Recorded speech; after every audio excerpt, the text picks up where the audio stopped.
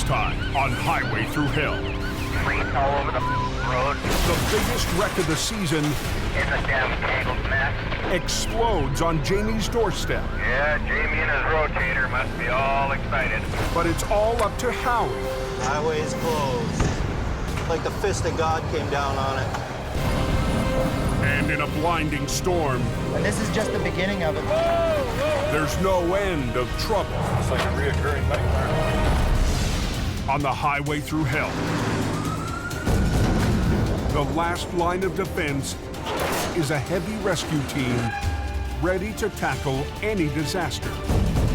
Because closure is not an option.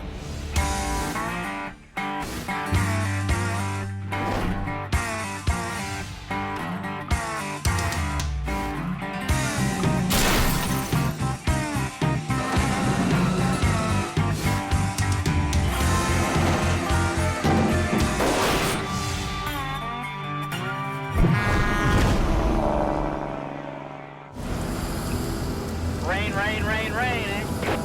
A massive storm has rolled in from the Pacific. Like 70 millimeters. Heavy rain is pounding British Columbia's Highway 1. Get ready, get there, pretty. You're coming down hard up there. Up on the Coke, where it's colder, it's blinding snow. Snowing pretty good on the smasher there.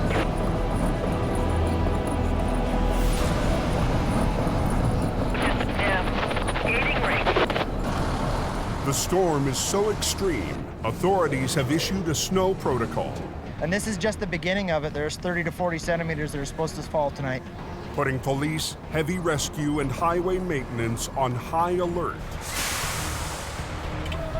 Up at the VSA Highway Maintenance Yard, Getting ready for protocol. the call has gone out for extra plows. Get it hooked up to the truck. Up. Go keep them roads safe for the public. On the Smasher, the timing couldn't be worse. It's the height of the overnight freight run, and more than a dozen spinners are spread across the hill. They can't get a hold of Jamie Davis? Clearing's up there. Al Quiring is doing all he can to keep the trucks moving. When they call for the protocol, you have to be there to make sure that highway stays open, and if you're not, it just becomes chaos.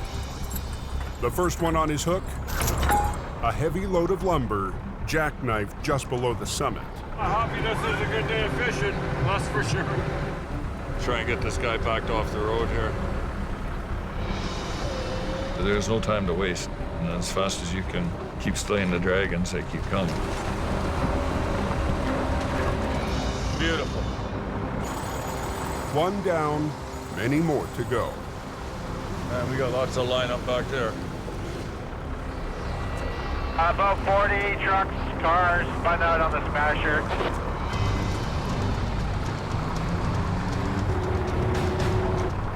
We got a bus now too, and a problem. I'll give him a little shove.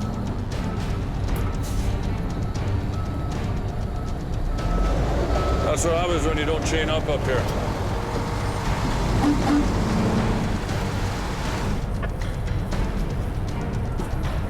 Just watch this guy's blocking the highway here. How much weight you got in there? About 60. As soon as we start rolling, start picking up gears. In less than an hour, Al drags 3 trucks to the top. 625 from Mount Martin. Go ahead for 625. I'm just gonna be clearing the top of the hill here. You want me to back down and start working the other side there from the top? There's at least one ship truck down here that'll need you. We were just here. It's like a reoccurring nightmare. The storm isn't letting up. Al's in for a long night, and help is a long way away. Jamie, going to Alberta. Isn't that incredible? Almost white out here. New highway policies have cut Jamie's BC business in half, so he's heading north, following his rotator. Well, Adam called and wanted the rotator out in Alberta. There's a job waiting for the rotator, and it needs to be there for 7 a.m. in the morning. I'm gonna go up and deal with some stuff in Fort Mac, I doubt it'll be busy. It's certainly not busy here at all. So anyway, while I'm gone there, can you look after things for me? Sure. Appreciate it. With the rotator gone, Jamie has left his Hope operation in the hands of new hire Howie Irwin and a single aging wrecker, HR-66. It's not the easiest being one guy, but you just have to be confident in your skills. And 10 spinouts on the hill. But nobody expected the storm in BC to be this severe. They're making a chain up, going up a smasher. Down the mountain, it's 5 degrees warmer, enough to make it a very different storm. Rain down here. I did listen to drivers having to chain up on the hill, and they're in blizzard conditions. With trouble on the coke, most of the traffic decides to run Highway 1. I'll take the canyon. Yeah, I'll do the canyon every time. Its lower elevation means no snow, but it's narrow and winding. And in heavy rain, it's a handful. You can't see very well. Trucker Harold Freemuth is running the number 1 with a load of pulpwood. Your visibility is limited. You have to slow it down. But then there's always the other guy. I've seen so many close call accidents. It's crazy. Tango 32, can you run a BC marker for me, please? Because of the storm, Highway Patrol has sent extra officers out on the road. People still do just insane speeds. It doesn't take long for Constable Jim Halliday to make his first stop of the night. Hi. Well, it's pouring rain out, man, and you're doing 140. You have your license, insurance, and registration. You understand that you're getting a ticket today, right? Why are you doing 140 in the pouring rain? You think that you're invincible. Nothing's gonna happen to you. It's just after 9:15. One is closed. We had a liquor wreck at Flood Hope Road. When Howie answers an urgent call. Freeze all over the road. It's a damn tangled mess. I was gonna go home and hang out for the night with the wife and cuddle in a nice warm bed, and as soon as I make a plan to leave, something else happens. What I heard was a truck jackknife got sideways, and another truck drove through it. Howie doesn't have far to go. The wreck is close to Jamie's yard. Everybody's coming off the highway now.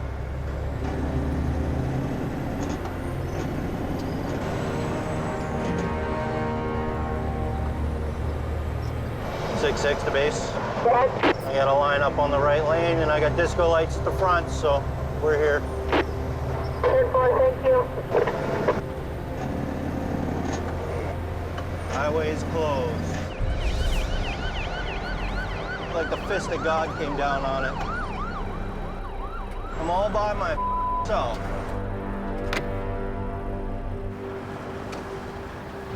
"10 minutes after leaving the yard, what a mess. Howie finds one semi-trailer hauling expensive wine, sliced in half. It's multiple pieces, in multiple pieces. The debris is spread over an area the size of a football field.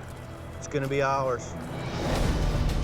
The wine semi crossed the median into the oncoming lane, right into the path of a truck traveling the opposite direction. The massive impact sliced the trailer in half.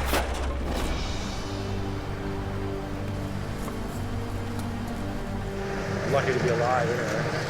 At the wheel of the second truck, Harold Freemuth, Yeah, I'll do the canyon every time. who's fought through 2 hours of twisting roads and driving rain. But then there's always the other guy. Seen the trail ending outside at the last minute. I couldn't stop. Said, oh my God, no. Hit the brakes and went right through it.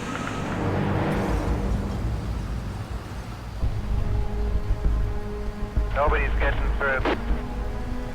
Just debris and vehicles all over the highway. The main route out of the mountains is completely choked off. We need to really get this mess cleaned up as soon as we can. And the biggest wreck of the season is in the hands of one man and one truck.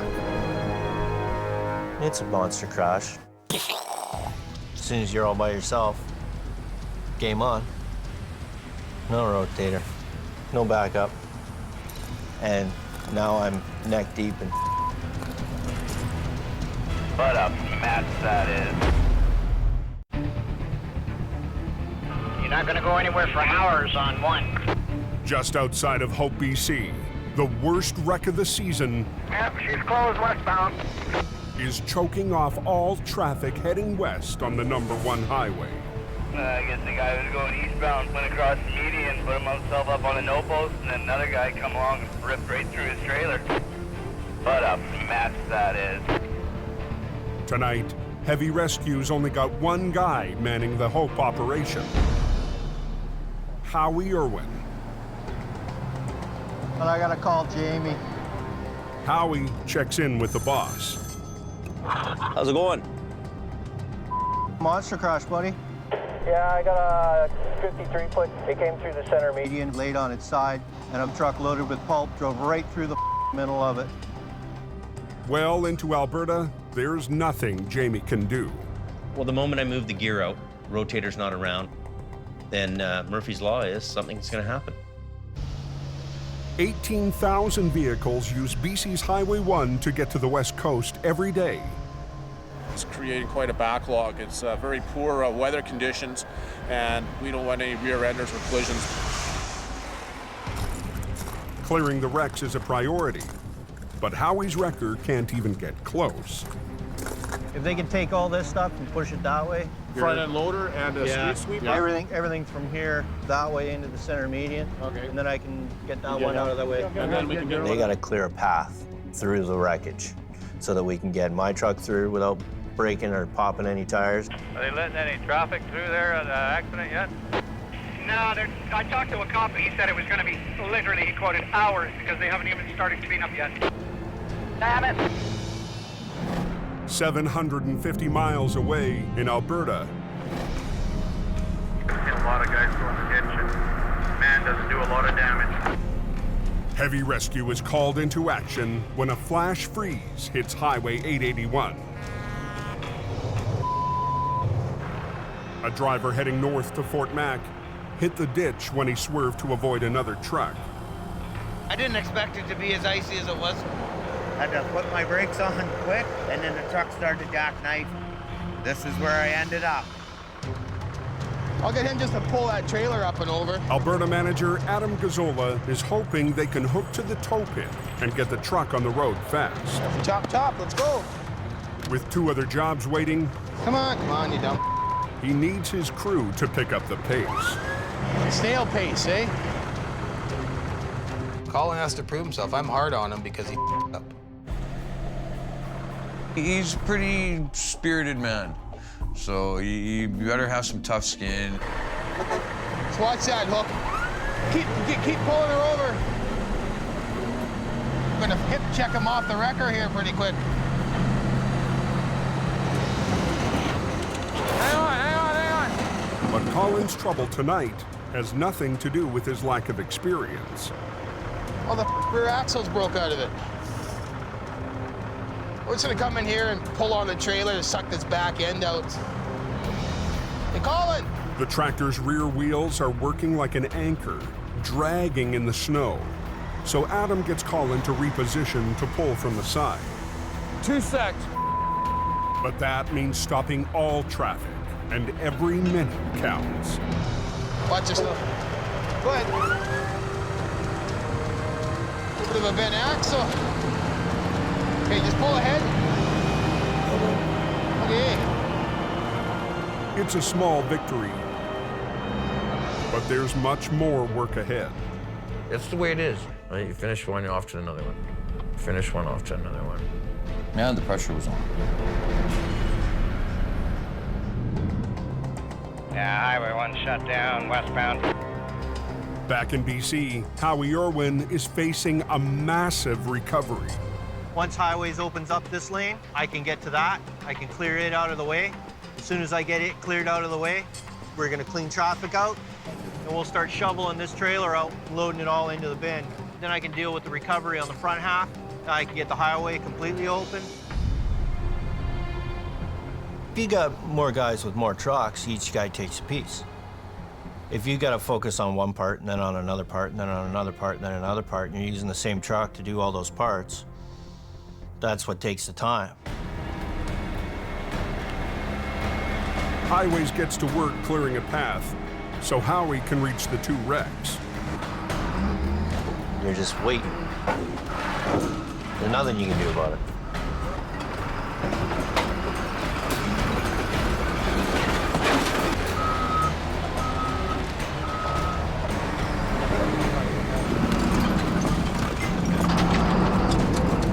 An hour after his arrival, Thank you. Howie finally gets the go-ahead. The priority is getting one lane open to traffic. The first thing we got to do is get the one that's upright out of the way. Let's get rid of that truck, and then we can get traffic flowing.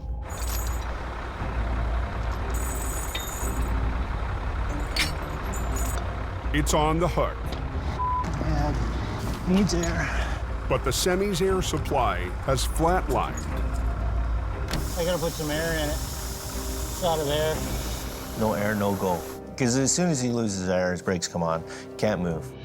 Truck brakes are powered by an air piston that expands to release the brakes. Without air, the brakes clamp shut. So I gotta put a plug in it, hook an airline to it, air the whole works up, V-train it off the highway. The damaged semi can't generate its own air pressure. So Howie runs an airline from his wrecker. The highways guys are getting a little antsy. I'm gonna move it out right now. Are you taking the whole thing? Yeah. Okay. I'm doing it as fast as I can. I'm one man, one truck.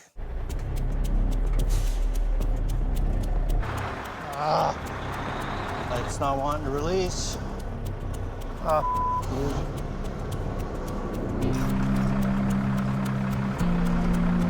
Trailer's not wanting to release. It's now been 2 hours since the accident. And the lineup on westbound Highway 1 Come on. is building. Every time there's a stoppage in traffic, it's always pressure. Because there's always a cop standing there or highways guy tapping his foot, looking at his watch. Go. I'm waiting for air. Air? It's taking forever. It doesn't want to release the trailer for me. I can get the tractor to release. The trailer doesn't want to come with me. You're not going to go anywhere for hours on one. Up in Alberta, Snow covered with large sections of black ice here. Copy that, thank you. Heavy Rescue's northern crew is already on their 5th job of the night. I was following the traffic. I looked down to pick up my can of pop. When I looked up, I was off the road. The gravel truck was hauling a trailer with a total 50-ton load. No, there was no harm done, no injuries, nothing. Just my pride. Hey, Colin! What? Waiting for you to hurry up so we get the hell out of here. Grab 2 tow hooks and put them in the front bumper there. Pulling on frozen cable, up and down embankments full, you know, walking through 2-3 feet of snow. It beat us up pretty good. Adam's patience with Colin ran out 2 jobs earlier. He's taken command of Colin's wrecker. You know, somebody boots you off your machine. It's a feeling, but, you know, Adam's the boss.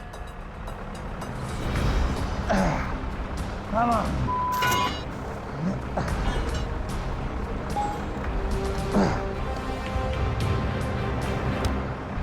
Adam wants to pull the truck forward and up to the road. And fighting a 50-ton payload, he'll need the driver to help with some added power. Put it in low gear, he's gonna pull you out together.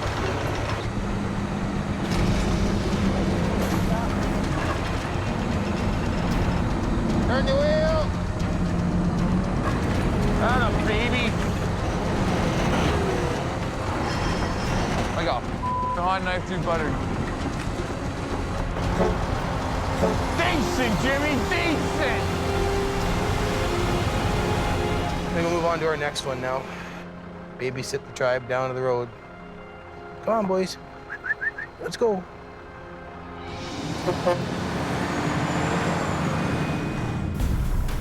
I gotta put some air in it. Got it there. In BC, Howie's recovery is stalled. He's pumped air to the wrecked semi, but the air brakes on the trailer still won't release. Oh, you're gonna be like that, are you? We got the airline broke off the air pot. The culprit is a broken fitting on one of the brakes in the center axle, letting the air escape. You got an air pot fitting? For which? The fitting busted off the center axle, the far side. Just gotta be different. It won't happen. But I did not have one that size. The wrecks aren't going anywhere, and neither is the growing lineup of traffic. Like a parking lot out here. Said no estimated time and we'll see. I'll just say the least, I'm really pissed off. Trailer's not wanting to release. On Highway 1, Howie Irwin's recovery is going nowhere fast. Some of the air brakes on the wrecked trailer won't release until he can reattach a broken airline. Just gotta be different.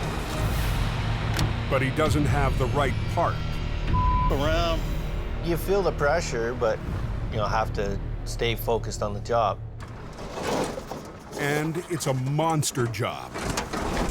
A truck loaded with wine flipped across Highway 1, and a semi coming the opposite way smashed right through the trailer, slicing it in half. Can you imagine blasting through a 53-foot trailer loaded? That action is quite the mess. Traffic's already been held up for 2 hours. I gotta clean some of that glass out because I got a laborate in there. It's shards of glass everywhere.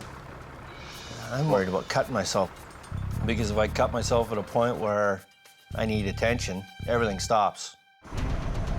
I grabbed my zip ties, identified the hose that was leaking the air, folded it over, zip tied it off. We got the leak stopped. Howie's quick fix will allow some of the brakes to release, but the rest are still stuck. Without compressed air to power the brakes, the only way to release them is mechanically, with a specialized bolt that reefs the brakes free. Come on. But it takes valuable time. I got 2 caging bolts in here. So hopefully that should be it. Come on. At 12:30 a.m., 6-6. We got it mobile. 3.5 hours after getting the call, Howie gets one wreck off the road. All right. You let traffic go. Looks like traffic's moving here. Have they got a lane open now? One lane is open to relieve congestion, but it's only temporary. It's one down, another one to go. Howie will have to wait on the rest of the recovery. Watch it. Okay, we're gonna load the back of your truck up in a bit. The insurance company wants the $500,000 worth of wine salvaged. There's 15 to 20 feet of trailer there, and it's full, right from the opening to the front wall. Watch it, Jim. It's broken open cases, it's individual bottles, and I know what it's like playing pickup sticks. It's the same thing when you're picking up bottles. It's one piece at a time.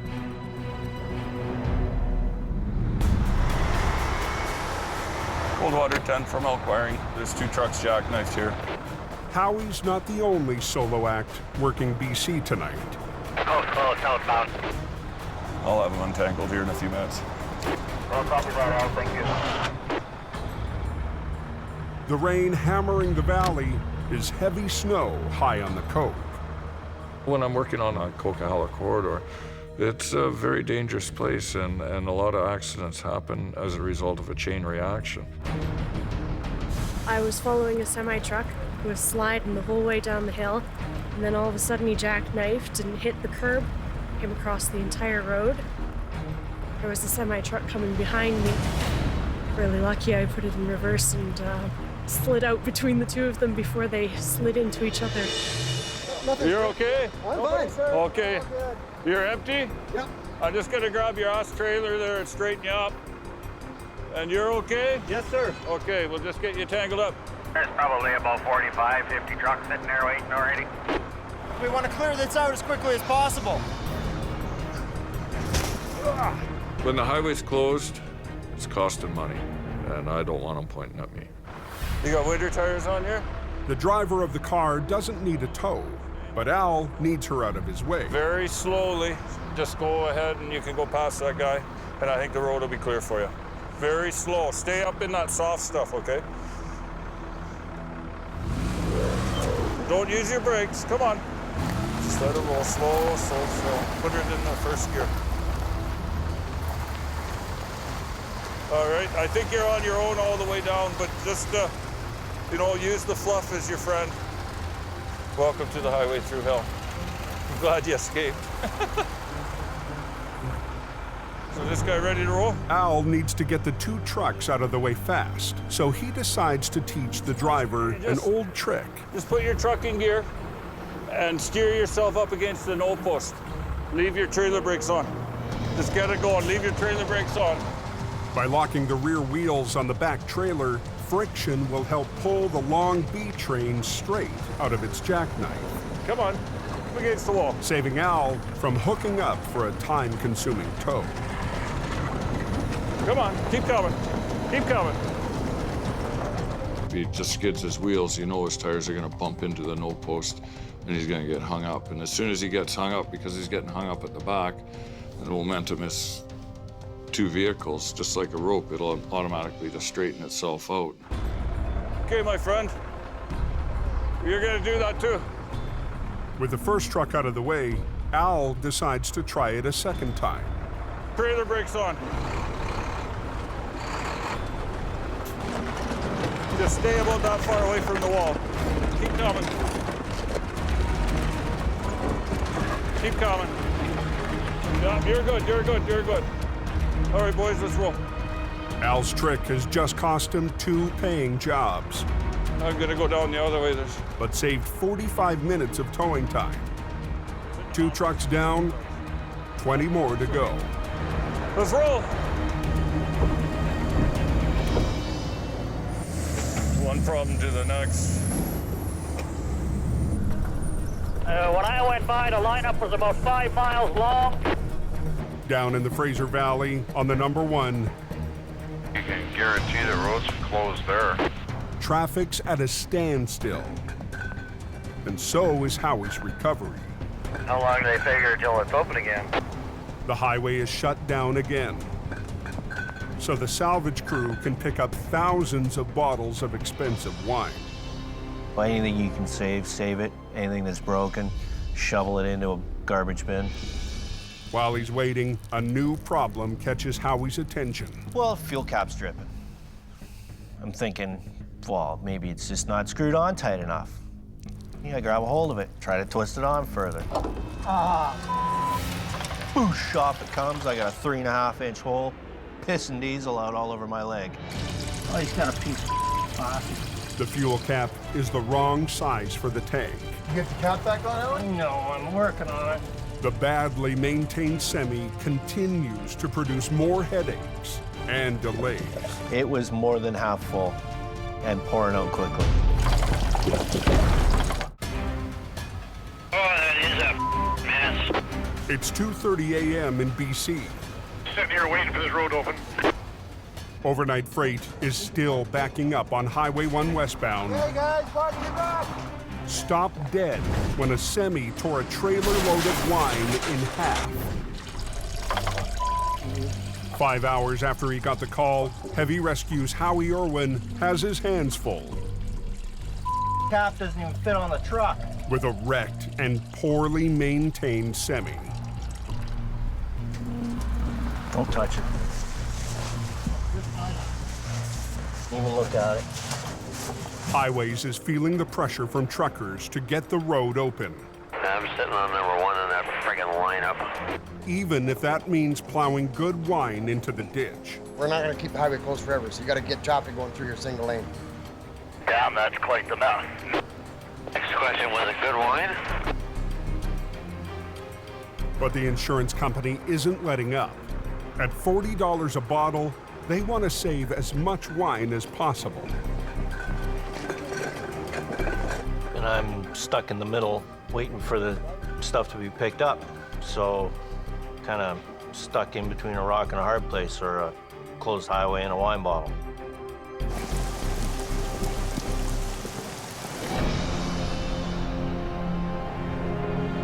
In Alberta, This single vehicle, probably a winch up out of the ditch and tow away. Colin's at the shop, grabbing another record. Relentless, non-stop, go, go, go. The crew's so busy tonight, they've had to split up. Take her easy, make sure you get there. Colin is sent 45 minutes north of Lac La Biche. Okay, what do we got going on here? Everybody's okay? All right. A truck hauling a pickup on a flatbed lost control on black ice and plowed into the ditch. The force yanked the pickup partway off the trailer. She's right off, eh? The angle that it's on, I need to get the truck back onto the trailer before I decide to pull it out. It's a job that needs 2 wreckers, so Phil shows up in the army truck. You want me to spin around and pull them out frontwards? I'll just use the one line to pick it up, and I'll use the other line to pull it over. It's an easy maneuver if they shut down the whole highway, but Colin's determined to keep one lane of 881 flowing. So he'll redirect and anchor one of his lines to Phil's truck to pull sideways, while his second line will do the lifting. Guess we could do that. We just run a chain to a snatch block right there. But keeping the traffic moving comes with risk. It's just a 2-lane road. It's very narrow. One of the worst highways I think I've ever kind of played on. You really got to keep your eyes out for everything. Give that a quick pull, Phil. The guys want to get off the highway fast. We can both get it now. No. It's all knotted. But a stubborn winch line won't budge.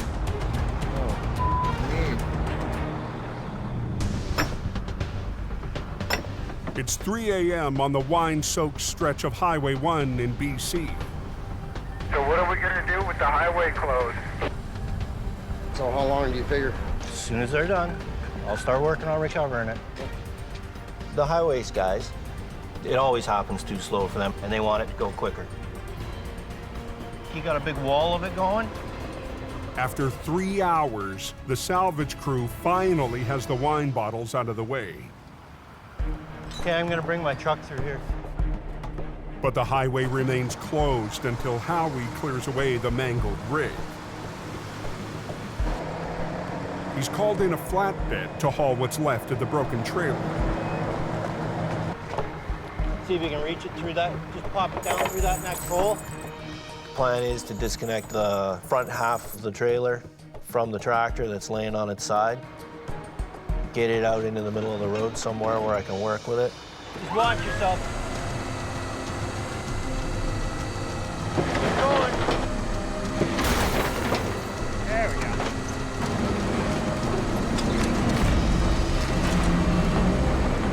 Look at that. God, it's gonna work in our favor. Oh yeah.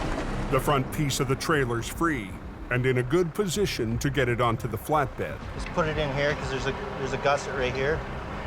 Will it go? Oh yeah. Perfect. Fastest way to do it is hold one end of it in the air, scoop it up like a spatula, drop it on there, pitch a couple straps, and get it moving down the road. Keep coming!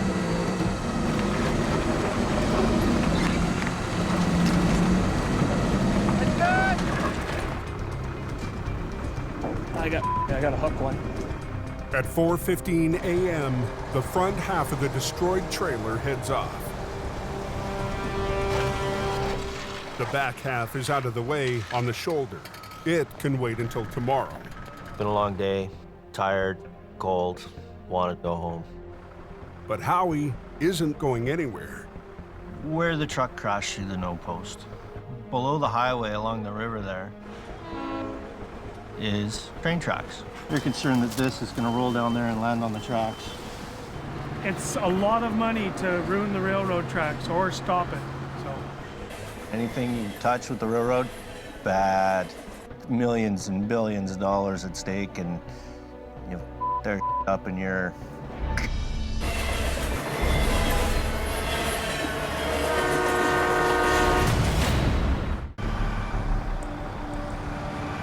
On Highway 881 in northern Alberta.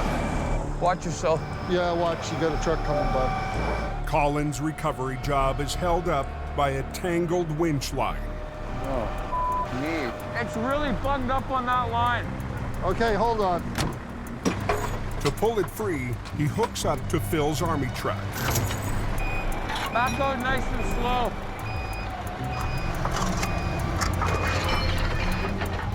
Okay. Finally, they can get back to rigging. I need to get the truck back onto the trailer before I pull it out. So with my one line, I'm gonna lift it up. My second line, I'm gonna slide it over. We'll get it back on the deck, we'll get it secured. Skating rink, and watch yourselves. The biggest risk is the traffic coming in behind us. Okay. Good, good. Brakes are on, everything? Brakes are on. Playtime. Okay, watch Phil, Phil. Phil, can you just go see what it's doing on that other side? Whoa, whoa, hold it, hold it. Drop it down, Colin. You're gonna tear the sidewall out of the tire. Ah, we should be all right. Another little bump, just keep an eye on it, coming up slow. Okay, you're almost onto the trailer. Okay. Okay, little more, little more. There you go. Okay, you guys want to go down to my D-ring, right underneath of the trailer axles? We're just gonna give him a little tug here, see if we can't get this guy out. Get him to give it some gas. Okay, give it a little bit. Gently, gently, gently. Whoa, whoa, whoa, whoa, whoa, whoa, whoa, whoa.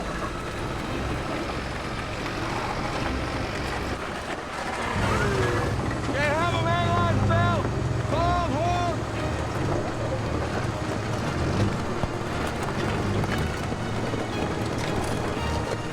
Okay, hold it there. Okay. I'm starting to learn. I'm starting to be a little wiser. I'm gonna go. Okay. Highway 1 West is still closed. Down in BC, Howie Irwin's night is far from over.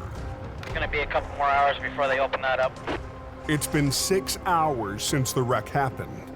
Howie needs to clear the flipped tractor that's hanging over the no post. I don't know which way to pull on it.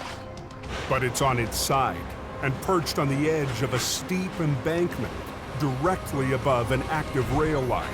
They're concerned that this is going to roll down there and land on the tracks. You shut down a train track, and you're screwing with the country's economy. It's the perfect job for the rotator, which could lift the wreck straight up and back onto the road. But after weeks with no work, the rotator shipped out less than 24 hours ago for a big money job in Alberta. Howie has to flop the tractor on its wheels, but he's worried about the full fuel tank. When you have concrete poking up everywhere, where do you drop it? Despite the risk, it's got to get rolled over. Ready? No. that accident cleaned up? No, they're still cleaning up.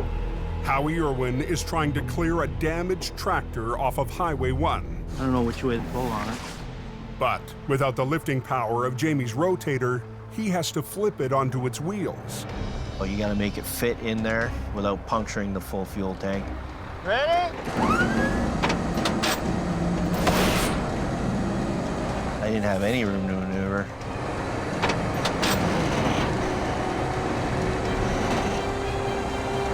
And it was just coming down wherever it landed.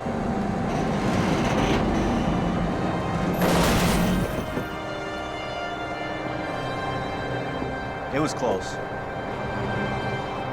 I was happy. I was so happy. You couldn't believe how happy I was. But the job's not done yet. Now he's got to get the tractor back on the road. I need to be able to lift all that up, skid it along on its front frame horns, set it down. With traffic still backing up, Howie does a quick rig to the frame to save time. If it holds, he can finally open the road.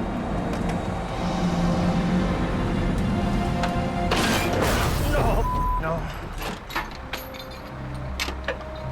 Kind of grabbed a hold of it where I shouldn't have. And the bolts didn't hold and pieces went flying. Well, it wasn't exactly what I had in mind, but... Well, the chains held, the cross member didn't. Broke all the bolts off. That's my own fault. I should have known better than to grab it just by the back end like that. Took the chains that were attached to it, just grabbed it by the next piece up that's solid and keep going. I really want to get the road open. I'm hoping the chains hold this time.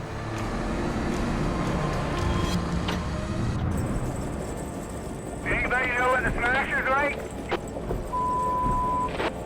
Coldwater 11 from Elk Up near the summit of the Coke, Yeah, 10-4, copy that. Al Quiring's finally cleared the smasher. Well, let's go find something else to do. And I'm in the thick of it. Holy crap, I can't stop. I'm just up in the brake check here, just making sure everything's okay on the hill. It doesn't take long before Al's called back into duty, Thought we were gonna make a clean break. rescuing a stuck plow. In a storm this bad, highways can't afford to lose any of their equipment for even a few minutes. Just throw her in gear and drive forward a little bit. Go forward. Come on, go forward. Okay, whoa, whoa, whoa, whoa, whoa, whoa, whoa. You're driving away with my tow truck attached. All up to you, Ronnie. With the plow on the move, Al's marathon night has finally come to an end. Shut her down. It's time to go. Curiosity, wondering what's going to happen next, I think, is the biggest thing that brings me back every day. Trailer's cut right in half. That's what I heard. Not a good thing to happen. Down in the Fraser Valley, Howie's re-rigged to the wrecked tractor. If he can pull it off the no post, he can get traffic moving again.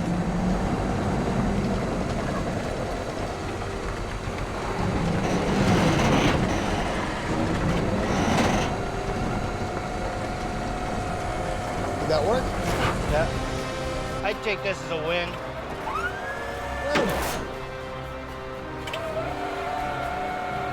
At 6 a.m., almost 9 hours after he was called out, Howie's cleared the biggest wreck of the year, solo with just one truck. He's got big shoulders. He carried the weight here. He was a warrior. And I'm proud of him. It always feels good when you accomplish something. You know you're right at the outer limits of your abilities. Are they opening in a westbound lane? Looks like traffic's moving here.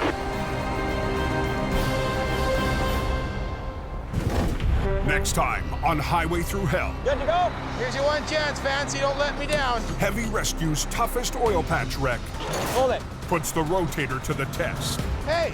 You don't get a job just because you're Sonny Boy, right? The rookie fights to join the A-team. It's either you do or you don't. I have to do. And back in BC, somewhere in there, there's a physics lesson. A monster wreck overwhelms Keep going. the man and machines left behind. I don't want it to hit you. Keep going.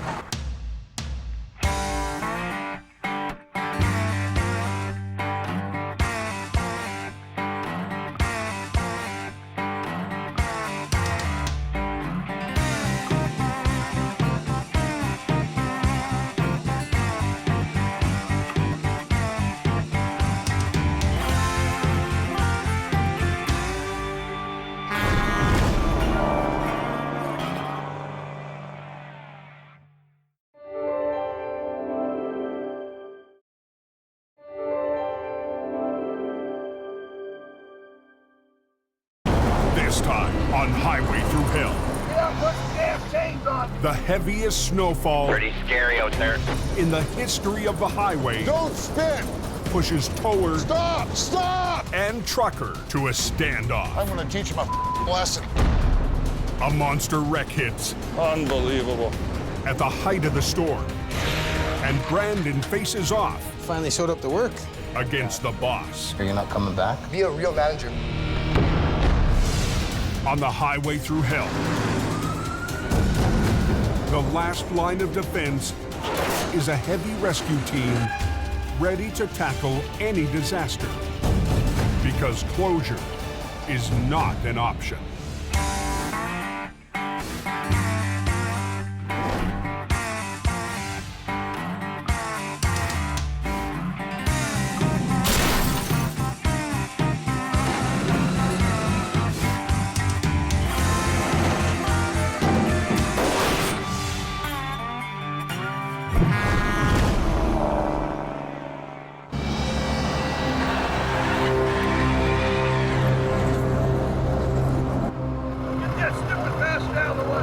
It's 2 a.m., and for drivers all along BC's Coquihalla Highway, nerves are frayed and tempers are flaring.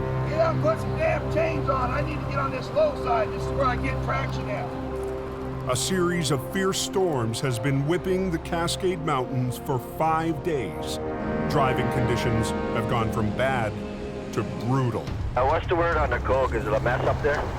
Everybody's spinning out, getting stuck. And the overhead sign just went chain up heavy snowfall. The heavy, wet snow has pushed avalanche danger to the highest level of the season. These cars stopped. You can see how quickly that would back up into the avalanche area. And that's what we can't have. Over 70 avalanche paths threaten the Coquihalla, one of the worst stretches on the continent. The storm has left dozens of truckers stranded in the avalanche zone. Yeah, someone said they're supposed to get like 2 feet up there tonight. Yeah, I hear it's coming. Drivers up and down the Coke want one thing: Pretty scary out there. to get off this road before things get any worse. Well, it's backed up probably about 2 or 3 clicks by now. Tow truck's backing down the hill. With the bulk of Heavy Rescue's fleet in Alberta, Jamie's competitor, Al Quiring, has the run of the Coke. Hang on to your hat. We got absolutely zero visibility going backwards here, but we got to hustle down there and get the jammers out of the way. Tonight, Al's working along with his partner, Gord Boyd.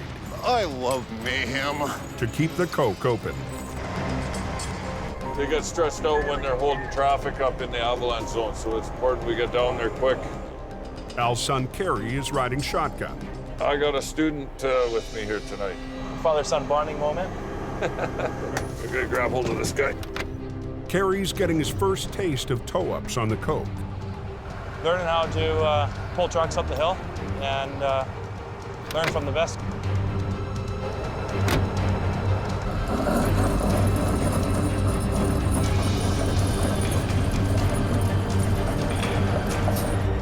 Pull the pin on this guy and we're gonna go back and grab another one. In less than 2 hours, Al, Kerry, and Gord have pulled more than a dozen semis out of the avalanche zone. Was the worst storm anybody's seen up there in 20 years. 800 miles away in northern Alberta, You want to bring the pickup around the back? it's Jamie's last day before heading to Texas to check on a new addition to his fleet. Let it warm up a minute. And the guys are about to leave for an early morning recovery on Highway 63. I don't know where Brendan is. I don't know, from what I'm getting from this kid, he's about as handy as an ashtray on a motorcycle lately, so. I just don't really know what you're getting into. Like, it's the harshest environment I've ever seen in my life. Yeah. 2 weeks ago, Jamie gambled that his stepson was ready for the extreme conditions in Alberta. Your mommy isn't around here, right? No, I know. But Adam had his doubts. It's minus cold. And so far, Brandon has hit some rough road. I'm gonna buy some heated boots, man. Oh my God.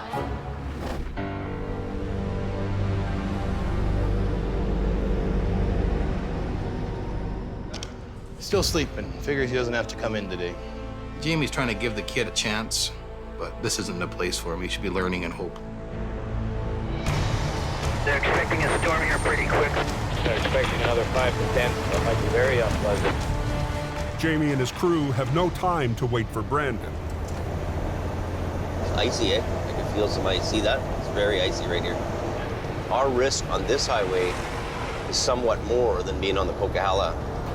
You know, all it takes is for one second, a split second, for something to happen. It looks like we're coming up on it here. The truck's in the ditch upright, but there's something in front of him here. Oh, I think it's his trailer. Wow. The semi, loaded with plate glass windows, hit ice, spun 360 degrees, snapped the trailer hitch, and crashed into the snowbank. That must have been one hell of a ride, eh? Hard enough to break the hitch on. Got one tray of glass on it. Do you think that skid of glass will stay on? It's still strapped on there. Jamie needs to recover the tractor and trailer without breaking any more glass. You gonna grab the trailer first or the truck? I'm gonna pull this guy out. But we're gonna winch the tractor out here, the glass truck first. And they have to work quickly because some huge loads are headed their way. See how big this load is coming? Yeah.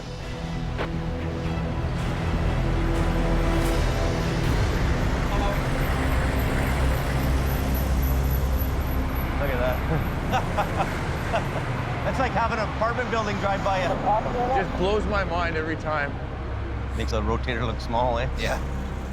There's 4 wide loads altogether. 2 more are coming out of Boyle. And they're as wide as both lanes, so we told them we'll just not be in their way. Wide loads are very, very expensive. The equipment that's being hauled is going to huge job sites. Basically, they take priority over everything. The crew only has a narrow window before the next wide load. We're under huge pressure to get the vehicle out of the ditch and get off the highway. We want to get that in the forehead. So I'm just going to put these in a big long loop. Put the big hook in the middle of both the loops. Okay. So I'll back up, and I'll get in here, and we'll get hooked up to it. How's we do that Yeah, first? then at least he can drive up to the service road right there. Yeah, okay. And then you can call a tire guy. Yes, sir. I like it when you're the boss and I'm not. Working out. Brandon down here now? Coming right here.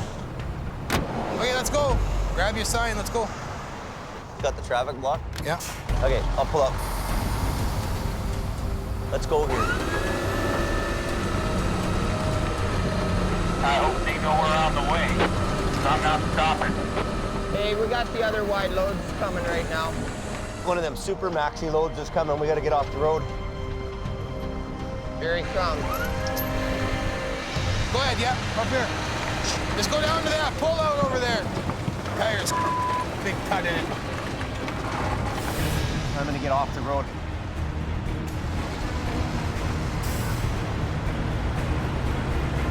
They're huge, eh?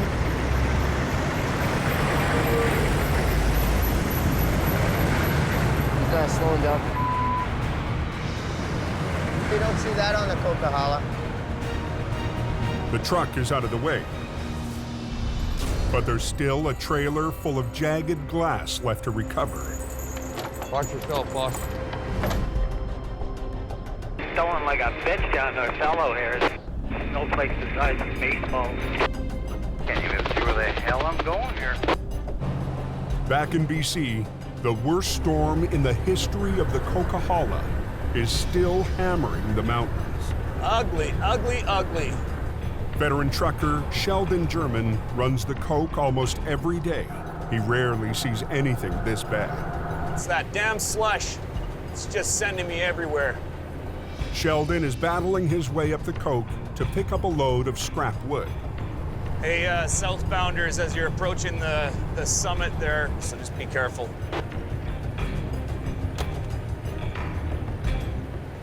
The four-wheelers are doing the Indy 500 southbound. They're just rushing to the pileup party. CVSE, Bucks Canyon, Coderton.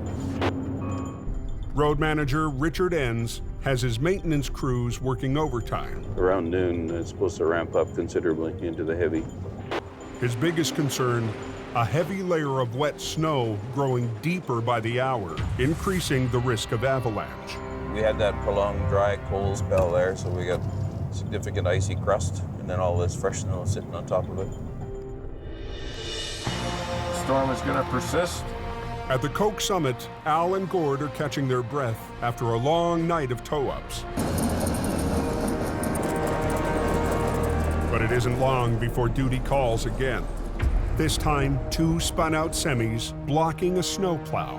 One of the stuck drivers is claiming that he doesn't need a tow. Okay, I'm gonna send Al or Gord down there and motivate him. Sounds like we got a problem on the hill. Within a minute, Gord's backing down the smasher. It's all about keeping the highway clear. That is our main priority here. Because when these guys are all stacked up on the hill like that, the plows can't get through. And if the plows can't get through, this hill will get ugly in a big hurry. I'm here at the request of the government to keep this highway open.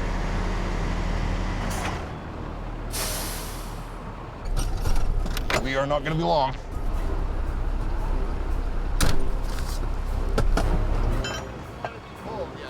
What do you mean he doesn't want to be pulled?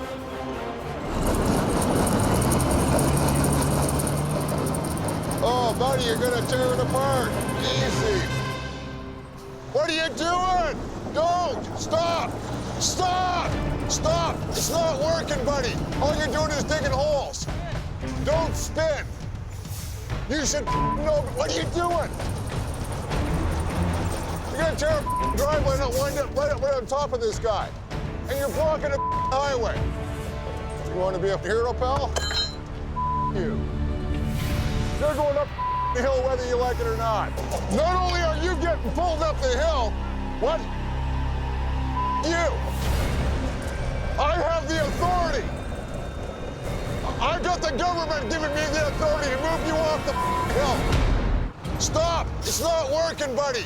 On the Coke, a trucker is refusing a tow.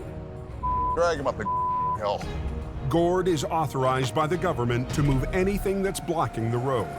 Not only are you getting pulled up the hill, what? You.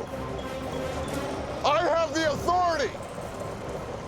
I've got the government giving me the authority to move you off the hill. Hey, you, get in the truck. I'm dragging you up the hill. Want to bet?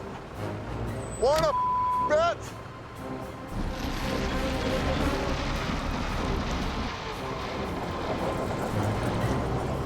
What are you, stupid? What, are you a complete moron? You can help or not, but you're going up the hill. You're blocking. I don't care about the money. Shut up. Get in the truck. I gotta get you off the hill. Yes, I do. Is money the only thing you worry about, you head? I'm gonna teach him a lesson. Okay, let's get pulling. Yeah. This thing will literally pull like a freight train. He's gonna go up the hill whether he likes it or not.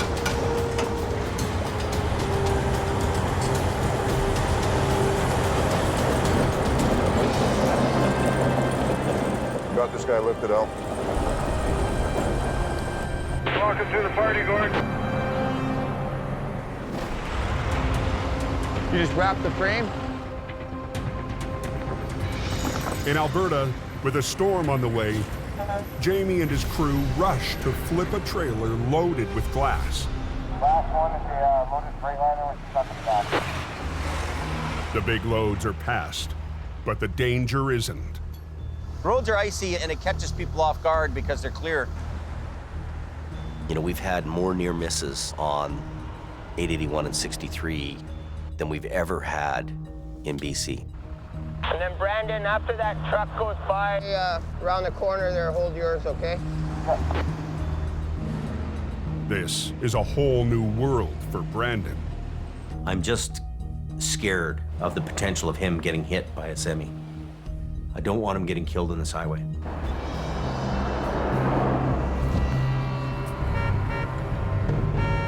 get over!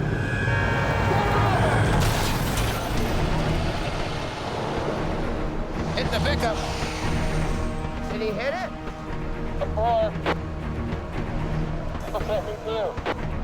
Well, I was standing here, and this girl comes in sideways towards me and hits her truck. You look at these drivers, and you think, what the goes through your mind sometimes? People. I just about lost it. Scared the absolute bejesus out of me. You gotta be extra hyper cautious here. The towing gods aren't always there to look after you. That was crazy. Can we run some line out here? We're gonna pull this over with the glass on it, and hopefully the glass will stay. Maybe. Any issues with the glass actually coming off, do you think? Oh, yeah. Really, eh? Heavy rescue needs to ease the load over. Shattering more of the glass could be costly for the customer and dangerous for the crew.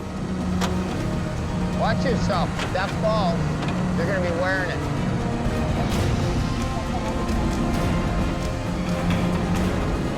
Oh, here we go.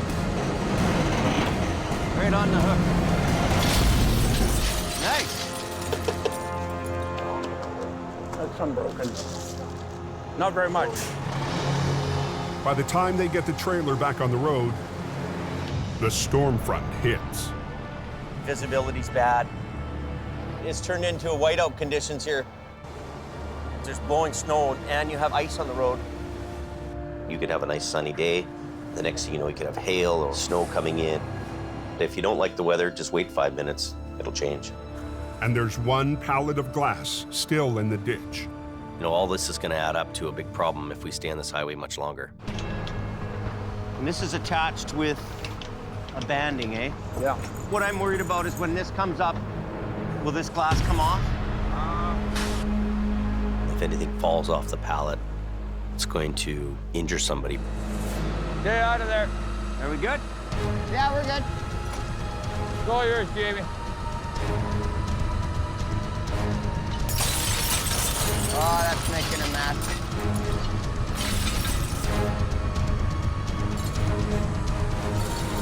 Don't want my hand in there. Don't want to lose it. Just stand back in case. 2 feet, 2 feet, 1 foot. Stop. Coming down. Okay. Hold so calling can go through. Let's go.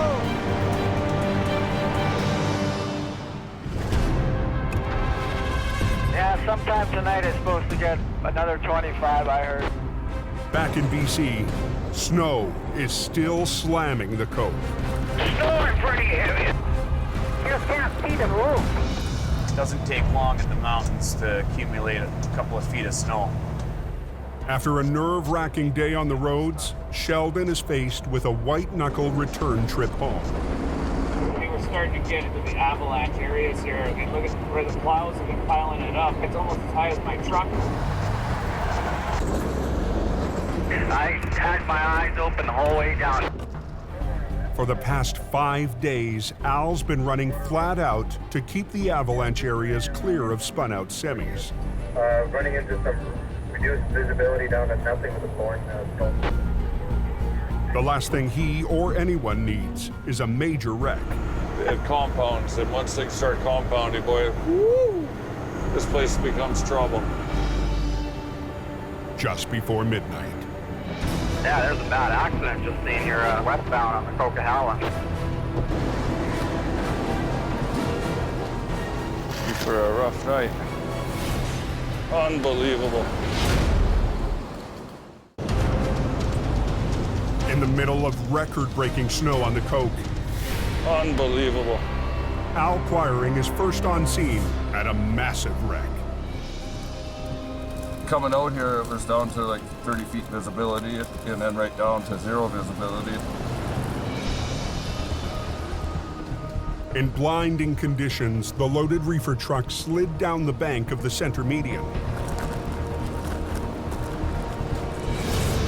With the weather getting even worse, Al makes a decision. Yeah, no good visibility tonight. Unsafe to recover. This guy is, like we say, he's on ice. Whether we tow it or not, doesn't matter. The truck is safe. Missed all the fun in the snow. How are the roads this morning? Oh, a little slimy. And did they ever get a dump of snow there? That's unreal. The next morning, there's finally a break in the string of snowstorms that have been pounding the Coke.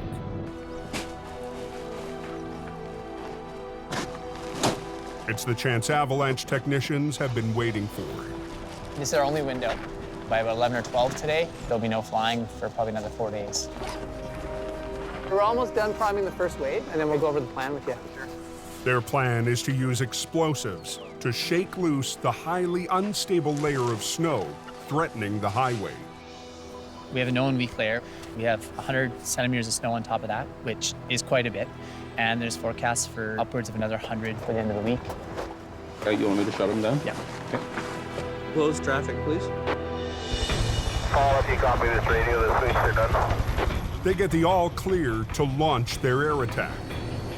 Okay, copy that. Ready for some bombs. To trigger the biggest slide, they're targeting a cornice, a massive wedge of snow looming over the ridgeline. So you want on top of the corner? Yeah, right where the cliff would imaginarily come through it. Okay. Here's lit. Bomb away.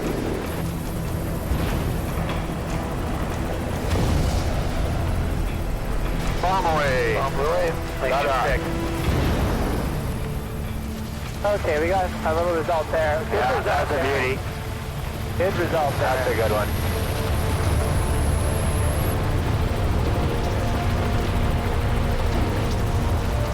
That whole side came off, eh? Yeah. That was a very good result, guys. Right on. So we're looking for. With only a few minutes of road closure left, the heli bombers head for the summit. This is a pretty big cornice here. Use it. Bump away. Oh, this goes good. Oh, but the bump's stuck. Go away. Oh, come on. I don't think we're going to be moving now with these little shots, Paul.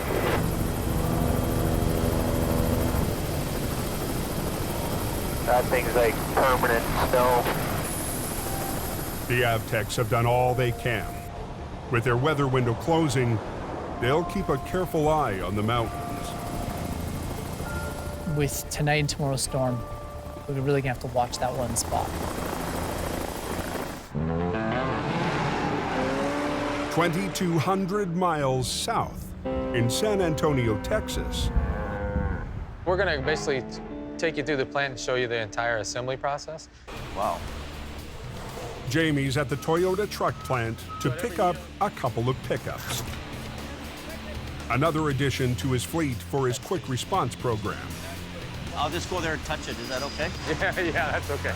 A pickup is no different than a wrecker for me. So that gets put on right now. Well, I travel all around the United States or wherever I need to go to look at the equipment. And we use them for traffic control. We use them for fuel delivery, service truck. Oh, okay. It's really cold there, and people can actually die if they're left out on the highway. So if we have a customer waiting for any reason, we'll go out in the tundra and pick them up, and bring them in. We're touching it before it's built. I want to know what that pickup looks like. I want to know how they build it.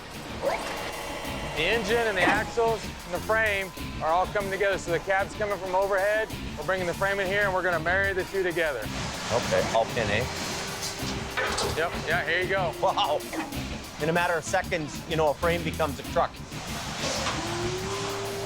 Beautiful. There you go. So is our red one coming soon? Pretty freaking cool. Back in BC, the wreck that Al discovered last night is still in the ditch. The tractor and trailer is flipped right over. But Al's too busy with pull-ups to tackle a tough wreck. Doesn't bother me in the least. I'm not taking it on. I'm okay with that. It's a perfect recovery for Jamie. And even though he's away, the wreck is still going to a Davis. He's gone. He's in Texas, isn't he? My brother Jason is a hardworking guy. He's very attentive to detail. You know, not as good looking as I am, but he's a great guy. It's not very often that we get an opportunity to upshow Jamie in his own territory. Probably would have scooped us on this one anyway if he was on it. Jamie and Jason ran a heavy recovery operation just outside Vancouver before Jamie moved to Hope. That's your cousin. With her matching rotators, Jamie and Jason have tackled some difficult jobs together. Okay, pretty soon I'm gonna have to boom out, Jamie. Hold on. But Jason isn't used to jobs like this one. The wreck is not on the roadside, but down a steep, snowy bank. Wow, it's in there. The severity of wrecks that happen up here isn't an everyday thing for us down on the coast. You gotta make sure that you take enough equipment, enough personnel. What kind of stuff am I taking out? Jason has brought along some extra family firepower. We want that one at the back of the trailer. My daughter Mattia is 16 years old. She drags all the heavy gear, chains, because she wants to be one of the guys. We're going from somewhere around these bogies. Okay. I was always a tomboy, jumping off things, getting hurt, cracking heads open, breaking collarbones. I just can't imagine not having it in my life. 50,000-pound pick. Wow. The heavy load has shifted onto the thin trailer wall. If it's gonna be too much, it's gonna start crumpling. Jason would like to unload the trailer's cargo of frozen food, but the client has a different idea. The customer is adamant on us bringing it up with its load intact. But that comes with a big risk of wrecking the trailer. He's just too far away from the road. He calls on his big brother for some advice. It's got a 15 to 18% grade here. It's almost vertical, the ditch on the side, eh? If I pull, it's pulling right through the trailer wall. It's not that strong. And that's gonna expose everything that's there. There's a 70% chance it doesn't work. So after that discussion with Jamie, that the only way we're gonna get this vehicle out was with the crane. A 75-ton crane with a massive 130-foot boom. Even a rotator and a tow truck, you would not be able to get that vehicle upright and out of the ditch. Where do you want the crane? Where do you want me to pick? Jason and the crane operator have to find the best position for the lift. You're gonna pretty much be taking the whole lane. But space will be tight. Highways will only let Jason close one of the two lanes. With the avalanche threat, it's too risky to have heavy daytime traffic backing up on the mountain. Do you have to stick your outriggers out that side? I can go halfway out that side. You got a semi coming through soon. They have just enough room for the crane's outriggers, but there's a problem. His swing out to the side, too. The crane's counterweight sticks out more than 13 feet behind the cab. If he's 90 degrees, we're shutting down that whole other lane. So you're not going to get that lane. Well, let's see what we can do here. They need the crane to reach the wreck without swinging the ballast into the second lane.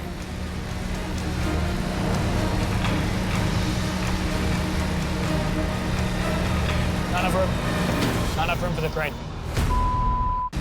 Not enough room. Not enough room for the crane. Jamie's brother, Jason, needs a crane for one of his most challenging recoveries. Well, if they can't give us a lane closure... No, they won't close down this now. There's no way. Without enough room to operate, he has to pull the plug before he can even get started. Pack it down for now, please. Yeah. To be leaving without any success was a real disappointment for the crew. If they can close down the road and I can get sideways to it, I can pick it, right? Kind of ruins your day right quick. Jason doesn't want to accept failure on his brother's turf. He needs a new plan. Never go home empty-handed. Even though Jamie's older and he's got the big stuff, he likes to prove, just like any siblings, that he can do it too. Nowhere to be found, as usual. In Alberta, Jamie's only been gone a few days, and tensions between Brandon and Adam are already escalating. Brandon and Sammy are supposed to be here for some training today, but they've disappeared. Brandon, he runs on his own time. The joys of being the boss's son, I guess.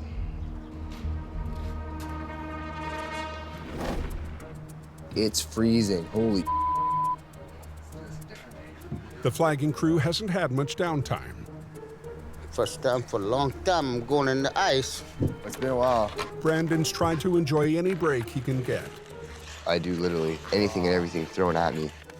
General labor around there, help on wrecks. I'm a Swiss Army knife out here. Okay, but go easy. I'm really serious about this company. I want to be a type of an owner in this business.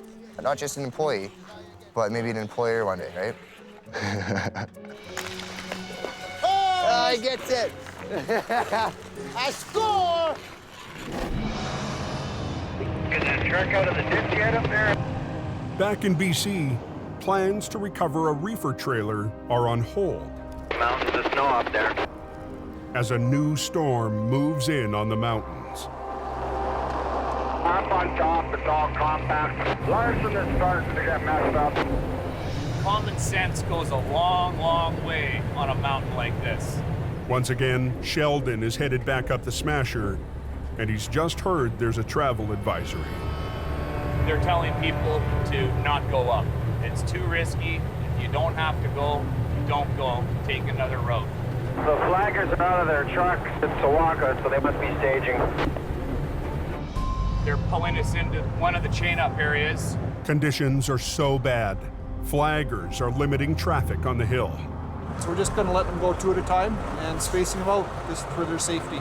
Without staging, a traffic tie-up behind an accident could leave hundreds of drivers exposed in high-risk areas. Turns into a gong show pretty quick otherwise, eh? Phone call was made at 9. Yeah, I don't know where he is. Back in Lac La Biche, it's mid-afternoon, and Brandon still hasn't shown up for work. Hopefully he gets here soon. And you don't like him when he's angry. All the off the wall, like these tables should be cleaned off. Take his old junk home with him or something. Kelly Davis, another of Jamie's brothers, is a long-haul trucker passing through town.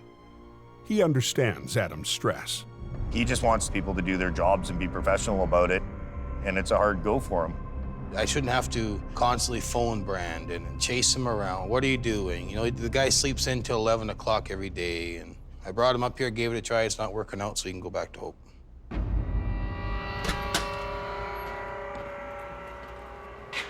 Oh, you guys finally showed up to work. Well, you said we were off Monday, right? So. You guys still have a company truck or no? Yeah, we do. So then if you should be off, then the truck should be parked here, shouldn't it be? No, we're on call, though. Okay, well, from now on, the Toyota stays here, and you guys can get your own transportation. Why does it need to be here, though? Because he's the head flagger. That's his flag truck. Head flagger, my ass. Have you worked here 10 years? This is your last go around here. You're not coming back? I am coming back. No, you're not. Yes, I am. Nope. You know what? If anyone's not coming back, it should be people that sit on their candy ass and don't. You don't get out of bed till I don't get out of bed. o'clock? Every call you guys have said, get to work. I haven't missed one call, not one. End of the day, call. you're not coming back because you don't listen. I'm coming back because I do listen. No, you don't. Yes, I look do. after this place. No, you not professionally. Yeah. I don't Look at believe yourself. Right? You don't get out of bed till 11 o'clock in the afternoon. You how am I don't not listen. I listen you all don't the time. want to come here and learn how to tow or do anything else. Ask anyone you want. I've You're impressed supposed to be here at everyone 10 around o'clock in the morning. You weren't here. You never gave me a time. You were told last night when to be here. So you're not coming back. This is your last go around. I am coming back. No, you're not. Absolutely not. Like, I walk in and you say, you're late. What the am I late for if you don't give me a time? How can you be late with no given time? This is unreal. I've done really well here. Yeah, You it is. can anyone, ask anyone. Yeah, I know. I've done really well here. Oh, I know you have. You've done really good. Man, you need to learn, if you want to be a manager in real life, Be a real manager. Listen here. Hey. You're supposed to be here at 10 o'clock in the morning, you weren't here. You never gave me a time. You were told last night when to be here. You're not coming back. This is your last go-around. I am coming back. In Alberta, tension between Brandon and Adam has boiled over. I walk in and you say, you're late. What the am I late for if you don't give me a time? If you want to be a manager in real life, be a real manager. Listen here, Hey. Come on, that's enough. Out of here. Don't be pushing me around. Don't Lay a hand on me. Well, don't lay a hand stop on it. anybody else. You get the out of my face. I'm making sure nobody gets hurt. That's not right. Not right at all. That's the bottom line. All right, let's just go.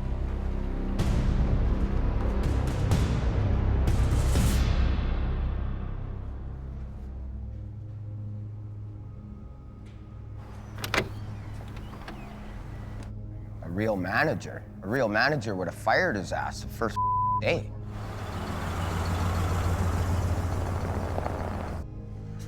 Hey, I didn't mean anything by that, eh? I don't. I just want to shake your hand. I didn't mean. Yeah. It's okay. Thanks a lot. Thanks.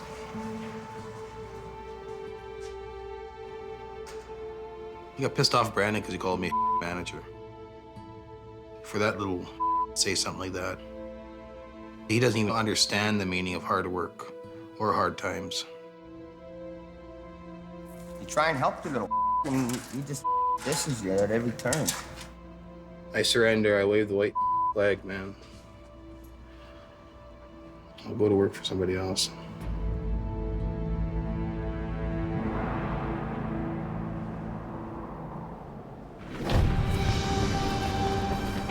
Which one did he chain, T? That one right there. The center? Middle, yeah. Just after midnight in BC, Jamie's younger brother, Jason Davis, is back for another attempt at the wreck he had to leave behind. Recovery was being done at night just in order for us to achieve the time that we needed. We have a lane closure today, which will allow us to stop traffic so that the crane can get enough working space. After yesterday's failure, Jason will take whatever he can get. I had to talk to Jason on the phone that night about that job, and he was pretty depressed, pretty down, and he was, almost second-guessing himself about how he handled it. I don't got much time, man. With more heavy snow expected, Jason and his daughter Mattia get right to work. I can get up over there and walk across. Where? Over there at the front. Well, go ahead. Just be careful, it's greasy. Yeah. It's quite a trooper, the young lady. I'm 5 feet tall and the snow's up to my head. But get used to it. Okay, you can pull it tight. As long as it stays in the hook, you're okay. Yeah, I'm just making sure it does. Okay, make your way. Jason gives a careful test pull with his rotator and sees a problem right away. This will bite into the trailer like that. That'll bite that trailer and cause a kink in it and weaken the trailer. It's only aluminum, it's very thin. And so you'll pull that strap right through that trailer and cut it in half. I would unload it. Customer doesn't want it done that way. So, basically we have to tell the customer, look, your success rate here is very minimal. Jason plans to use a crane hooked to a series of straps to help spread the load. The crane will then lift from the top, while the rotator pulls from the side. That's what we need him to do, is do the lift, and then we pull. The strap's got to go underneath and come up the roof, and then this way in order to create it to roll. This sucks. This portion of it sucks. Dig your hand right through to try and get to the bottom. You want to get to the bottom of the trailer. Yeah, I'm on compact snow and it's on my face. You'll live. Snowshoe is applicable. Holy. At 12:30, the rest of Jason's crew rolls up. I'll give it a little yank and then see if we can get enough to get another strap on that bottom. With his rotator, Jason pulls just enough to make space between the trailer and the snowbank. Okay, the sooner the better, guys, eh? We're trying. Can't really see. Tyler and Wayne bringing them down. Okay, we're ready for a crane back here. Something's coming up the road. That'll be our crane. At 1 a.m., the machine arrives that will make or break this recovery. By the way, Tate. Now what we're gonna do is get the crane to come in behind me, throw some more straps to support the load. Yeah, fold it. There you go, how'd it go? Now their straps are almost in the center, eh? That's where you want me to That's be? where the load is. So how far out do you want me to pit? I want you to go right in the middle if you can. I'll get my boom out there and I'll tell you exactly what I can. That's a long ways out. Like that's probably what, 60 feet. The farther the crane boom extends, the less weight it can lift. I'm gonna put a stop on traffic, okay?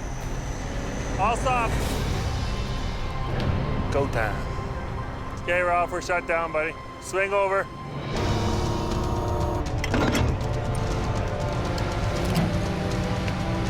Take as much as you can. Slowly. The loaded truck weighs in at 40 tons. Overloading a crane perched on the edge of a drop-off can be disastrous.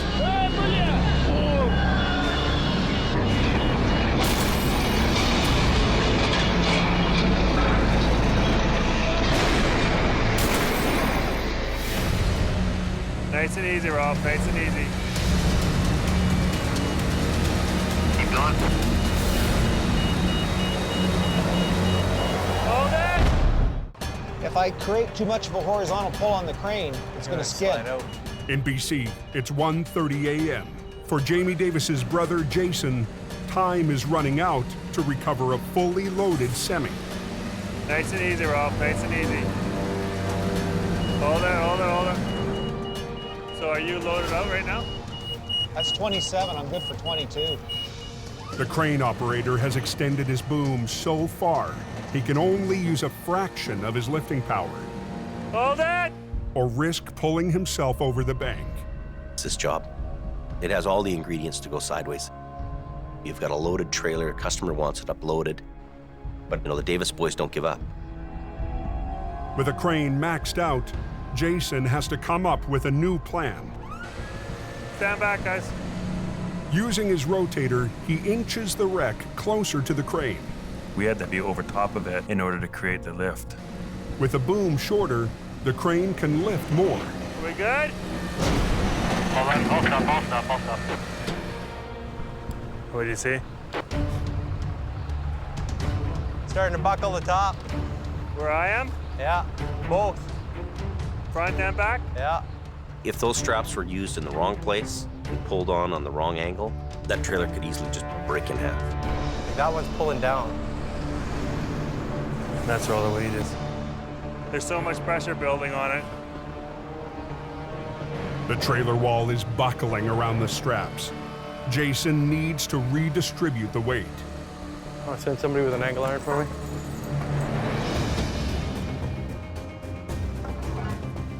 Our aluminum angle iron spreads the load out of a strap. So instead of the strap focusing on one little 6-inch area, it spreads the pressure over a 4-foot area. I think you guys probably don't want to be on the other side of that too much. Not right now, no. Anytime that you got that vehicle up in the air, and then you have to go underneath it to re-rig, I think it's always the hairiest and most dangerous part of the wreck. Are you tight with the angle irons? I guess he is. Okay, slow on the cable. Slow on the cable. Or Okay, you got it. We're gonna crawl out of here before you lift too much more. okay, let's do it.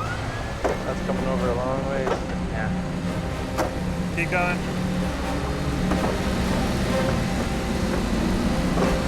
Okay. The wreck is almost upright, but now they need to winch the truck up the bank before the trailer wall collapses. Getting it up and out of the ditch and on the roadway, that's another whole job in itself. Pick up from this far side now and just drag over as hard as you can. Pull it right into the bank, and then we'll use the other one to pull it around. Jason's crew rigs a 50-ton wrecker to the front axle to help muscle the semi up the bank. We need to make sure that we hold it until the tractor comes up. It's the big pull.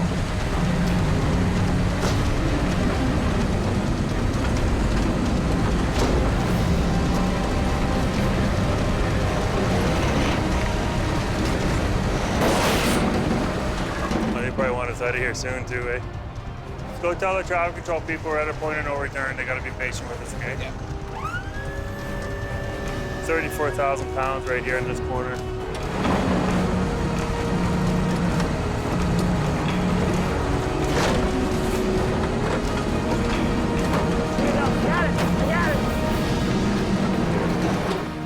Yeah, she's out. Now we're at the home run.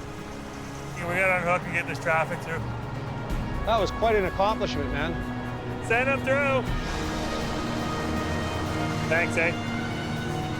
Sorry to keep you waiting. Well, I've done that type of wreck. It was not easy. I should say that I was missing that job, but it wasn't a job that you missed. Sorry, brother. Didn't break a wall, and we don't have the cargo spilled all over the ditch, so yeah, we did good. That went pretty darn good. I felt proud because I know he can do it, but you don't need your brother. What Jamie say now? It's beer o'clock? Yeah. Jason was under huge pressure, given all the conditions he was trying to work within. And Davis boys, we don't quit. We hunker down, we get her done.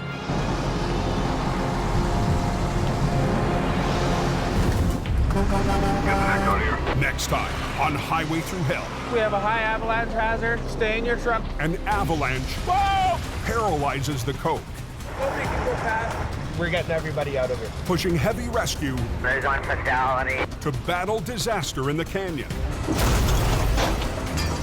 And a tight space recovery threatens to crush the crew in Alberta. Oh, now we're...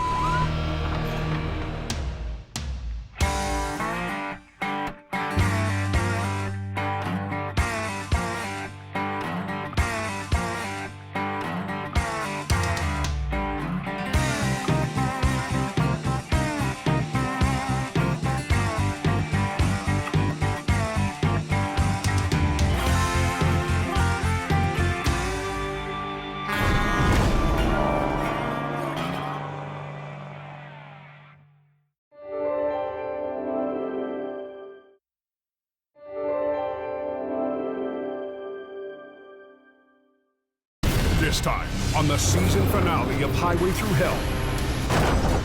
After a winter of battles on the coke, Went off this tree. heavy rescue's toughest season ever Start pulling! is far from over. In Alberta's oil patch, Jamie's big gamble Guys, back up. Oh, they're landing here. is put to the ultimate test. They're backed up. And months away from home bring Adam to a breaking point, Go! Go! threatening to tear Decisions. heavy rescue apart. On the Highway Through Hell, the last line of defense is a heavy rescue team ready to tackle any disaster, because closure is not an option.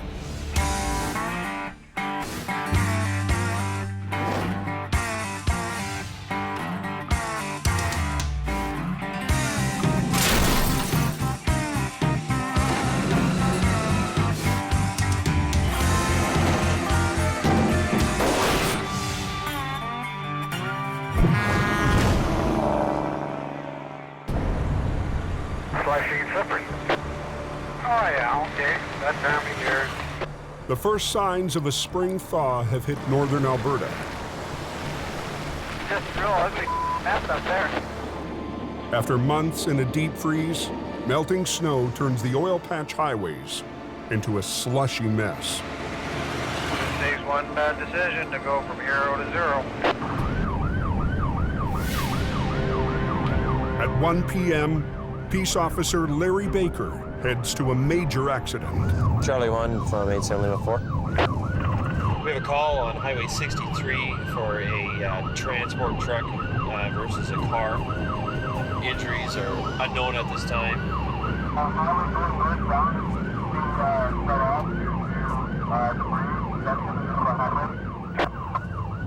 Highway 63 rescue has just gotten on scene and there's a lot of debris. The road's closed down. So that's a bad sign. Both northbound lanes to the oil patch are cut off. What's going on up there? Is it a big truck or is it four-wheeler? I heard it was something to do with a concrete slab.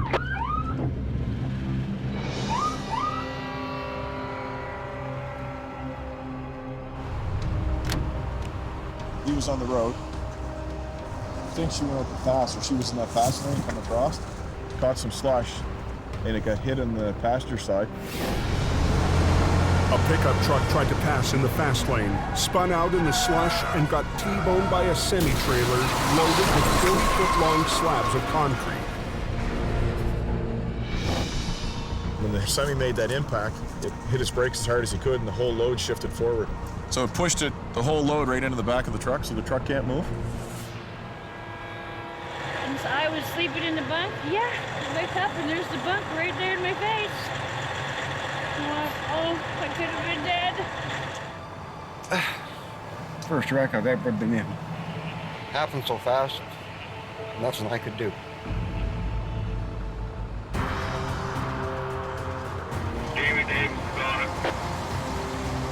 Yeah, it's gonna be a couple more hours before they open that up. Hurry, hurry, hurry.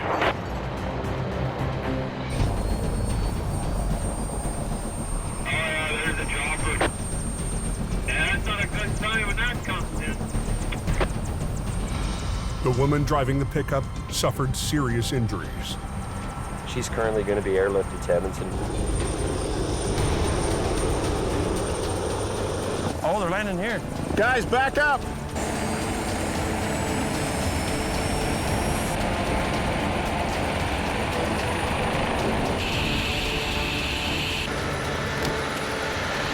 You want to go grab our yellow cone? Yeah. Out of the truck, and then we'll just start coning this off for now. Heavy rescue is on scene within 20 minutes.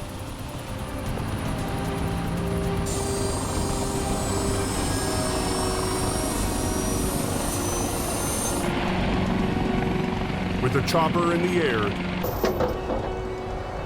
Just pull in front of Adam for now. the crew can get to work. Tractor trailer smashed up and a pickup in the ditch. There was just everywhere. Ew. 3 big concrete slabs had fallen off. Dirty, dirty, dirty load. They're backed up. Pull. Oh!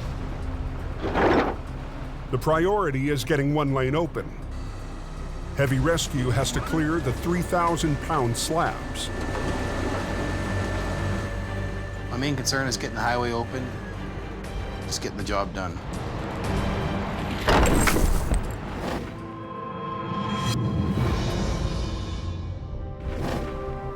"800 miles southwest, back in BC. So we're gonna need a fair bit of rigging. Jamie's heading out on an urgent police call. We've got a pickup truck that's potentially an RCMP crime vehicle that's over a bank. We can use this. I'm gonna gear up here with some extra cables and lines and chains. The RCMP want it done now. We gotta go, we're late. I'm on my way, I'm on my way. The pressure was on to get this unit out of there before dark. The stolen vehicle was ditched high up a remote mountain road 40 minutes west of Hope. Well, all we can really do is speculate. This is some kind of a serious crime vehicle. Let me know how, if I can assist or whatnot, I'll get out of the way. You know, we had quite a crew there, which was good. We had quite a few hands on deck to make sure this happened in a hurry. It's pretty far down. See the undercarriage of it. You gotta go up higher, Jamie. Go up here. Up Keep here? going. Right there? Keep I going. can see Nope, right keep there. going. The location of the wreck is going to make recovery difficult. See right there? So Jamie's brought along his lead BC operator, Howie Irwin. It went off this tree, went off that tree. You can see the marks. The biggest challenge, this thing had weaved itself around trees. So it wasn't just a straightforward throw the line on it and winch it up. I think it's going to get hung up coming between these two. Maybe we have to take 2 turns, but this is the most clearest route, I think. Okay. Heavy rescue rookie Wayne will rig the pickup. Make sure that thing stays in lock, not freewheel. I'm surprised they even found this truck here. Look at it. How would you even know it's here? The pickup's position is far from stable. And who knows how much further down it'll go. Back up Highway 63 in Alberta, the concrete slabs are out of the way. As quick as we can get that debris swept off, it's open. The damaged truck limps to the side of the highway. I think it's open there. I'll tell you in about 2 seconds. Yeah, okay, yeah, they're open now. Oh, there you go. Because he's got what, 1, 2. That one's ready to fall off on the other side. Yeah. Now Adam's crew can start the most critical part of the job. It's just like a puzzle, right? Because if you take one piece out, all of it can fall on the ground, so. We're gonna have to unload that cement because it's butted up right against the sleeper. Well, I don't know. They need to shift back the entire load, piece by piece. Get a big strap, right? We have to make sure that none of the concrete slabs are going to fall over off the trailer and land on anybody standing around. Well, if they start pulling, this one could come over or something. I don't know. We won't know until we start pulling it. It's dangerous. No, it's a long ways away from help. I don't want to have to call another helicopter in to save me or my guys. Hold up. All right. West of Hope, BC. I can find a place to hook onto. Maybe I can just chain him. He can flop it over from there. Jamie and the rest of the crew get set to flip the mangled truck onto its wheels. Start pulling! Winter up. Yeah, keep pulling. Looks good. It's coming over.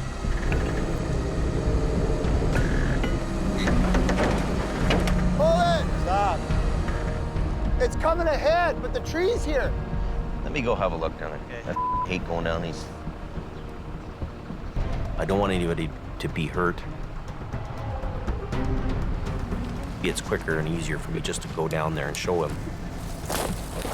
They need to redirect the line so it pulls from the side.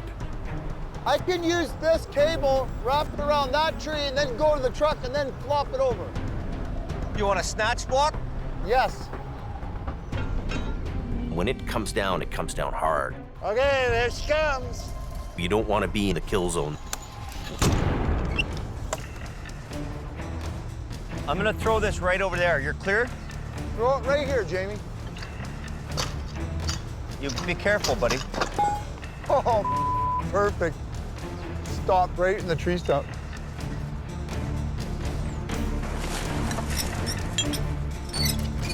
Now let's hope this tree is nice and strong. They rig a strap to another tree trunk with a snatch block, redirecting the line so they can pull the truck over. Ready? Back up.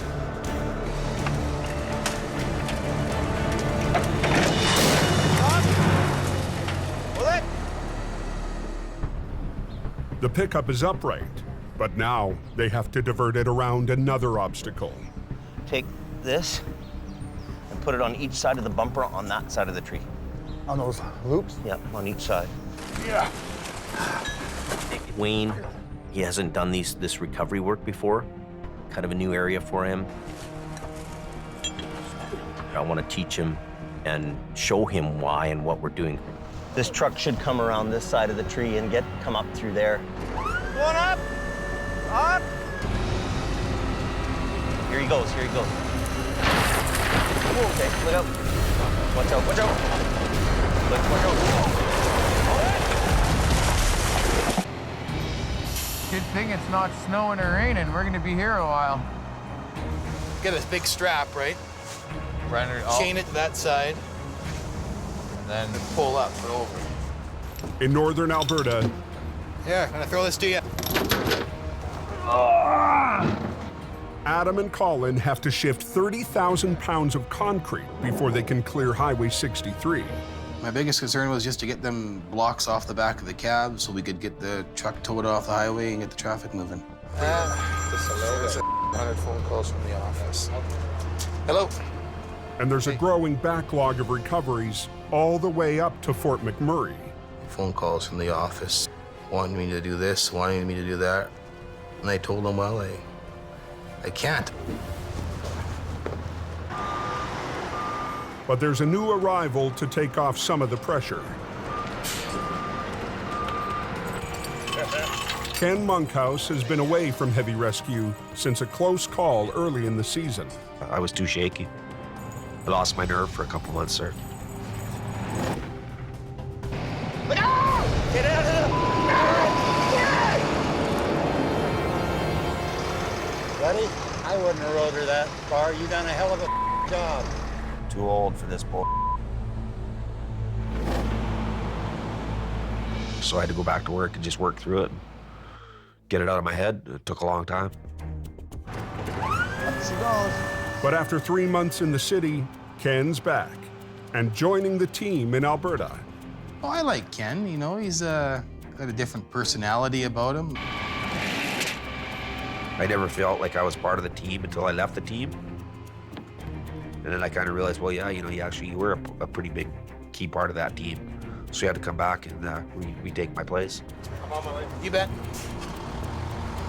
As Ken hauls the pickup away, Adam is tackling the B train. Good. Don't want to put a lot of pressure on these, do you? No, I don't, no. Adam will employ the rotator to lift the strapped stacks of concrete up off the trailer and then use HR-68 to slide them back into position. I want to make sure what I'm doing is right. I don't want to hurt my guys. I don't want to have a block slide into my chuck. They shouldn't fall off now anyways, I don't think. It's like a big game of Jenga. You got to be careful of what you do. There you go, there you go.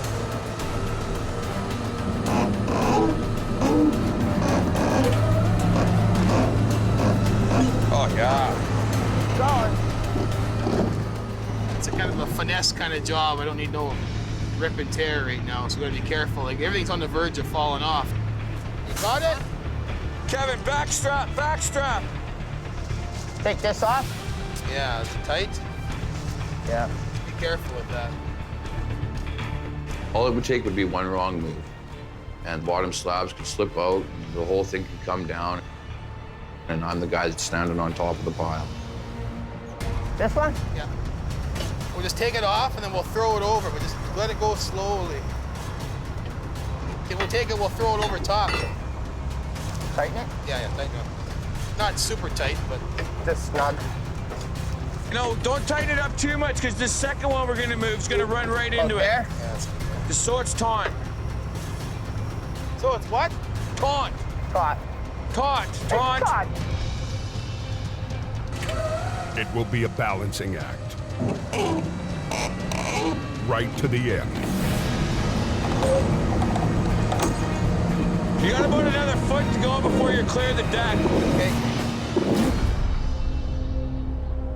Off a Forest Service road west of Hope, BC, Okay. Going up. Jamie and his crew fight to get a stolen truck up an unstable slope. Okay, look out. Here he goes, here he goes. Watch out, watch out. Watch out.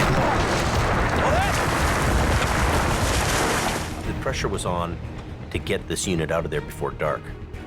The RCMP wanted it out of there, so, you know, we had to perform.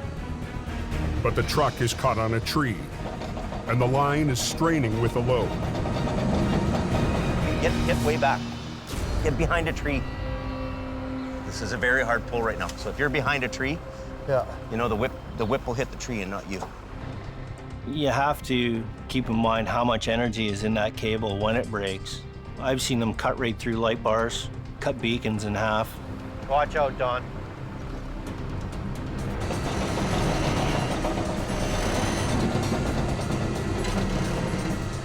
That's perfect. That's what we wanted.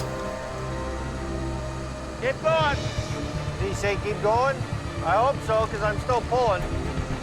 Heavy rescue has to pull it up through 500 feet of rough, dense forest. We're going to have to weave this truck through these trees and back out, which means a lot of blocking, rigging, directional pulling in each different way.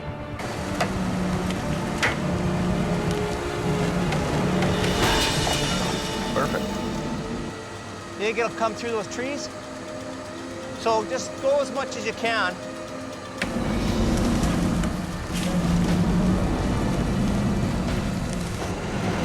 When we pulled it up, we just kind of steered it between the trees using snatch box pulleys and chains.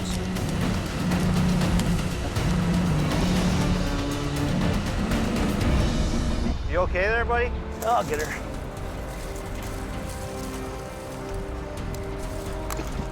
That's one thing about this job. Hey man, you ain't getting up that bank without climbing, so it actually forces you to do a little exercise.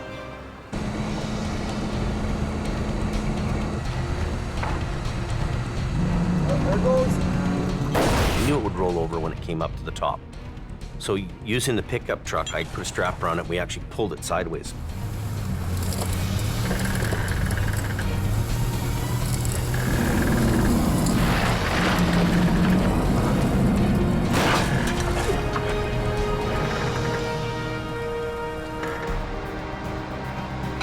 We've kept the RCMP happy in their investigation, and it's not staying over the bank one more night. You don't want to be, hanging over these cliffs in dark. You really don't. It's a daytime job for everybody's safety. Best way to do it.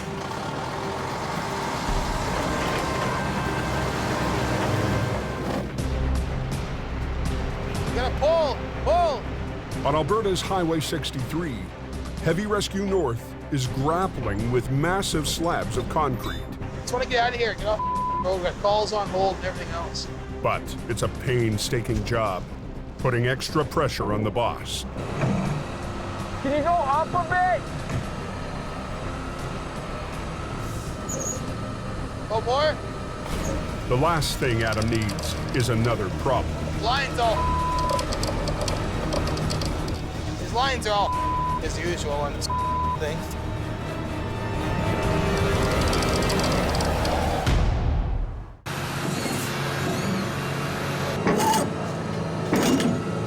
Adam Gazzola is fighting to secure a load of concrete on a wrecked B-train. The truck hit a pickup, forcing its entire load to slam forward into the back of the cab. All the pieces need to be moved back, but Colin's tangled winch line is causing a delay. These lines are all as usual on this thing. I'm not trying to rag on you, but it seems like every time we use that thing. It's been a long season for Adam managing Heavy Rescue Alberta. The first wrap off and everything else, that first wrap doesn't really matter. It's a common occurrence. Every job I go to with them, we're constantly yarding lines out with another truck. But Adam's struggles here have paid off for the company. Hook your winch line to the back of that trailer and yard it out.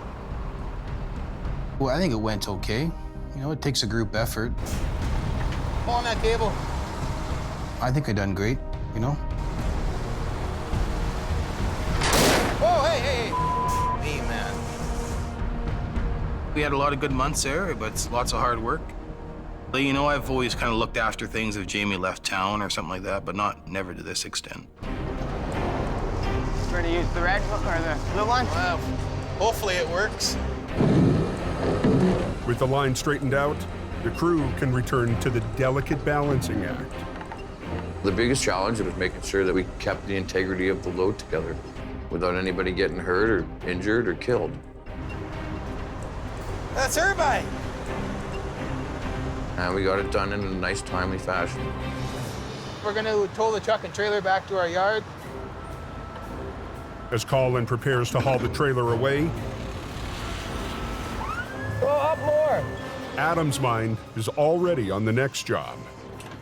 I got people relying on me. I can never really relax. Being away from the family, being out there, handling new people, being a manager. I think this year for Adam had to be his toughest year ever here. The work I'm used to, but I'm not used to the mental exhaustion. And the worst hardship up north has nothing to do with work. My biggest sacrifice was my family. They sacrificed the most. I miss my family while I'm up here. Well, family means everything to me.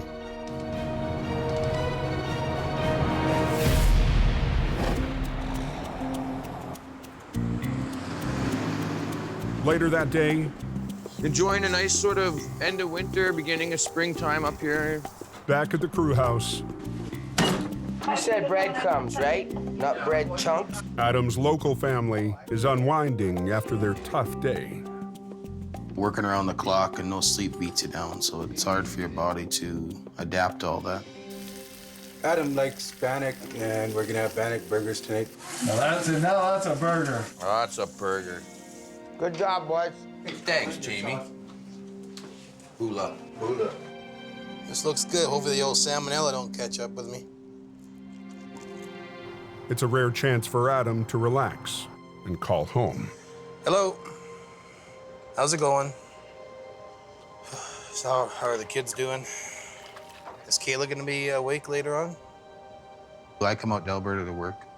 I'm sacrificing my family time to be up here to try to make things a go. Oh, okay. Well, I'll try to call before it gets too late. I don't want her to forget who I am. So it really makes you think twice of what the hell you're doing. Okay, I gotta get going here before they burn the house down. Talk to you later. Okay, love you. This is a rough business to be a manager in. You're demanding somebody to work anytime, anywhere, in any conditions. There's not many people who could take that on and run with it.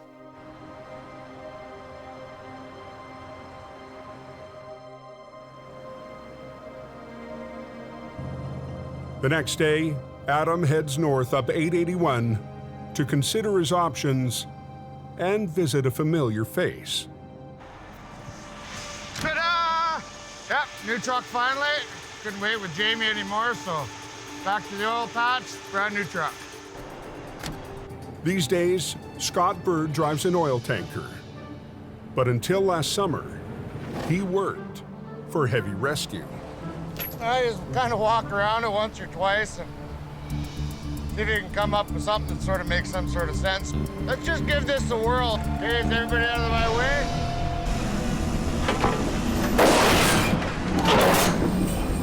Okay, let's rig her down, boys.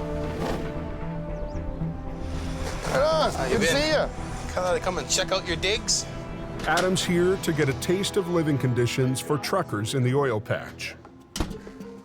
Snacking fridges and the ice cream fridge.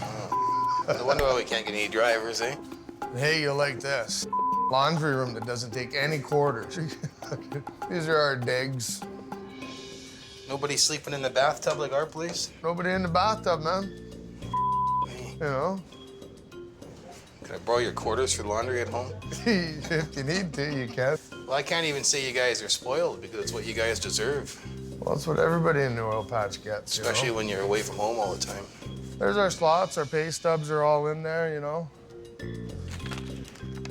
I better not show you that. You'll get you hanging off the end of the boob. I think Adam's getting to the point that he's needing to do something different, you know? Okay, buddy. Appreciate it. Yeah, be safe. I'll see you around up here somewhere soon. Yeah, you betcha. Thanks a lot, eh? Walking through Scott's camp and then heading home to what I gotta go home to, it's like, holy like when you go and look at accommodations or a workplace like that, you get confused, you know? Like, are you making the right decision by doing the job you're doing? Maybe it might not be a bad idea to go work for the company Scott's working for. Decisions, decisions, decisions. Go home on my time off, run my tow truck, and be closer to my family.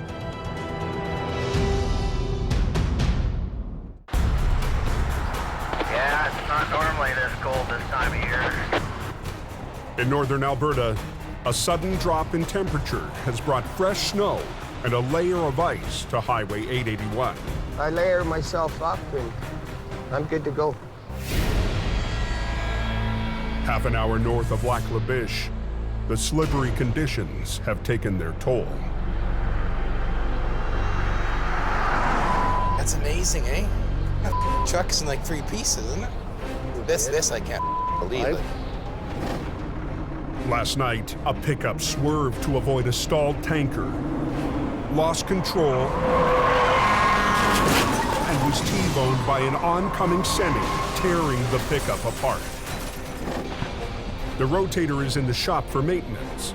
The only heavy wrecker they've got is Collins' HR-68. Okay, so what do you want to do first? We'll lift that thing up there on them. There. They start with the smaller truck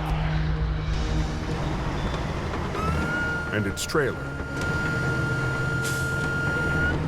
Okay, so let's get this unhooked. The cab has almost been ripped free of the chassis.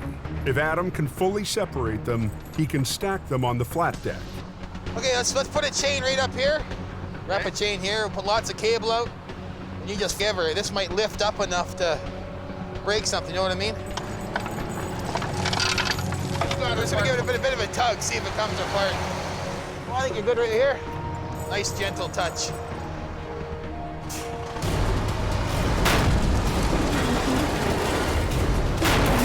Keep going, go, go, go. Go, go, go, go, go, go.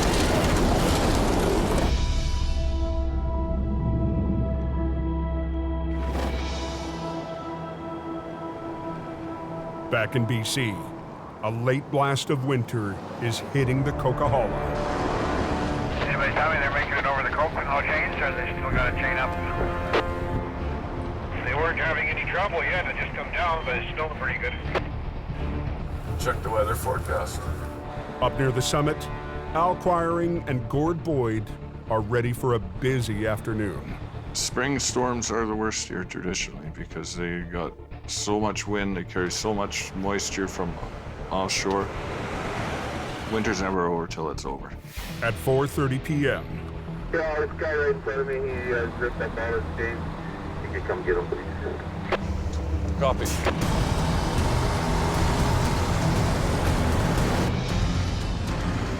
Man, we got lots of lineup back there. It's been a long, eventful winter for Al and Gord. We were just here. It's like a reoccurring nightmare. Working with Al, Now we're cooking with fire. it's a full-time job just trying to keep up with him. Whoa, whoa! He is without a doubt the best recovery guy I've ever been with. Just like that. With Jamie's new focus on Alberta, Unbelievable. they've had to work harder to keep the Coke open. Show me your chains. I had a few chains, I put them on, but the weather is bad and the tires were spinning and they ripped them in pieces. He's used them once, it's tore up, and what it's done is left this fella stranded out in the middle of nowhere, and we've had to come and save him. You compare these chains, these are what you use up here on the Highway 5. They're a Canadian standard logger tread, tough as nails. Put it in drive, give her some throttle. Don't go too fast because if I'm gonna brake, it'll go right into it. No, it will be fine. Says everything.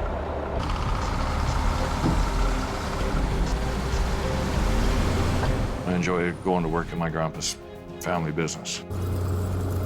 Up there is a high volume of recovery work, high volume of towing, and if you enjoy that, that's probably a pretty good place to be. This might be the last blast of winter, but Al will be ready for next season. But I could spend the next 6 months fixing my truck, get ready for more action. All right, pal. Safe journey, Alec.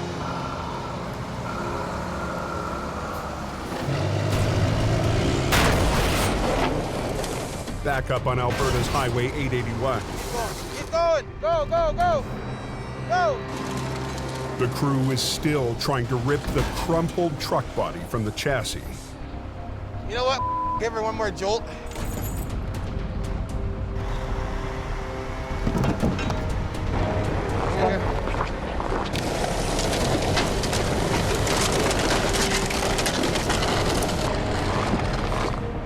We're just trying to load the top half of the frame onto the cab so let's get it all up on one piece.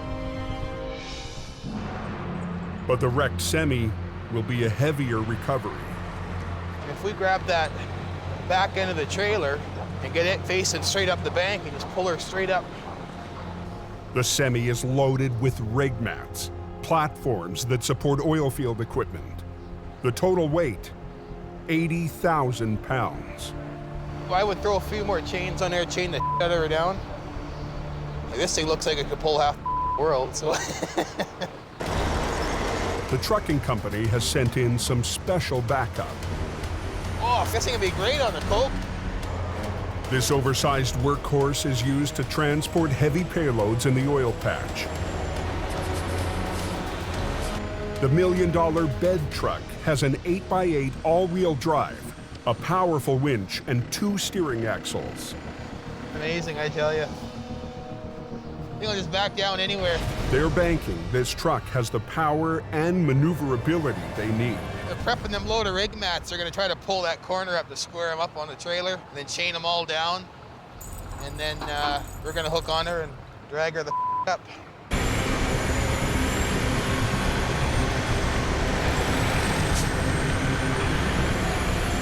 The bed truck's spade digs into the snow to anchor the pole. Let's see what this baby can do.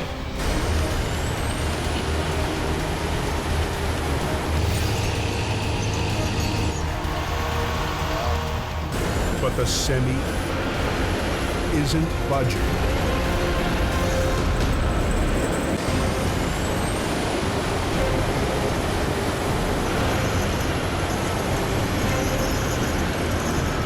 In northern Alberta, the bed truck struggles to pull a wrecked semi up an embankment.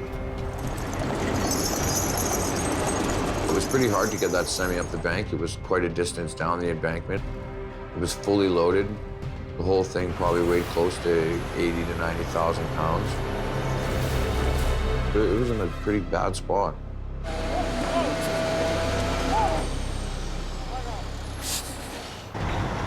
It's up to heavy rescue to make up the difference. A little bit more extra pull, you know, it's easier on their equipment. We gotta get in the front there somewhere, the front of the trailer, like even around by the kingpin or somewhere. So he's gonna pull on the back, you're gonna pull up here. The bed truck needs to get ahead of HR-68. Holy, look at this guy. But instead of navigating the narrow road, the driver takes a shortcut. To see a big truck like that driving in the ditch was pretty wild. That thing is huge. I'm gonna buy me one of them.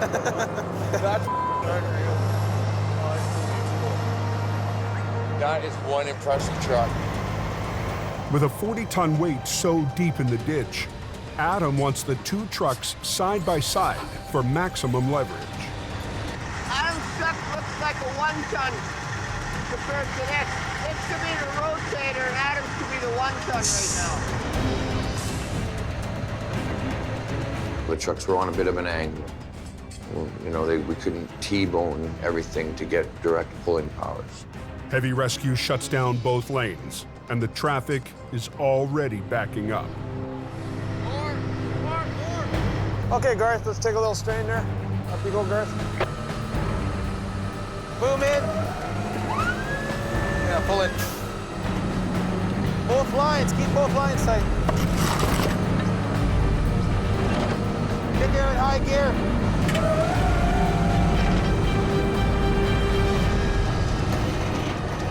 Keep going. Put them winches on slow speed. There, it's coming out of there good now.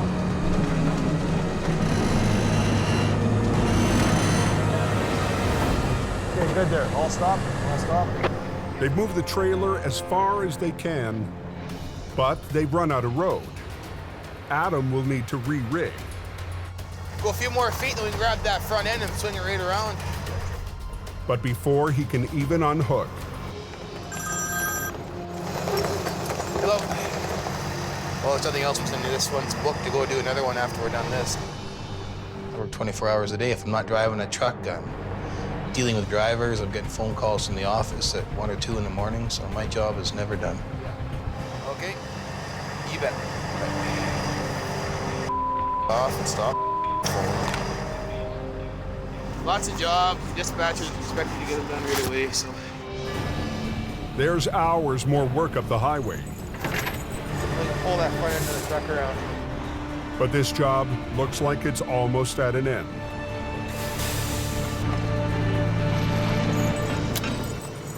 Good.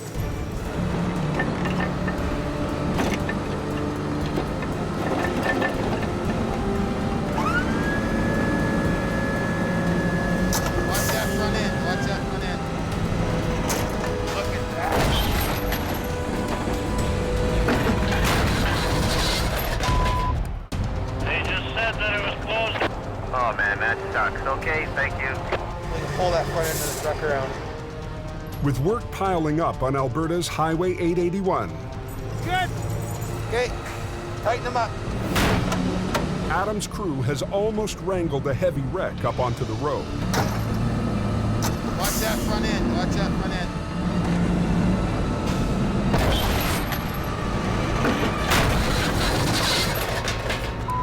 Wreck the wrecked truck. There's nothing strong enough to rig onto on the front of the mangled tractor. I'll maybe get that trailer out of here first, and then I'll send him back for his little boy, and then we can motor when I work over here. Yeah. Adam re-rigs around the fifth wheel. That ain't perfect.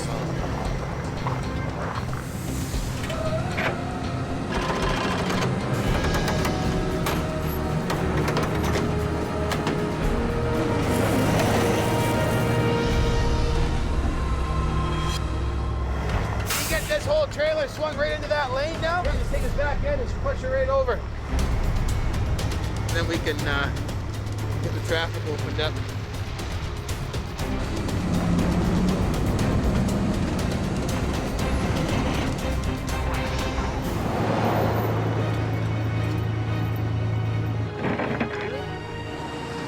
Get these guys off the road here. I mean, you could start sending yours. What are you thinking, Adam? Drag it out of here. That's why I get this thing separated. Let's give her a try. Get her out of here.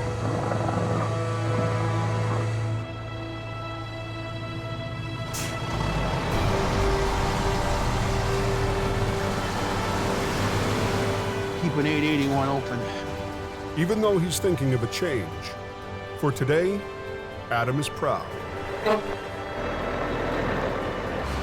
We're done. See you later. Yeah, it was just a good feeling.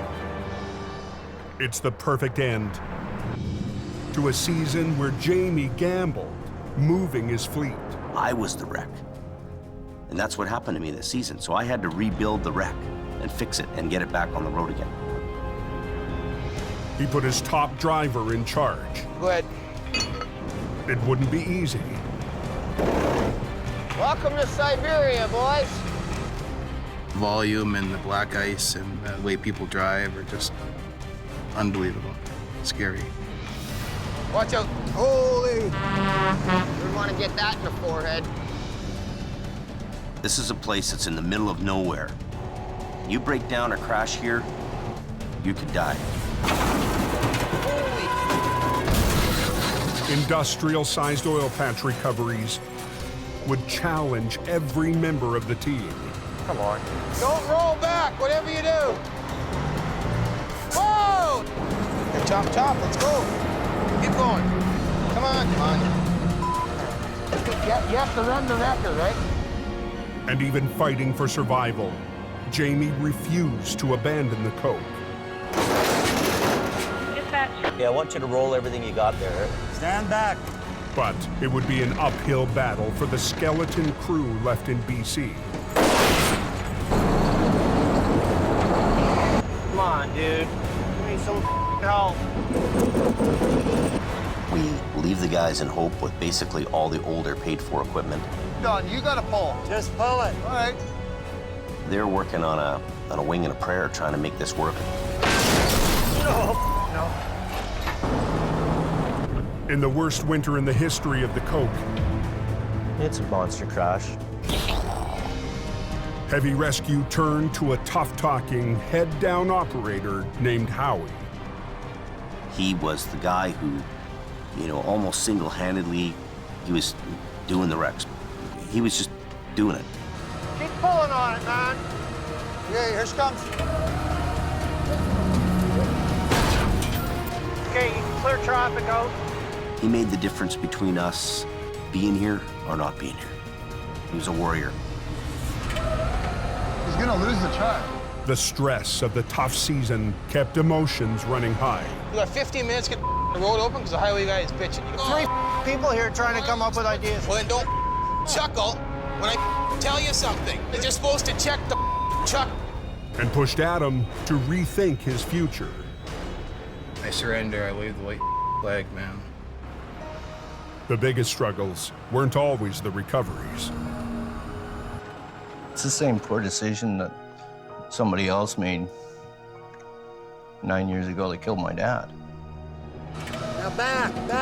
I know. There you go, Bubba. Hot damn, if we knew what we were doing, we'd be dangerous.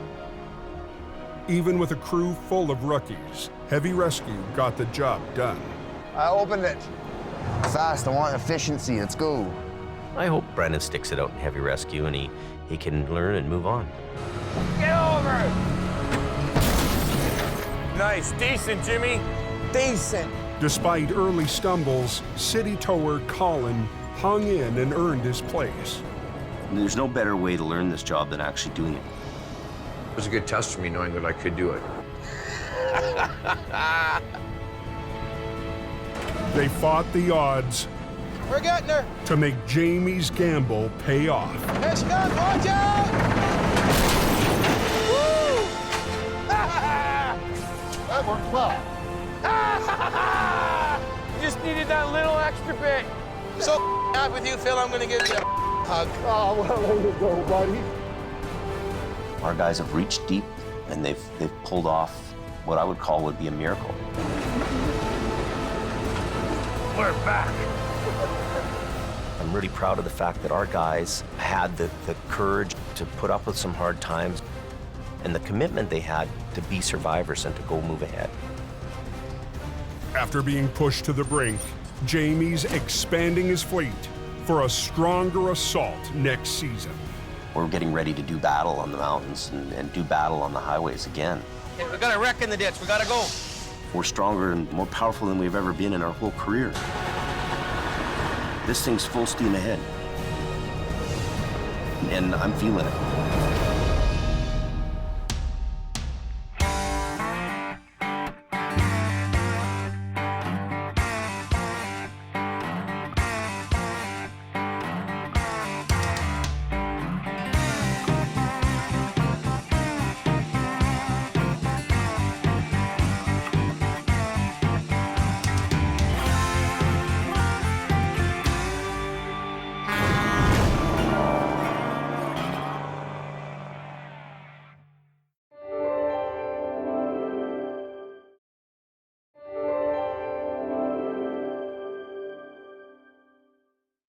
This time on Highway Through Hell.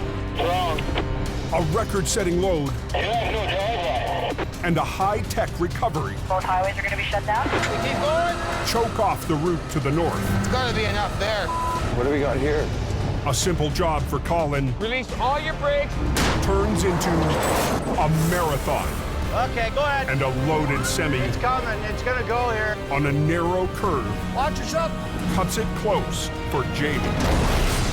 On the Highway Through Hell, the last line of defense is a heavy rescue team ready to tackle any disaster, because closure is not an option.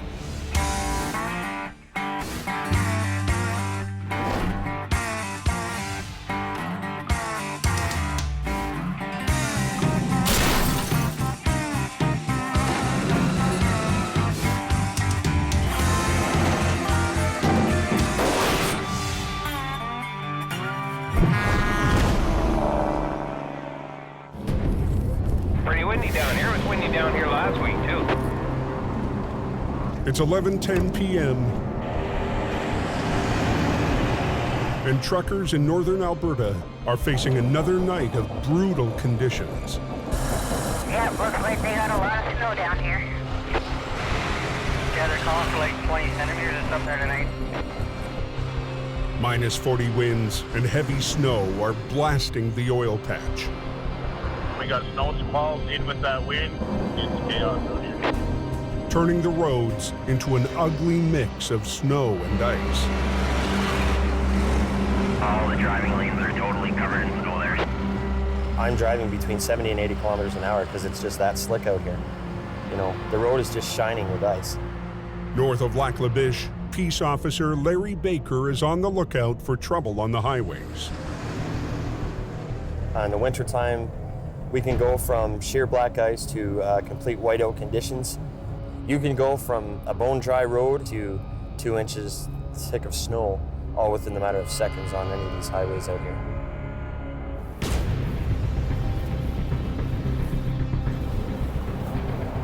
How's it going? Good. You know I'm stopping you? I'm guessing my brake lights. Proceeded unsafely. You flew right out of that parking lot.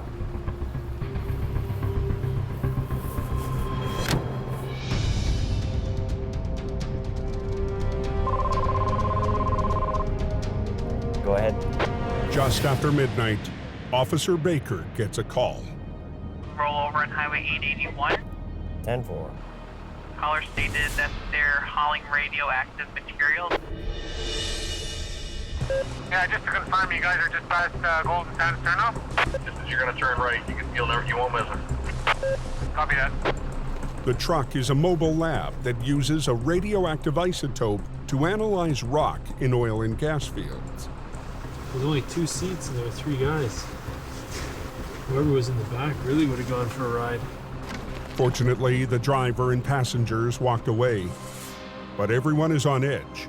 There's still a small amount of radioactive material on board.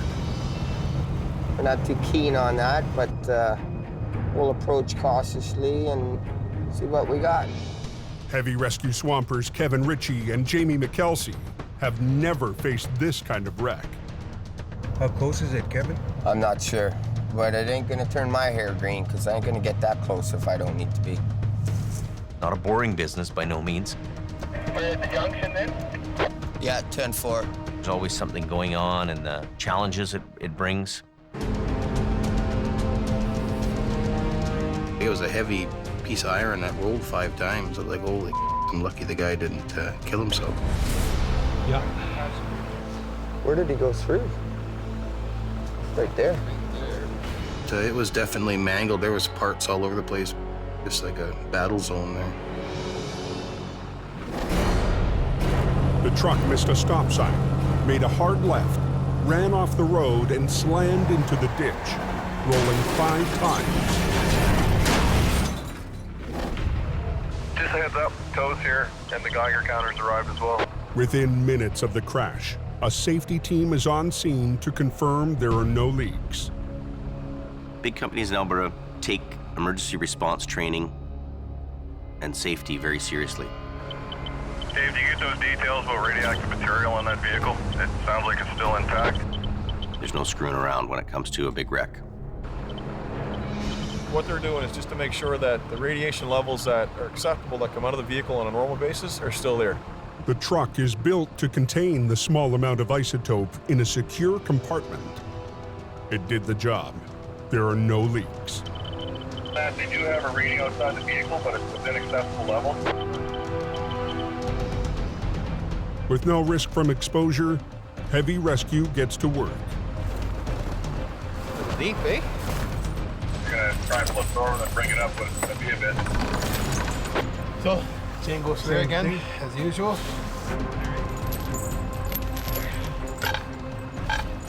As long as it's nothing harmful at the moment, that's all I care about.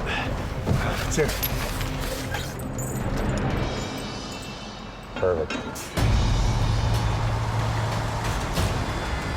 Adam needs to position at a right angle to the wreck, closing down both lanes of the highway. Did the tow company give you an idea? 1 hour, 2 hours, 8 hours? You got the vehicle out, cable off the truck now, get ready to put the tension on. It's pulling them lines now.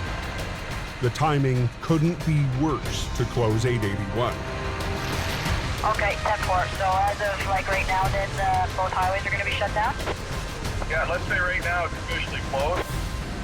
There's another major roadblock on the route to the oil and gas fields. Come on, get on that cable pull so it gets all bound up. On Highway 63, 12 miles south of Fort McMurray, a huge transport is about to get underway. 2 solvent tanks, each 4 stories high and weighing almost as much as a 747. Jelly, eh? Dan Kossowin is the field supervisor for tonight's record-setting move. To move everything steady, you're gonna use about 1,600 horsepower. So that's about 3 trucks per unit. So you got 1 pull truck and 2 pushing from the rear. There we go. The convoy will travel up 63, all the way through Fort Mac and continue on to a site 40 miles north. We're going to start our entry onto this highway here fairly shortly. Yeah, you brakes off. You ready to roll ahead? Everybody's clear. Okay, here we go. Okay, here we go, Kevin. The tanks will create new jobs, and the transport company is ready for this challenge. If they have a mechanical breakdown or any kind of incident, you know, that's serious traffic concerns. You're not moving that kind of weight in a hurry. This has never been done this size of diameter. Good on the drive side light. Clear the drive side. Excellent. Coming around nice on the swamper side there. Should be clear right now. Listen. Shutting all northbound traffic right through town, all side roads, all intersections are going to be a complete shutdown with the RCMP and our pilot cars. You can start bringing it over. You're there now. Everything's reacting smoothly there, Kev. Everything's looking good, reacting good. Keep pushing a little bit, Peter, just a little bit, come on. Okay, you mean you can't? Stop. Wrong.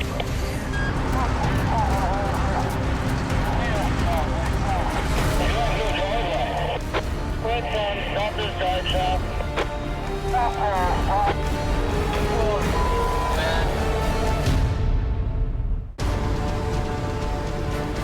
Start bringing it over. You're there now. Keep pushing a little bit, Peter. Just a little bit. Come on.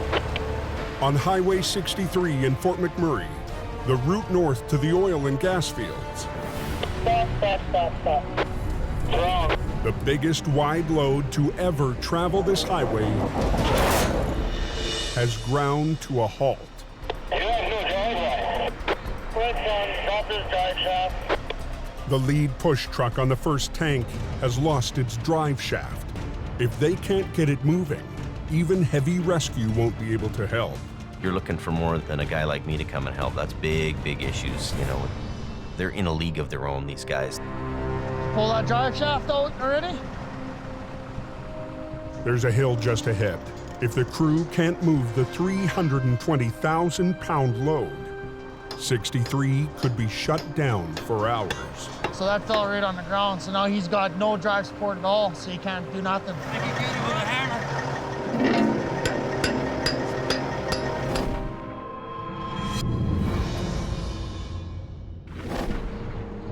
Over in BC, there's also major trouble on the Coquihalla. Going pretty heavy, actually, from hold up. It's getting up there real fast. A blast of West Coast air is dumping heavy, wet snow on the Cascade Mountains. It's slushy for the first 40 to 50K, but they're working it. Trucks are spinning out all the way up the Smasher. We need Al for this guy in the top corner. I got you. I'm just trying to get him right now. Al clearing, BSA 15. With Jamie and most of his crew in Alberta, it's shaping up to be a busy night. We just left and now we're back. You're having fun. For Al Quiring. Towards the springtime, it's been huge, like 60, 70, 80 centimeter snowfalls overnight up there. So, gotta progress with keeping that road open. Where's this car in the ditch? But just down the hill, there's a different kind of recovery. I was trying to get the car back in control, but it didn't work, so I just slipped off and away it goes. He just happened right in front of me, like I just saw him go across the highway, and then he just flipped over. He's lucky he's okay. Is the key off and everything? Key is right here with me. Okay. A small tow truck has already claimed the job. But even though he's busy tonight, Good tow truck guy, get you out of the ditch before the cops come.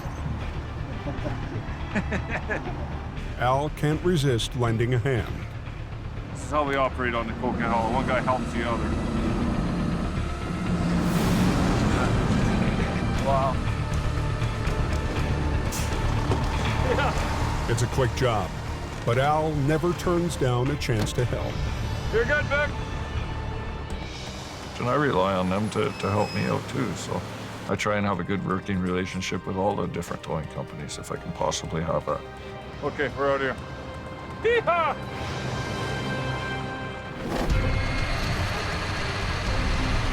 Let's go, hey! Back on Highway 881 in Alberta. I'm gonna try and flip it over and bring it up, but it's gonna be a bit.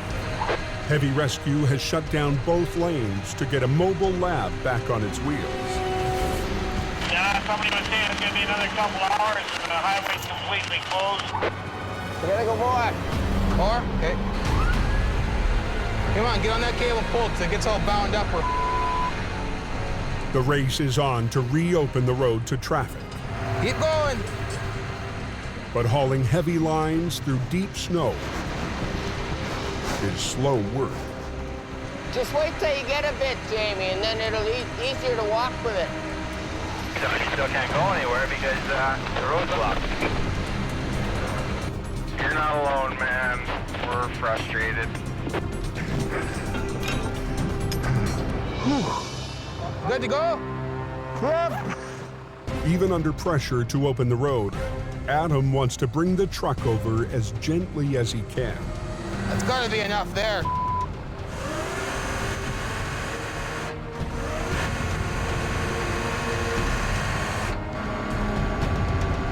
Take lots of slack up now.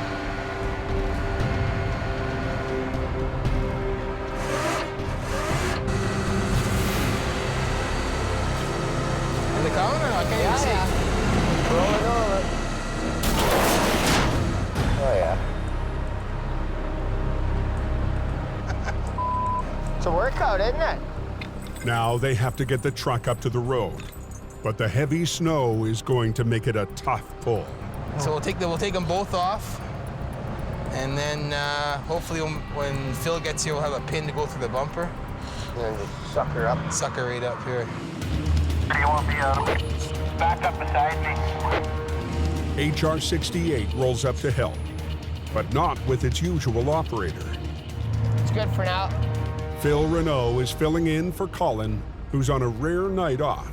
It's different.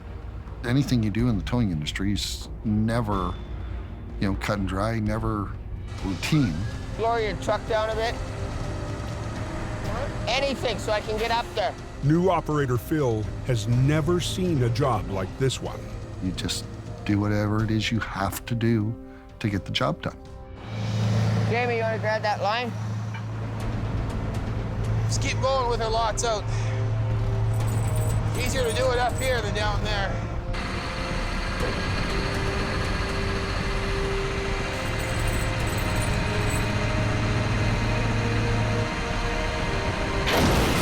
Hang on, Phil, stop. Okay, I'm stopped. Is that pin fit okay in that bumper? Oh yeah, the pin's in good. It's all safe. Kevin, we're good to go. 10-4. Go!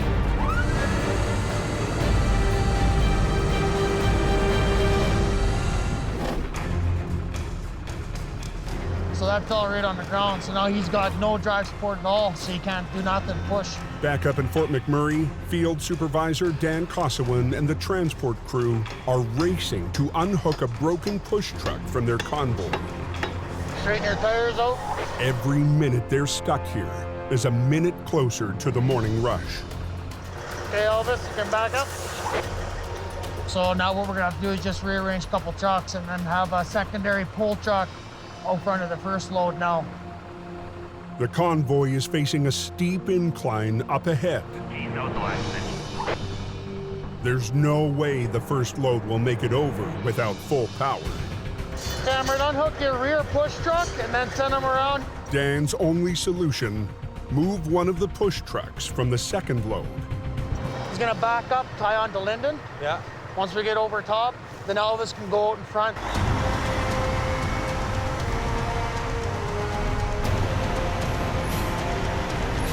There we go, boys. You're just coming tight there now.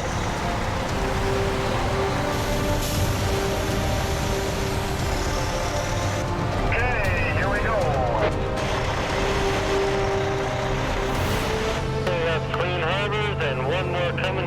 should be it. Copy there, Tanner. But the breakdown has cost the crew too much time. The tanks won't reach the refinery tonight. Tomorrow night? Yeah, tomorrow night we're gonna do it again. So we're just gonna get through town and park, and then carry on tomorrow. They'll park in a pullout north of town and make their delivery tomorrow night.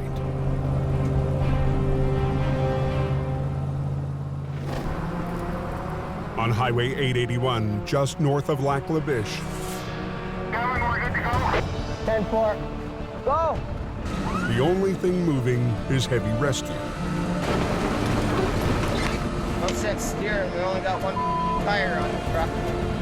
Phil works with Adam to pull the high-tech rig straight up the slope. He's pulling this direction, and I'm pulling this direction, which is keeping the truck into a center line coming up to us.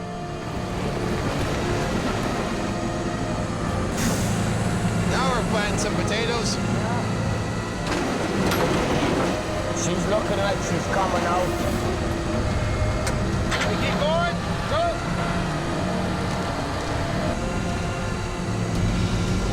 Hold her, hold her, hold her. Too much. Yeah. But once they get the truck up the hill, The whole rear end's on that thing. The back axles on the truck were damaged. The front axles on the truck were damaged. The truck was not towable. Sing it.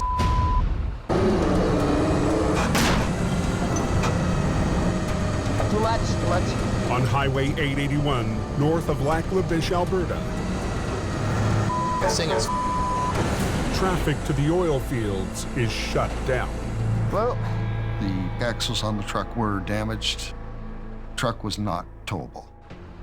Adam has to find another way to move the truck out fast. We're gonna try to lasso that trailer, I guess. Sitting outside his gate there. You want me to go get it? Adam and Kevin have gone to get the flatbed because bent axles and flat tires, and there's no way that I'm going to tow it in with the way it is. Morning rush is just 2 hours away. No, you can't go anywhere. You're pretty much stuck just like everybody else, buddy. Now that the truck is upright and on the road, the crew can safely access and remove the cylinder holding the isotope. They were told it could not be left there, so let's get it out. Kevin arrives with the flat deck so they can finish the job. Don't stop. Whoa! Make that hook up short, eh?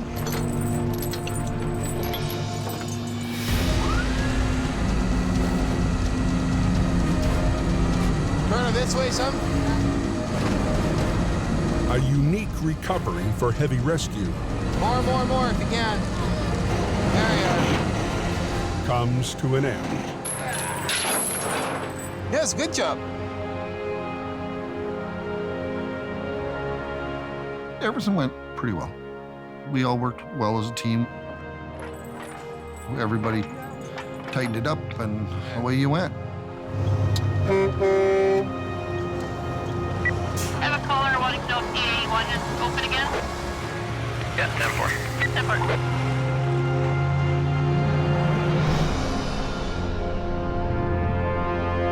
The next morning, 800 miles away in BC, Jamie gets set for a comeback 3 months in the making. They've got it ready for me to go. Bruce's old truck has been out of commission since Howie ran it into a ditch on his first job. That's bad there. That's hard to fix. Whole fuel tank too, eh? It was sideways on me before I even got to the corner. The entire back end of the wrecker had to be rebuilt. Is it? There you go. Earn your stripes here, Jamie Davis. Howie worked to earn his way back into Jamie's good books. Howie won. Bruce's truck. 0. You win. Perfect. You know what else you can do when you get in the truck? Oh, no. Hang on, No. Just one thing. Make sure you do a circle check. Circle check. When you get in. That's permanent marker, yo.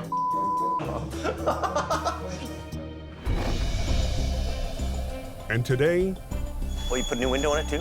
Cool. the truck will finally get back on the road. We need the thing to work. It works, and it's all fixed up now. You know, I'm really just happy to get the truck back into service. We really need this truck on the road, and I've missed it all winter long, so I've lost revenue for the whole winter. You know, we need it to pull a trip for us right now. Thanks a lot. Take her easy.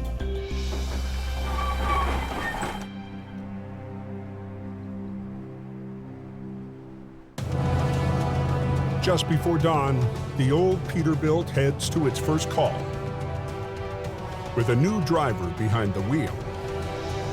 We're headed up to Sunday Summit for a rollover. Phil raced home from Alberta when he heard there was a chance to operate a tandem wrecker. I don't want to wreck his truck or hurt anybody either. It's the same winding stretch of Highway 3 where it crashed 3 months ago. This truck and this road apparently don't get along with each other. That's it.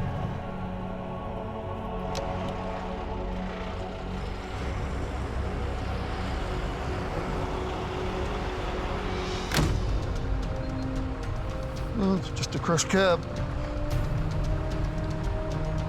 He just came around the corner a little too quick.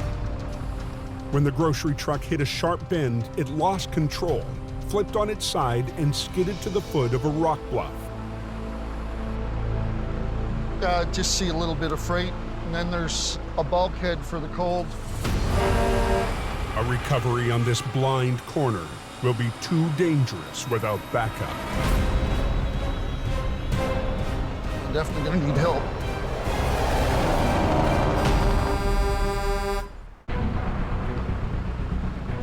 It's just a crushed cab. Near Sunday Summit on BC's Highway 3, Well, let me grab my vis vest. We'll go take a look. Yep. Howie Irwin has joined Phil to recover a loaded grocery truck flipped on a dangerous hairpin turn. Back door blown open? No, Adam's my boss in Alberta. I chained in the center, Yeah. so I answer to Adam in Alberta. But now I'm in Hope. Howie's the head guy here. Generally, short chain the shock mount, so you're not stretching the bag out. Phil has told me that he wants to learn, and he listens, and he actually takes some direction. Well, what I would do is I'm gonna put me on this end. That's Probably what I pointing off this way. That's what I figured. I'll grab this, and we'll, just like you said, go over at a 45, down, back around, and back up to here. Yeah.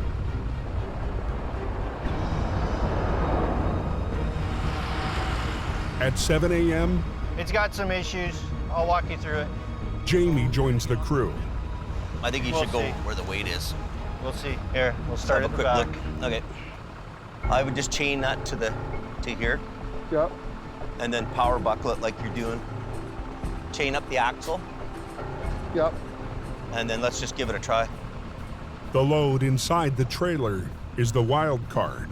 You've got a load in this trailer too, and two 25-ton trucks, you're really pushing the envelope of their capacity and their gross weight in order to roll that tractor trailer over. The basic idea behind rigging it is to exert the same force against it that caused it to fall over in the first place. So all that energy that it took to slam it onto its side, we have to do the same thing in reverse to stand it back up.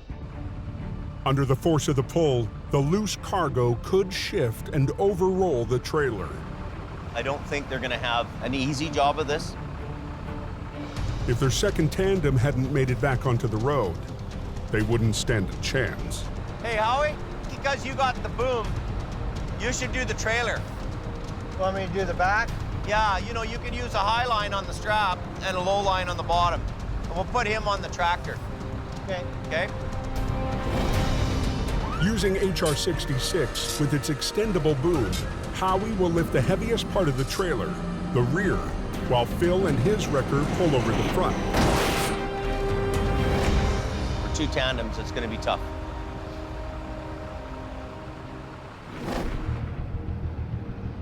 You know if they got any white stuff up on the Coquihalla? A 2-hour drive to the northwest. It could be a bit snotty. I mean, you know, every couple of miles, I mean, the temperature could change 10 degrees. Right now, there's not a lot of snow up here. It's just enough to make it dangerous. Constable Steve Martin is patrolling the Coquihalla on the lookout for stranded motorists. It gets cold fast as you're going up the hill. People don't expect the change in temperature as they're going up the mountain. Just the conditions to trigger an accident.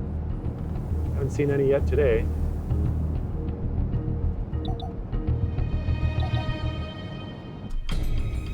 I think I spoke too soon. So he just hit the slush and lost control, or?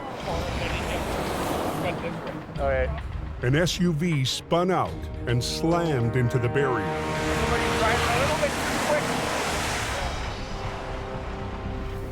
Where are you coming from today? You coming from Kelowna? The driver's in a rush to get towed away. He might have a reason. How come it smells like marijuana in here?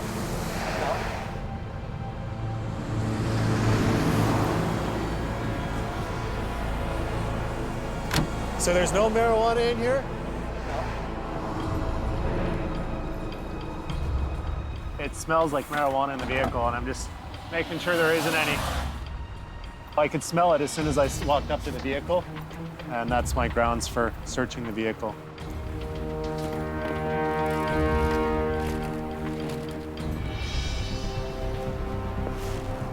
This your suitcase? I got license. You got license. You told me there was no marijuana in here. Maybe I do know. Maybe you don't know. You lied to me. No, sir, because the guy maybe he put it here, but license. You knew it was here because you brought the license up to me as soon as I opened up that bag. You're lying to me. Right now, you're under arrest for possession of marijuana. Do you understand that? Come with me. The driver has a medicinal license, but it doesn't cover this amount. But he's only allowed to be in possession of 900 grams. And there is a lot more than 900 grams in this suitcase. Dryer sheets in an attempt to mask the smell. Inside is a large quantity of marijuana.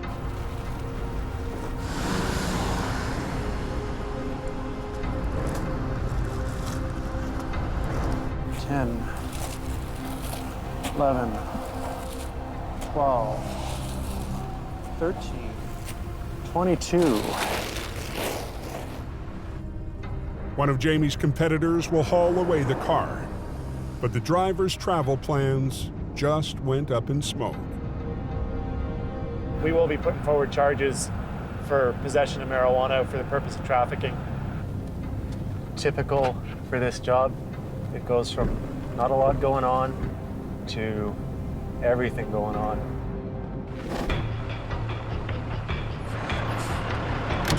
Down on Highway 3, Jamie wants his crew to clear the refrigerator truck before the Friday afternoon rush.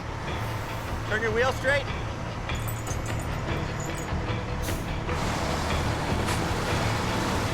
Try to get some lift on that boom, eh? Yeah.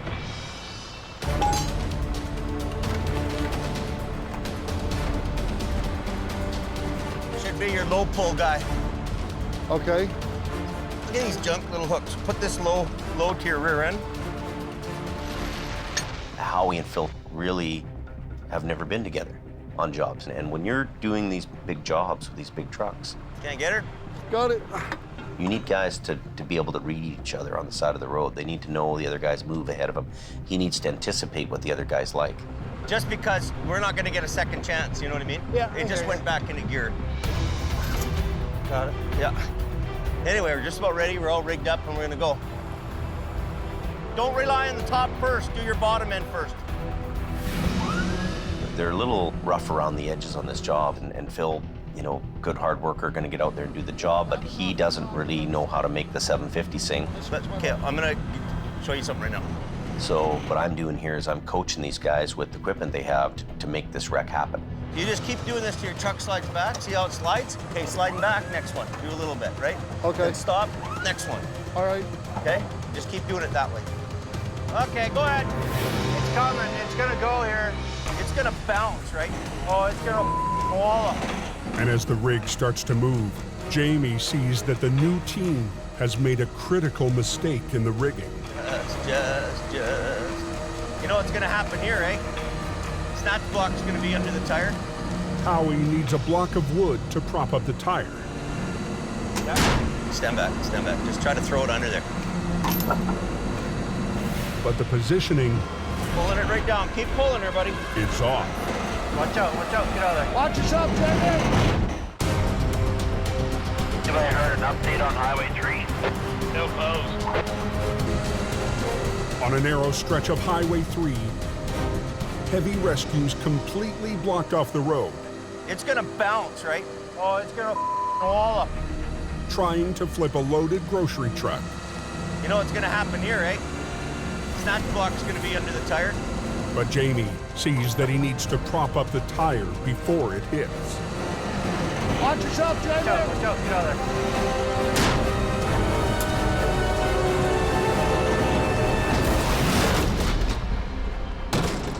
Perfect. Oh yeah, baby. That's how they do it at Jamie.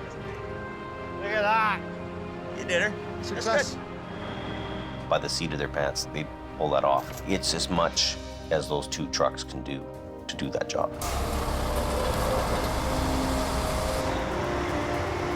Okay, so as soon as he gets off the road, I'm gonna do single lane, okay? Okay. You know, that wasn't a very long closure for a, this is a loaded tractor trailer, so, instead of unloading it, we were able to bring it up with the load in it.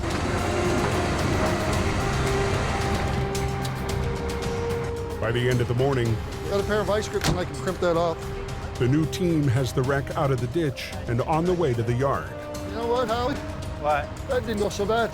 No. Oh, I'd be more than happy to work with Phil again. He's all right. Everybody's got a different way of doing things. But if I take a little bit of Adam, a little bit of Howie, a little bit of Jamie, it's learning how to do the wrecks.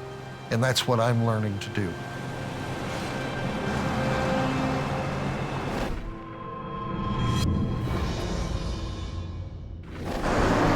Just glad I got good chains and new snow tires. I'm ready for this now. Another Arctic front hammers Lac La Biche, Alberta, turning the highways to ice. Pretty icy and pretty slippery. Overnight, a fresh layer of snow covers the icy roads. At 7:30 a.m., it's Colin McLean's turn to be put to the test.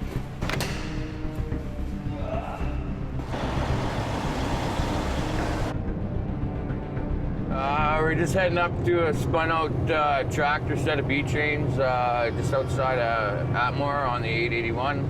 The rest of the crew is back in BC, but this should be a simple job for Colin to handle solo. What Adam expects out of me is professionalism, to be able to go out there and get the jobs done and not wreck anything. Okay, where is this guy?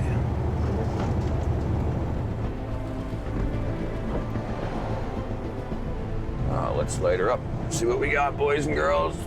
It's showtime. What do we got here? We've had something else go on here. Colin discovers there are other drivers in need of help.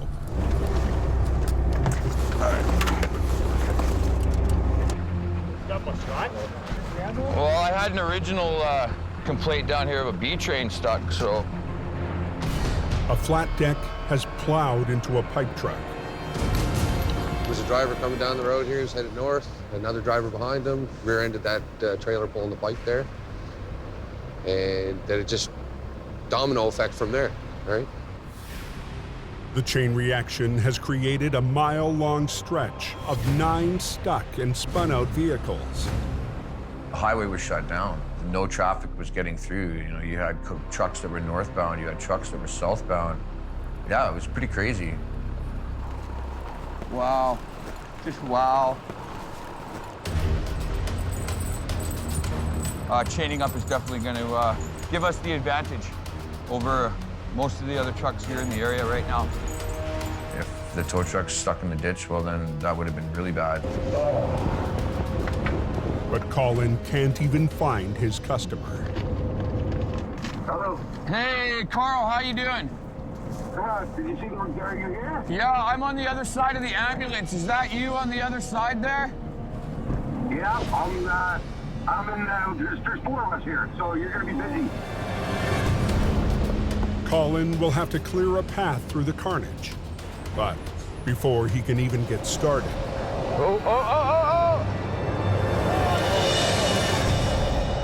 That's okay. Tow truck's here.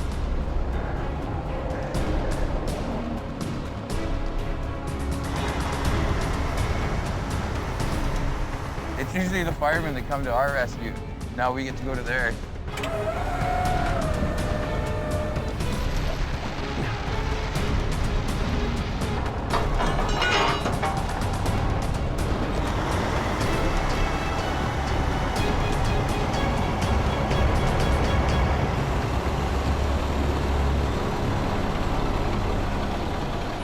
Thanks, sir. Hey, not a problem.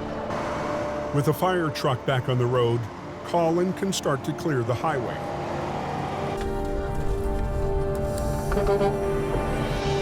First, he needs to move the 2 trucks from the initial accident.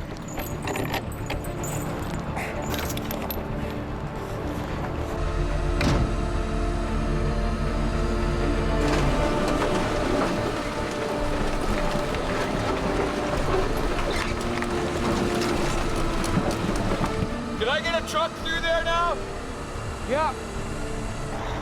My original call has been here the longest, but we've had to basically clear a path to get to him.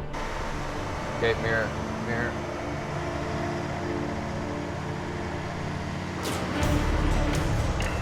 The tanker swerved to avoid the accident and ran into the ditch.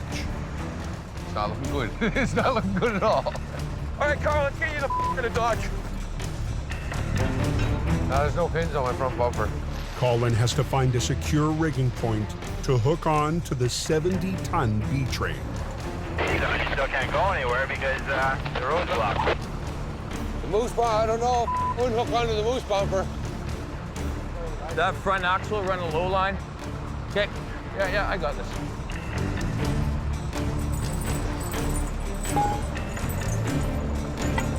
Carl? Yeah? You turn the wheel all the way to the right? Yeah. Good. Colin chains up to the front axle, near the wheel that's off the road. Turn the wheels to the left. Left.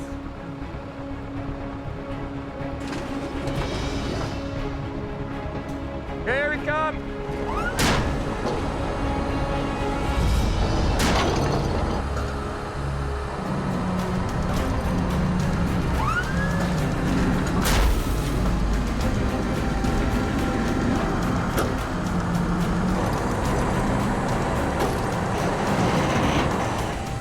The tractor's on solid ground. Now the tough part, getting the 2 trailers to follow. You release, keep foot pedal, right? Don't release both brakes. Release all your brakes. Brakes are on, so I'm ready to roll whenever you are, buddy. Okay, here we go.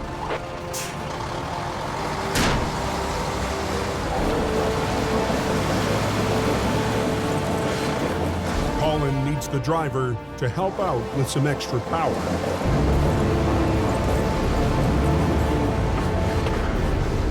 Hang on, one more little tuck here, work with me.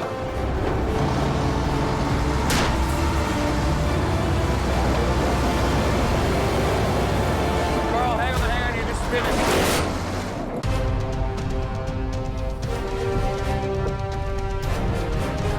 Yes, 81 still close. Yeah, 10-4 patrol, we're looking at another 2 hours here. She's going. On an ice-coated stretch of Highway 881 in northern Alberta, just trying to clear out the highway here now so we can get traffic moving. Colin McLean is working single-handed to clear the road. You know, I wanted to get that highway opened up, and I was the guy that was going to do it. But a 140,000-pound tanker is putting up a fight. Hang on, you're just spinning.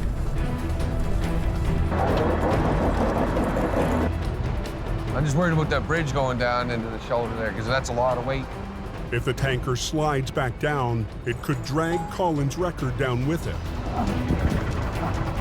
Colin re-rigs to pull more evenly from both ends of the axle.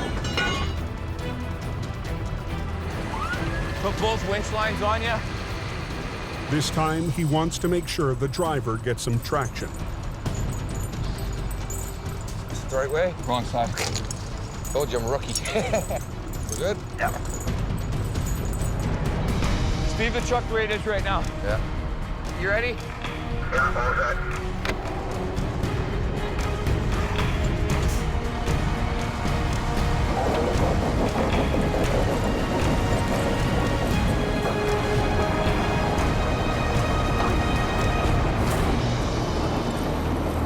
But you should be pretty good here by yourself, eh? I'm gonna try, yeah.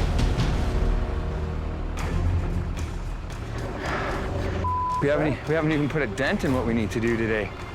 So Colin has to get right back to work. Hey. My name's Troy. Troy, Colin. Oh, nice to meet you. Nice to meet you, man. Yeah, we'll get you off that tire.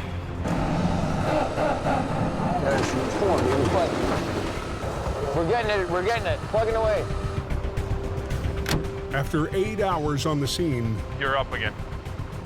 Colin will make 9 recoveries In neutral, off the brake. Don't touch anything. and open the highway. It was a good test for me knowing that I could do it. You know, that I accomplished that in that day by myself. There's a few new guys to heavy rescue this year. They're new to the trade. There's no better way to learn this job than actually doing it. 1 year from now, he'll be a totally different guy. I'm just one man.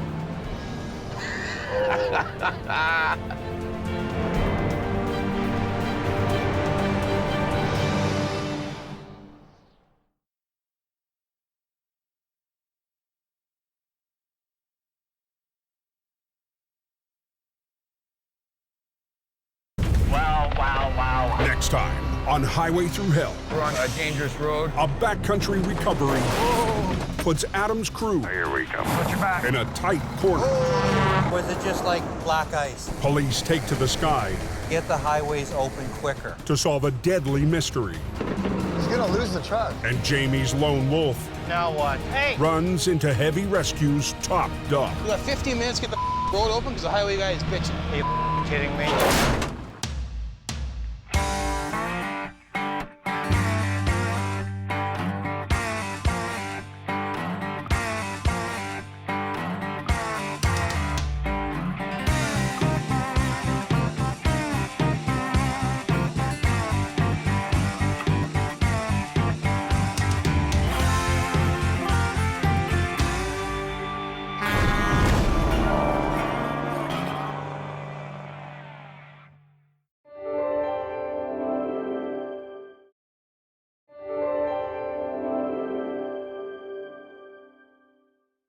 This time on Highway Through Hell, Good to go. Here's your one chance, Fancy. Don't let me down. Heavy Rescue's toughest oil patch wreck Hold it. puts the rotator to the test. Hey. You don't get a job just because you're Sonny Boy, right? The rookie fights to join the A-team. It's either you do or you don't. I have to do. And back in BC, Somewhere in there, there's a physics lesson. a monster wreck overwhelms Keep going. the man and machines left I behind. don't want him to hit you. Keep going. On the Highway Through Hell, the last line of defense is a heavy rescue team ready to tackle any disaster, because closure is not an option.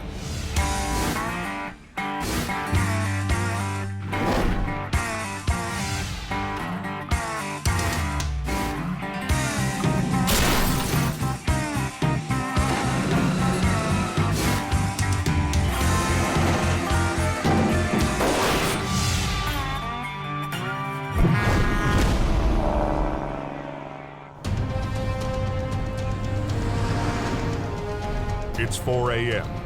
Shoot and then quad my way up. The wicked storm that's hammered BC's Coquihalla Highway for more than a day is finally dying off. Down in the Fraser Valley, Trailer's cut right in half. That's what I heard. Not a good thing to happen. heavy rescue has been out all night after a semi loaded with wine was ripped in half. I'd take this as a win. Heavy Rescue's lead BC driver, Howie Irwin, has got traffic moving. Are they opening a westbound lane? Looks like traffic's moving here. Even as the storm fades, it's left a huge mess in its wake.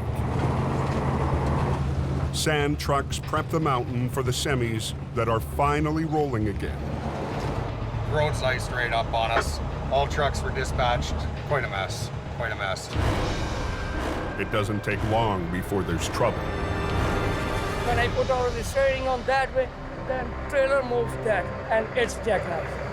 The jackknife happened in the worst place possible. The brake check at the top of the mountain. Look at the road. Yeah. You can't even walk on it. Yeah. Come down the hill, nowhere to go. Truckers aren't allowed to descend the dangerous smasher without stopping and inspecting their brakes at the pullout. Al is on site here at the brake check. You should have that truck cleared here shortly. Until the jackknife is cleared, no one can get in. Brake check on the road there and bypass is blocked up there. The call goes to Quiring Towing and Al's right-hand man, Gord Boyd. First, we're going to have you straightened out, get you out of the way so these guys can get through. Gord knows truckers are bypassing the lineup and blowing off the brake check. The biggest concern there is someone who doesn't know the road and comes sailing past there and comes over the top of that hill doing 100 clicks in that weather with a loaded truck. That is scary. Glad it didn't go that way. Because once you start down that hill, you're committed. And if you're doing 100 clicks, you're in trouble. Big trouble. This should work. It'll take 2 or 3 short pulls and I'll have him straightened out. This is all basic physics, you know. Newton was right and so was Archimedes. It's a lever and a fulcrum. The first thing you do is take the long lever and straighten it out. Once you get the trailer straightened out, then you can worry about straightening the truck out.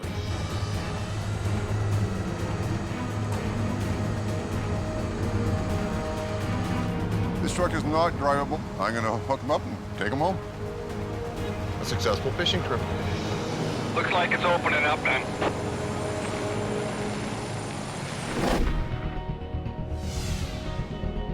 A few hours later, salvage crews return to the site of last night's violent wine wreck.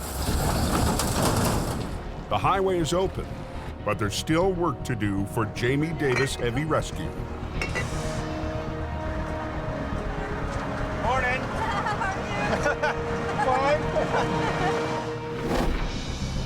Last night, a semi crossed the median into the oncoming lane, right into the path of another truck. One trailer was sliced in half, the other semi totaled. With Jamie following his rotator to Alberta, Howie cleared most of the wreck with just one 25-ton wrecker. All that's left now is the gnarled back half of the wine trailer. Well, I'd like to grab the carriage somewhere.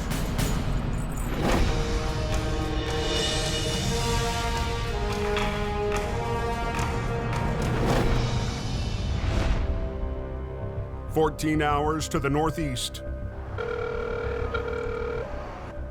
Hello. Hey, what's going on? Where are you at? Adam Gazzola gets an update from his boss, Jamie, who's en route to join him. Are you bringing Brandon with you? Yeah. You're not keeping him here, are you? We'll talk. Yo, you gotta be joking. No big issue, buddy. Okay. Bye.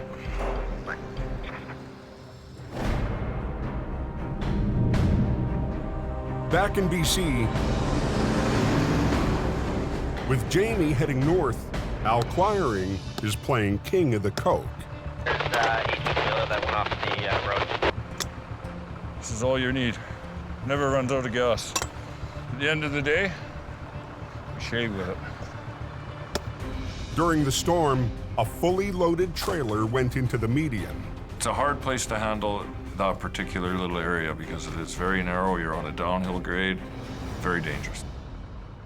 Al's sons, Kerry and Lucas, are also on scene as swampers.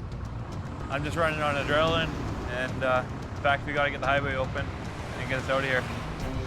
See if we can hook see if the strap is long enough to go. Grab the other strap, Luke. It's the kind of wreck that would be perfect for Jamie's rotator. But Al has a different approach. My dad needs a rotator. He just calls this local crane company. The crane is a way more efficient machine.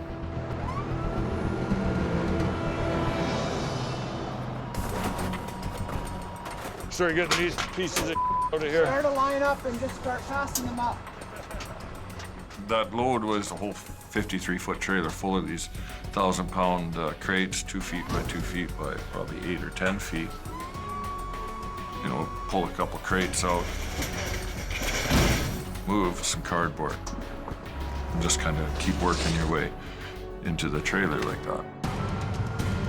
Al wants the trailer empty before he tries to get it back on the road.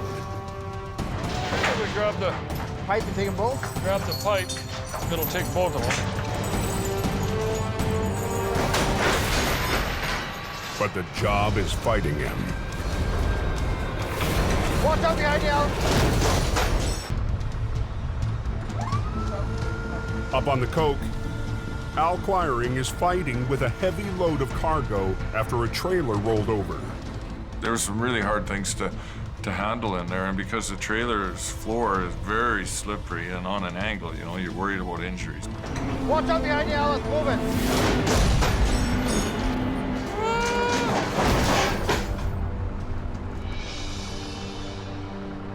Try and get a bite with it. I can't, Kerry. Ready? 1, go! Al realizes he can't continue to empty the trailer safely. Falling out now. So you got to be very conscientious of your working environment. He'll take a chance and pull with the remaining cargo inside. Down.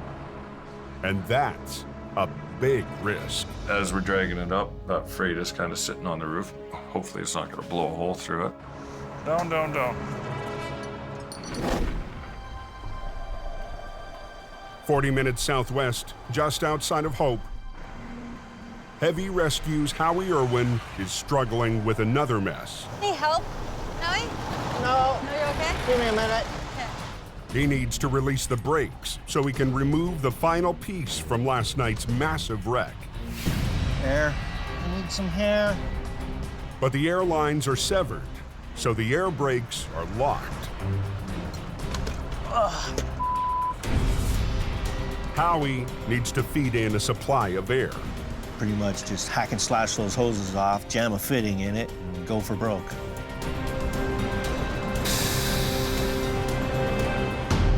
That sounded like brakes to me. I pretty much want to grab it right here. Okay. I got 2 chains I'm gonna hook up. Yeah. I'm gonna run them out, just do a chain lift just like I did on the truck last night. Okay? Okay? I'll honk when I'm ready. I'm just gonna give her lots of throttle and hope for a good bounce and drag it out onto the highway.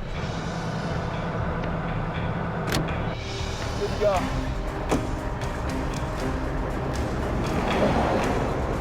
As Howie clears the last of it away, All day long.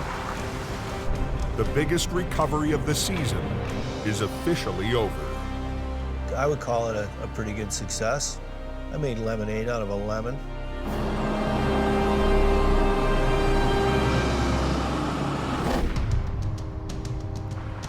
Back on the mountain, They say we gotta come your way, probably about 6 feet, because that curb is in here.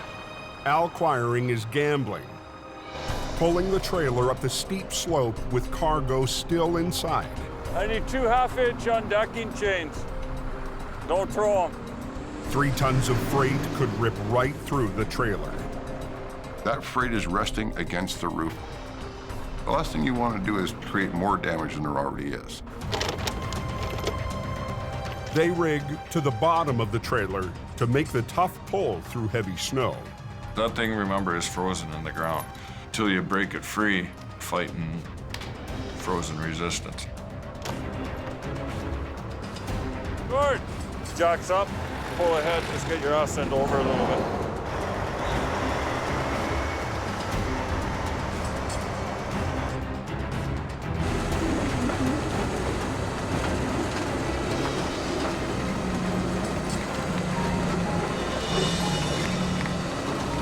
Now we're cooking with fire. It's the floor of the trailer that's actually doing the pushing of the snow. So you pull it up, you get it just to the edge, and you bring it up and set it on top of it, and now you've got this nice little rocker sitting there. Nice. The trailer held, but now they need to roll it onto its wheels. I got those straps ready. We'll just shackle on. To maintain control, Al and Gord build a sling out of Teflon straps. We'll do the old-fashioned Aldergrove jelly roll. To rotate the trailer upright, each end will be rigged with 2 lines. One set will lift the trailer off its side, while the other set controls the drop.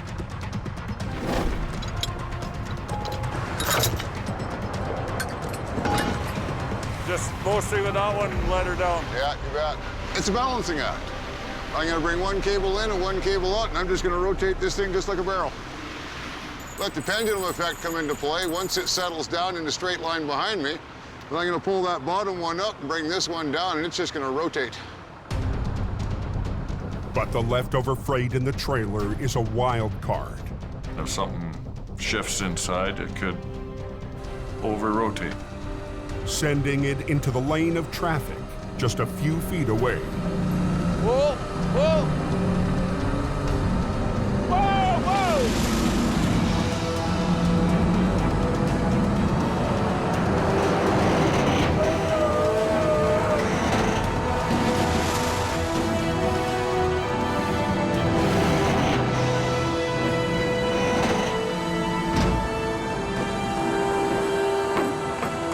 Just like that. Acquiring chalks up another win.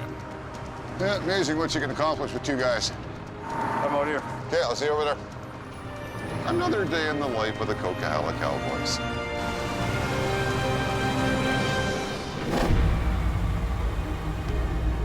In Alberta, Jamie, he's bringing his stepson with him. Adam Gazzola is heading to conduct a job interview. I didn't even know he was coming. I was kind of shocked, actually. Brandon has been pushing for a chance to work up north. I'm like, hey, what's he gonna do out here in minus 48?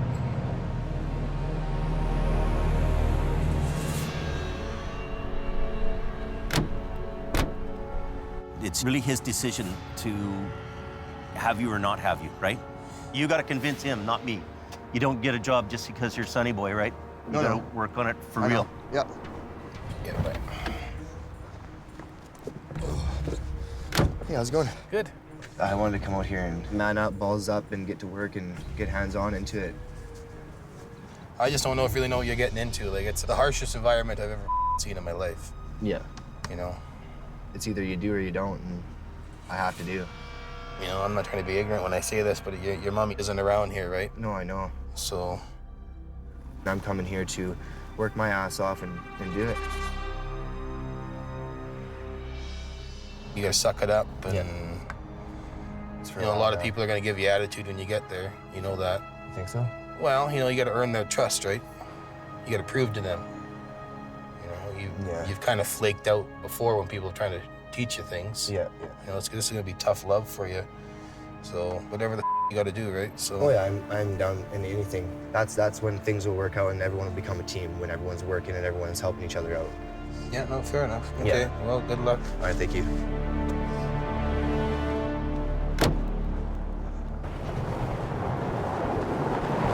Brandon heads to his first day on the job. The hell are you doing here? You come to work? Or Yeah, just come to I came to work. Look pretty. Brandon's coming to do training with you guys. Hope you brought some warm clothes, boy. We're not gonna, show him any favoritism just because he's Jamie's, son, whatnot. We're gonna work him and train him if he wants it. An hour later, Brandon's going to get the chance on a hard recovery. So here comes the rotator now. Yeah. You're right on time. Perfect. Jamie's mighty rotator is arriving for a job so tough, it convinced him to bring his biggest record from BC. We had a bucket truck to flip over that needed the rotator, and we made a decision to have the rotator driven up here. So instead of this truck sitting in the garage in Hope, here it is making money.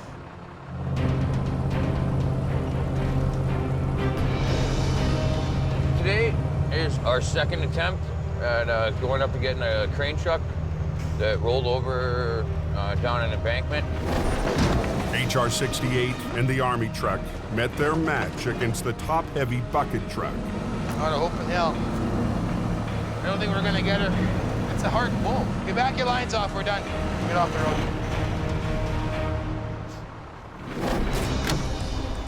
Brandon with me.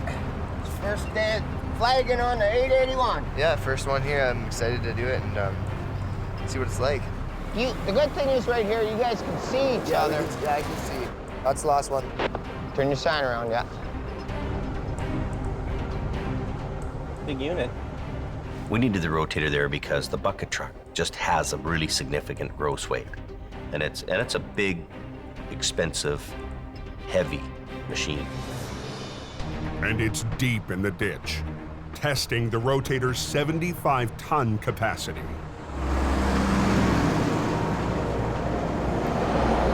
They've got the traffic control going now. I think what we'll do is we'll take this lane, I'll back up. Yeah. You back up in the front, right? Yeah.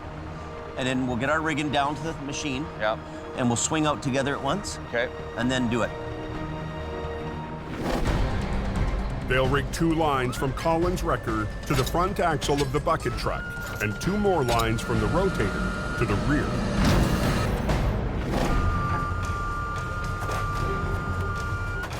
I brought down all the chains too for the front end. Okay. Can you grab a piece of angle iron? We'll throw it across there too. The bucket truck carries a $250,000 boom arm.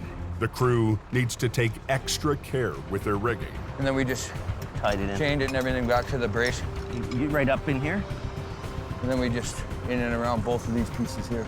Jamie gambled big bringing the rotator to Alberta. Looks pretty good on the base. He's about to find out if it'll pay off. So you want to block the road first, then run the lines down? What do you want to do? Well, you do the road lines first? We ran the lines down and then, yeah, because we're pretty much... Okay, good decision. We'll do that. You want to do that? Okay.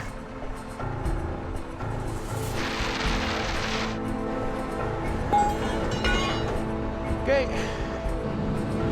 We're going to wait for him to come through, and then we're going to block the road. Blocking this road, even for a few minutes, has big consequences. This is the main vein to the north and all the oil-related businesses. Okay, let's go. You get in let's here. go. Stop all traffic. Come on, let's go.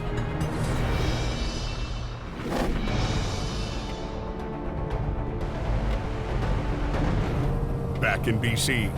All I know is it's a lumber truck blocking 3 or 4 lanes, so obviously he came screaming into a corner, lost control.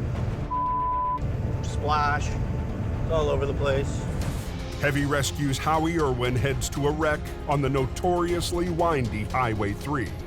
I got 135 kilometers to go to get there, and I got a truck that does 90K an hour.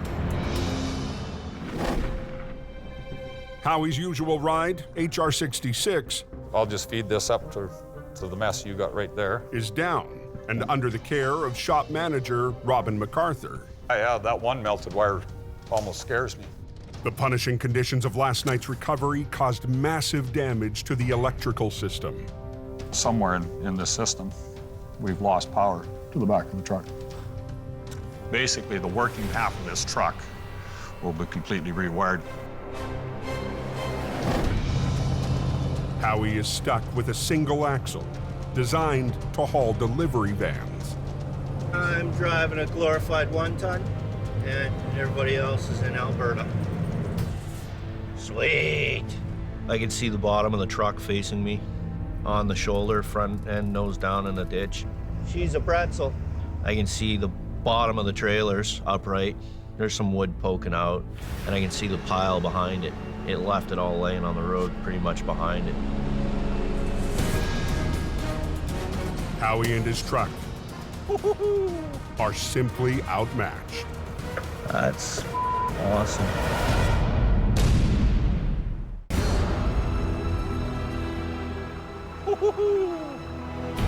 That's awesome. Just west of Princeton, BC, heavy rescue has arrived at a 50,000-pound lumber wreck on Highway 3. It was pretty much bent in a Z, tractor pointing forward in the ditch, lead trailer across 3 lanes of traffic, and the pup 90 degrees to it. Then I can start working on it? Yeah, Okay. I guess so. Excellent. Thank you, sir. Okay, thanks. Well, apparently the driver was having his lunch, reached for a sandwich, and drove straight into the ditch. With Howie's heavy wrecker in the shop, he'll need to improvise. But even with 2 more trucks arriving, he hasn't got much to work with. I have 1 10-ton wrecker, and I have 2 15-ton trucks. The road has been blocked for more than 3 hours. Yeah. Load of toothpicks. So Howie doesn't waste any time working out his plan. As soon as he's got most of the load gone, pretty much plan on straightening this thing out.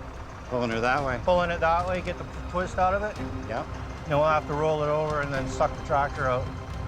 Yeah, I figured that's what the plan would be.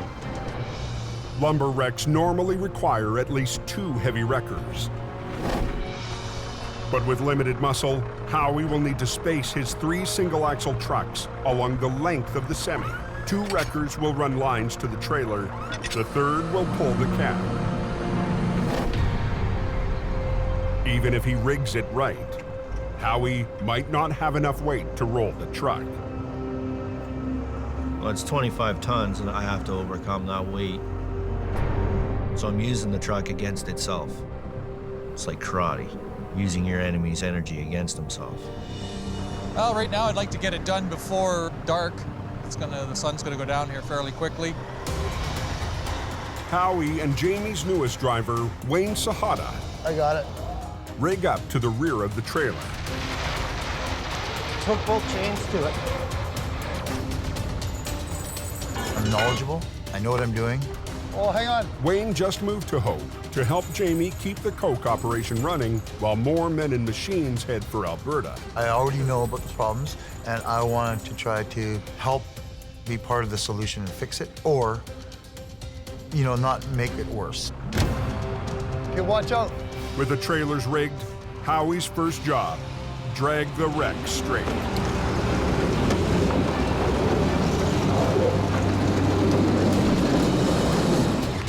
Good. Now the hard part, flipping the B train. With 3 trucks, never intended for a job this size. It's a mess.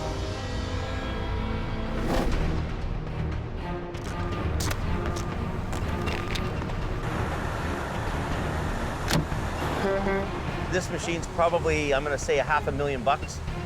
In northern Alberta, 30 minutes north of Lac La Biche, We can bring it out of here, not cause the owner any more troubles and extra damage. This is good.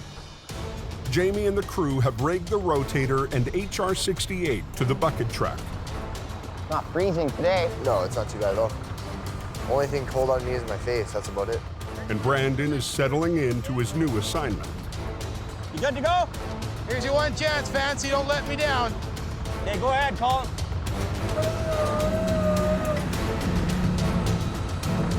It's a gamble sending our flagship out there.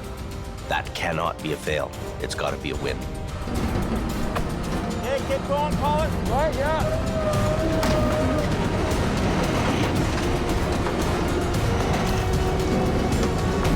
Doesn't want to flip, it's dragging into the bank.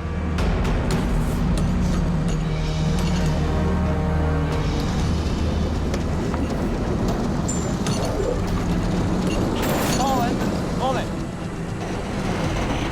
Is this snatch block gonna get caught under the tire? Gotta chuck his line here. Take the one line off. Well, that's kind of a bit of a mistake there.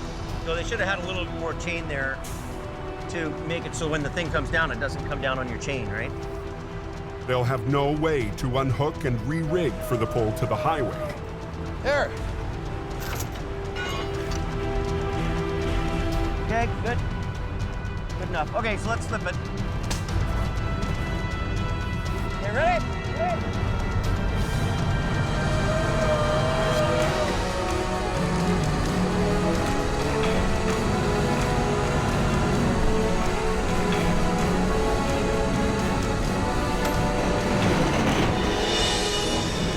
What do you think, Adam? Think it'll stay? Oh yeah, he'll be good. Hey, Sammy, let him go. Sending.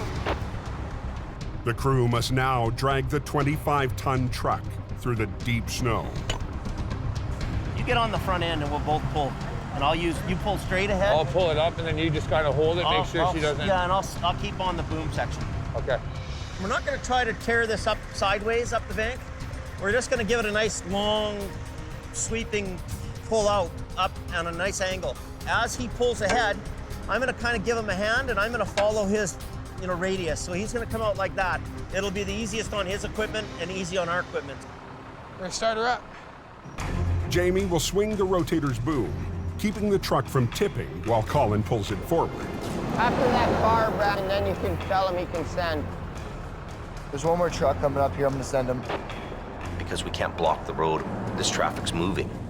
So I also use the rotator boom on the side to winch it up as well. So we're both actually winching together. I'm gonna guess that truck is about 50,000, maybe 60,000 pounds. Pretty heavy.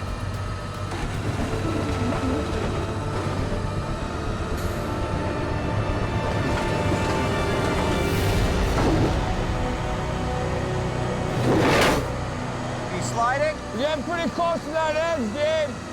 I had a pretty good lean on it. She was dragging. Yeah, Jamie, that's got me right down. It was getting closer and closer to that ditch. Heavy Rescue is still waiting for custom ice cleats that can dig into the frozen northern highway. I was a little concerned, and I looked over at Jamie, and he said, "Keep going." I don't really care if you suck this thing into the gravel, right? Let it find its happy spot. I can always pull you out, right? Okay, I'm just checking. That's yeah, what don't be afraid to winch on something, right? All right. His truck, he says, winch her into the ditch, and I'll pull you out. All right, boss. You know, it's okay to drag that truck. He needs to drag it so that it can anchor down, right? Get tension on the other line. We're getting there. There we go.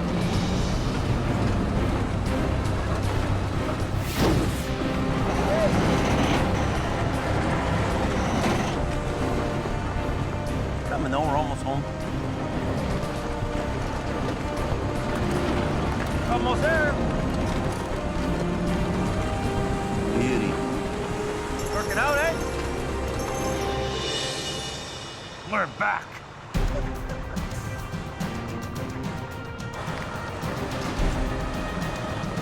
The team is firing on all cylinders. Most importantly, I'm back in the saddle doing what I really love. Last pickup truck last. Copy that? For Brandon, it's not a bad first day on the job. It went well. I'm in for the long haul here. I'll be staying here for good. From a few months ago to where we are now, we're going to the moon, Alice.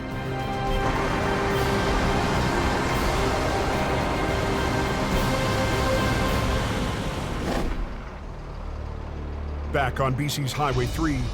When we're ready, we'll shut it down, pull out, lock it in, and we'll lift it over. Okay. Howie's under pressure from the RCMP to clear a flipped lumber truck before nightfall.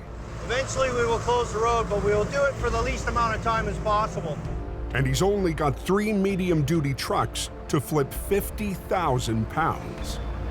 Just park right behind it, this way across the road. Okay, please. Howie positions his weakest truck at the back. Just kind of line up right here. To tackle the lightest point of the load. I'll put Don at the back, 47 in the middle. I'll grab it from the front. I'm looking for a hookup point. Wayne will pull from the middle of the chassis. Okay. Wayne's there in 47, and it's just a little Holmes 500. It's like a 10-ton wrecker. So I know it'll put 20,000 pounds of force against it. At the front, Howie started rigging up his truck. Howie, I can't get it out. But he discovers a problem with his winch. Yeah, well, let me, Why the is it not turning now? I had one winch that wouldn't function at all, so I mean, I'm stuck to one line and a deck winch.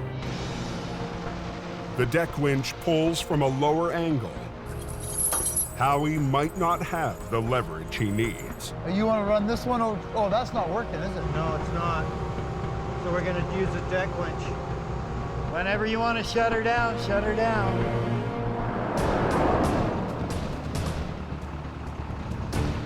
Okay. You think it's gonna go, buddy? Yep. All right. Honestly, I do. You all set? I'm ready to roll. Yep.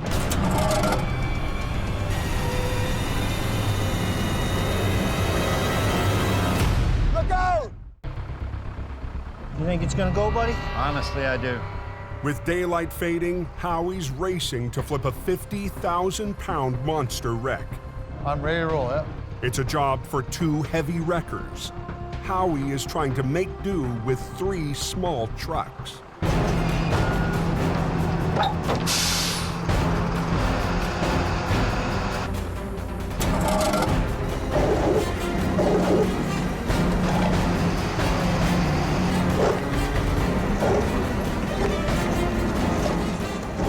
Come on, dude.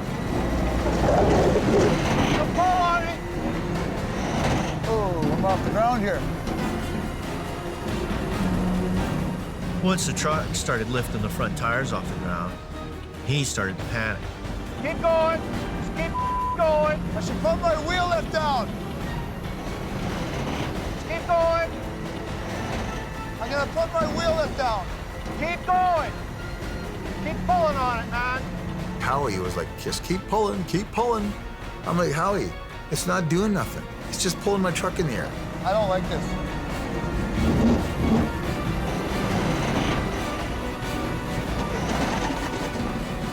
My truck was like right in the air, and I don't like that.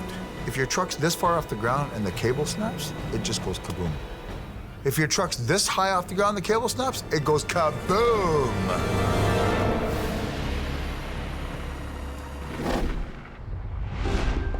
Was he smacking you? Oh, yeah, the old Who arm. was driving you? I drove back. He I couldn't do it anymore, buddy. Up in northern Alberta, the guys have settled into their new crew house. It's a step up from sleeping in the shop, but oil patch real estate is hard to find. We have a little house that's about the size of a 2-car garage. This is where the manager stays here, the administration sergeant. Big shot boss guy. He gets the big room and the big bed. This is our driver's lounge right here. So we all kind of stay right in this little area here. That's Adam's king chair there. Lee sleeps right here in his fold-out bed. Rented out chair. And this is rented out. Whoa, look at that. Yeah. And how much is that a month? 3. $300 a month for that Well here. worth it. So that's what the oil field does to you. $300 for a couch here, buddy. Well worth it. $15 for going to the washroom and $15 for a shower. Then we got Phil here. He's got a big fold-out bed here. Yeah, Phil, you know, you've kind of got the biggest bed here, and we've had a few applicants looking, so I'm gonna have to rent out the other side of the height bed. So We've got 1, 2, 3, 4, 5 guys here, and we got a potential 6th renter coming here. it's like going to a trailer park. You know, if you want 2 pads, you got to pay for 2 pads.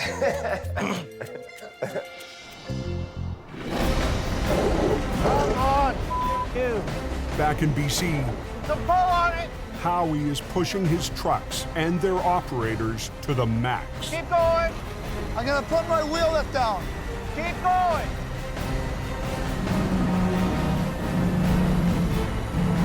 I don't like this. He wanted to stop. I pushed him out of the way and grabbed the levers and locked them in. I'm not gonna let the truck go over backwards. I'm gonna stop long before that happens. And as long as things are moving forward, keep pulling. Wayne lowers his wheel lift to brace the back end of his truck. Yeah, put that down once you get your wheels about that high in the air. You got to get some pull on it.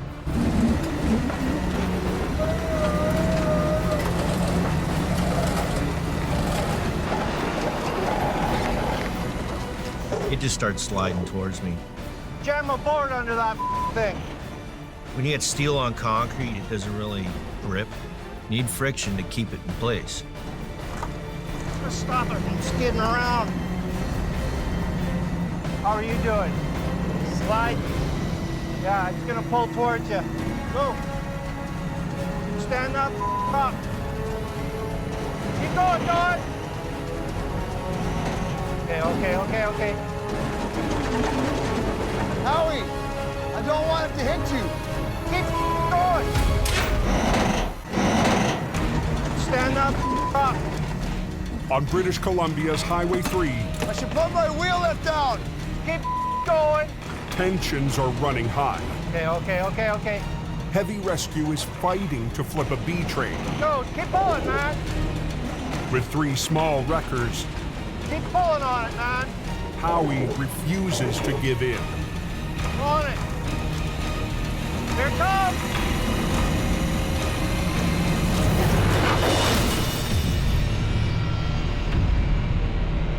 The tractor is back on its wheels, but the trailer refuses to cooperate. Howie scrambles to move a line for better leverage. Get going. Okay, here she comes. Get out of the way. Look out! Get out of there. Textbook.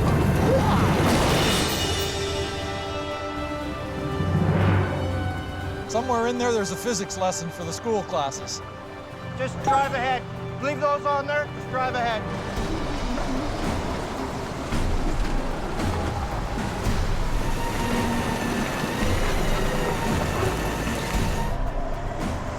Come on. Okay, you can clear traffic out. I want to make sure they got a full open lane. Traffic is moving, but 3 lanes are still blocked. Happy that it's on its wheels. Till I get it completely out of the way, they're not going to be completely happy. Grab that big hook. Ready? Yep. Run. Howie, that's good. Howie hooks up to the tractor's tow pin and uses his deck winch to pull the truck back onto the road.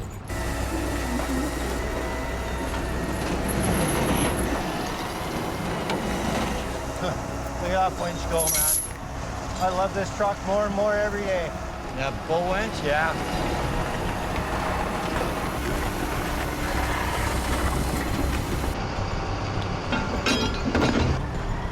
Now Howie lines up to haul the rig away. Here. Right in the front. It's just a little glorified 1-ton, right? I'm trying to pick up the front end of a tractor. I'll just follow you with lights on. To get the highway open, Howie will have to haul the tractor and trailers to the nearest pullout. Sweet. At the top of Sunday Summit, the second highest point on the entire highway. The concern is that the truck and the trailers weigh 3 times as much as the truck I'm driving. Okay, let's go. Let's try this.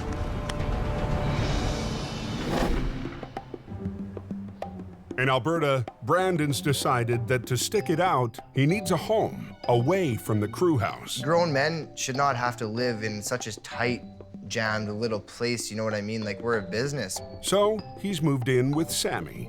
Those guys in the sardine can is pretty tight there. I've seen it, it's not good. No, I couldn't handle it. This is our kitchen area, and this is where we cook.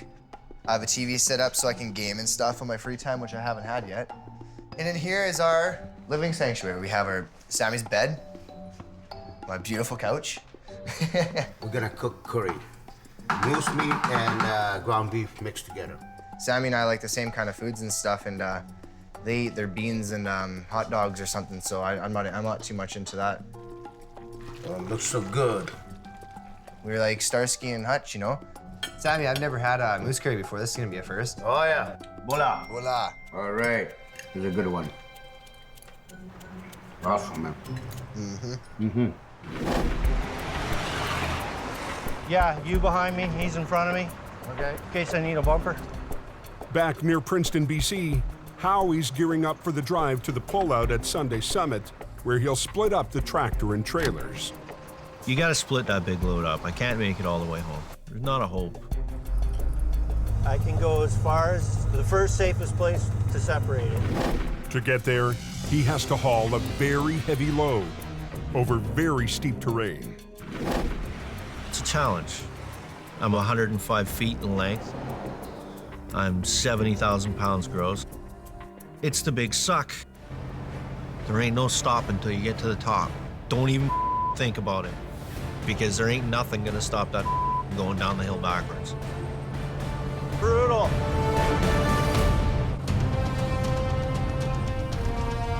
Brutal.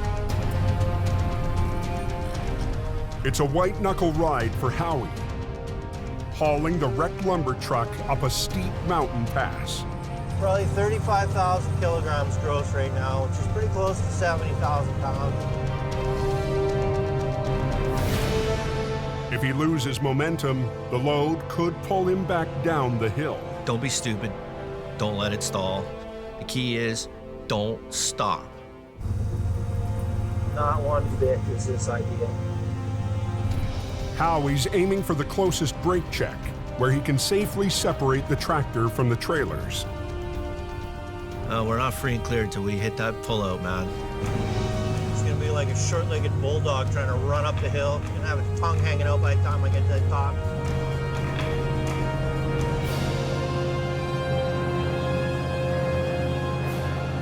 I'm at the top. I am the top. I didn't start breathing again until I had that thing parked and I was out of the truck. That's the moment when I could release my sphincter. Howie gets to work separating the tractor, which he'll haul back to Hope. But towing the heavy tractor for the long journey home is still a big concern. Well, you saw how I was struggling to lift the front because it's got so much weight on the nose. If I can deflate the air ride, chain the back axle up tight, reinflate the air ride and get this axle to hang in the air, it's an extra 1,600 kilograms off my drive. It's always handy to take a little bit of stress off an overworked truck. I've created a fulcrum point off this axle. When you put a fulcrum in the middle of a big plank that has weight on either end of it, it makes it a teeter-totter. Everything behind this point, this center line of this tire, everything behind it has now become counterweight to the front of the tractor. Instant counterweight. Just after 8 p.m., Jamie's brother Kelly arrives with a tractor to haul away the damaged trailers. I don't think it'll be too much of a problem. We'll actually back into it and try to pin it first. It's a long day. We're 12 hours into one job. It's time to get it done. And the end is finally in sight. All I can hope for is that I'm an asset to the company and that I can make them some money so that I can make some money. I'm amazed we even got this accomplished.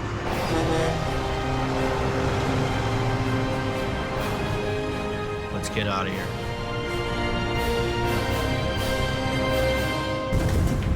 Next time on Highway Through Hell. Holy! A violent wreck. It's minus cold. Tests the new arrivals in Alberta. Get over! Back in BC, massive carnage chokes off 2 highways. See what we can do. Keep it going. And a pair of lone wolves have to pull off the impossible. That was nasty.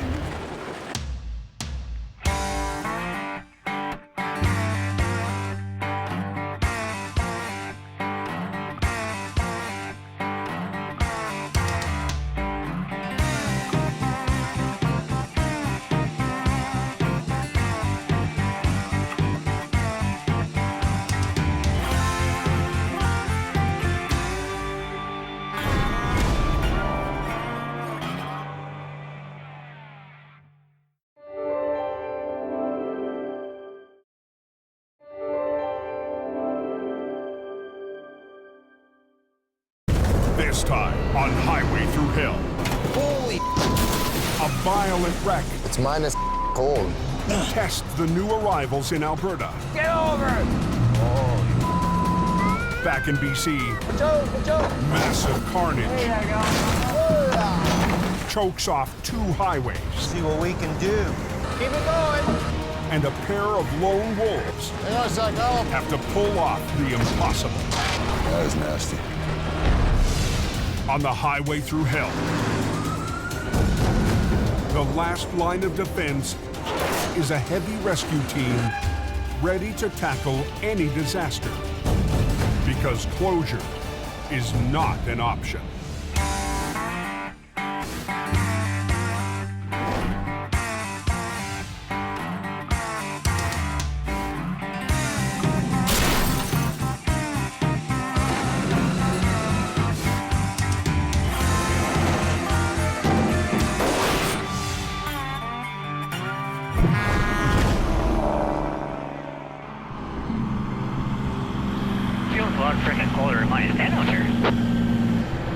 It's the 5th straight week of sub-zero weather in northern Alberta.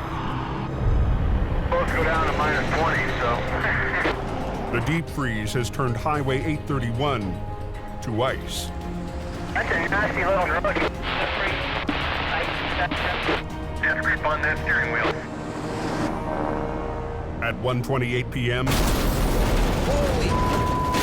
a semi loses control. Call 911. Yeah. What's gonna happen? There's a truck in the upside down there. Can you flop it over? You betcha. Just drove it right into the ditch. I think we lack the best control. Reporting a rollover. Jamie Davis en route. Last week, Jamie Davis brought up Heavy Rescue's powerful rotator to battle the industrial-sized wrecks that litter the highways to the oil patch. I have to send in the muscle to make sure those jobs are getting done.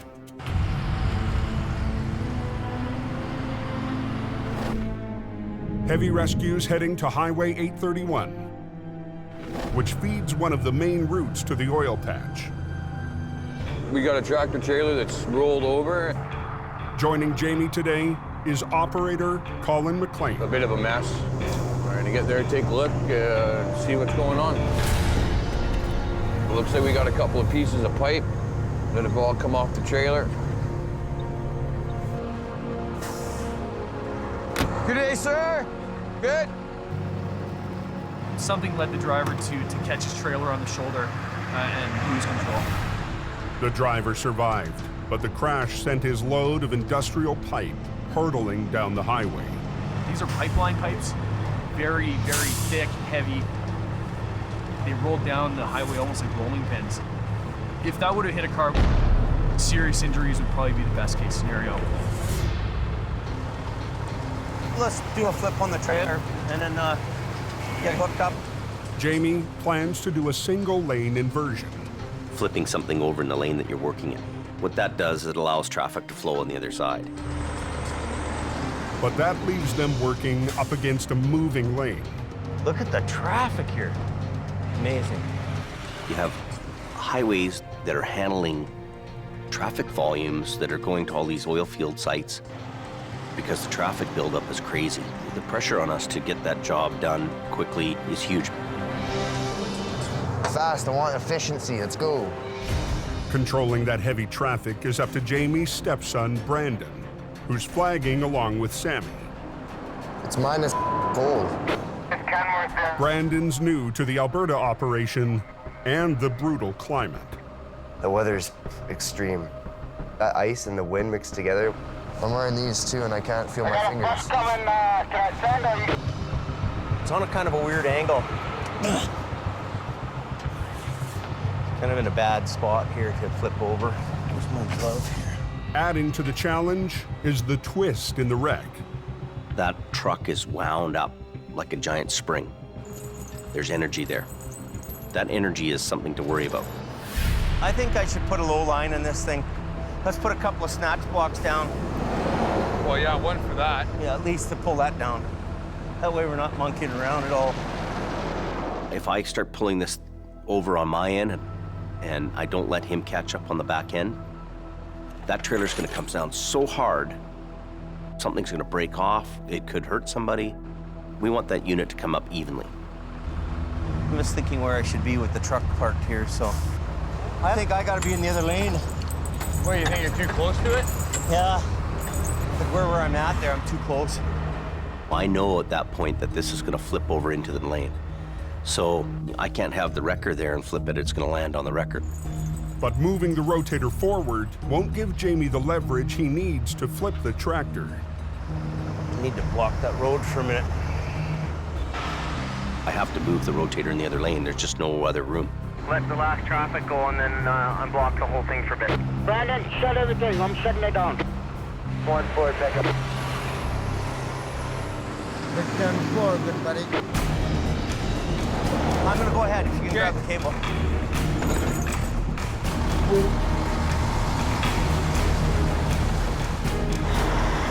Yeah, you're good there. The public want to move. If we're holding them up in any way, shape, or form, we better have a good reason for that. Our guarantee to the public is to open the road faster than anybody else. Both wreckers are armed with ice cleats. After weeks of slipping problems, I'm just sliding back and it's... Jamie ordered custom cleats designed to dig into frozen northern roads. I'm good if you're good. Colin will hoist up the back end of the trailer to reduce the twist in the wreck. We want to make sure we're not twisting it, so we're gonna wait for him to do his thing.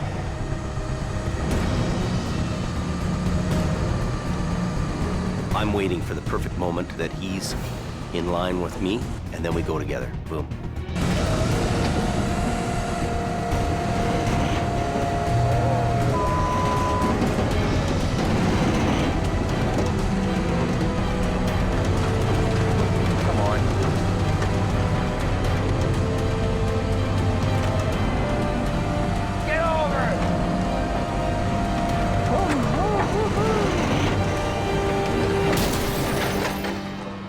That was a hard one.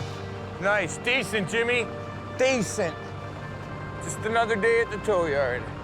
So what we're gonna do now is get the wrecker off the road right away and get the traffic open.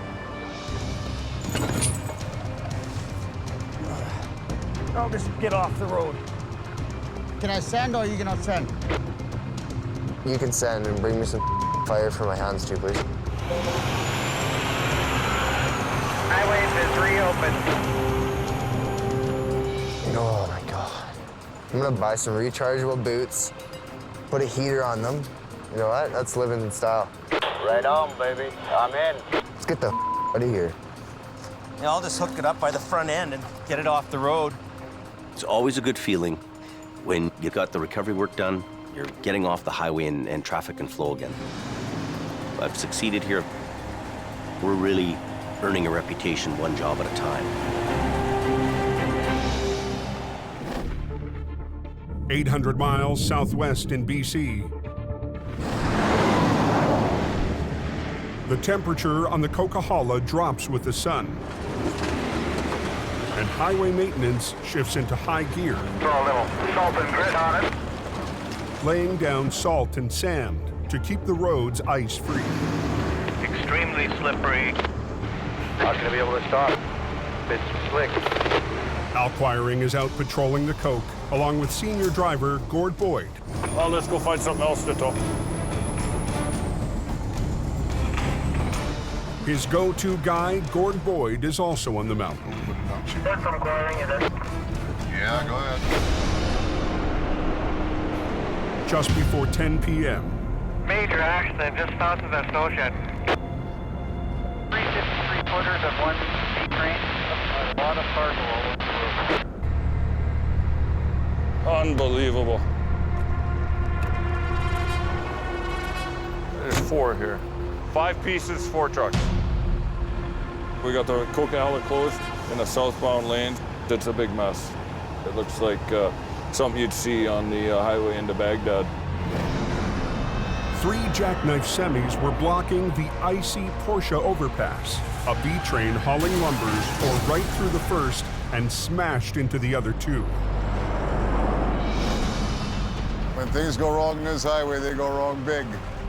In that corridor, There's no going into the ditch. You're between those two walls, and if you get out of the control and can't stop, kerplow. There's gonna be some aches and pains, I'm sure of it.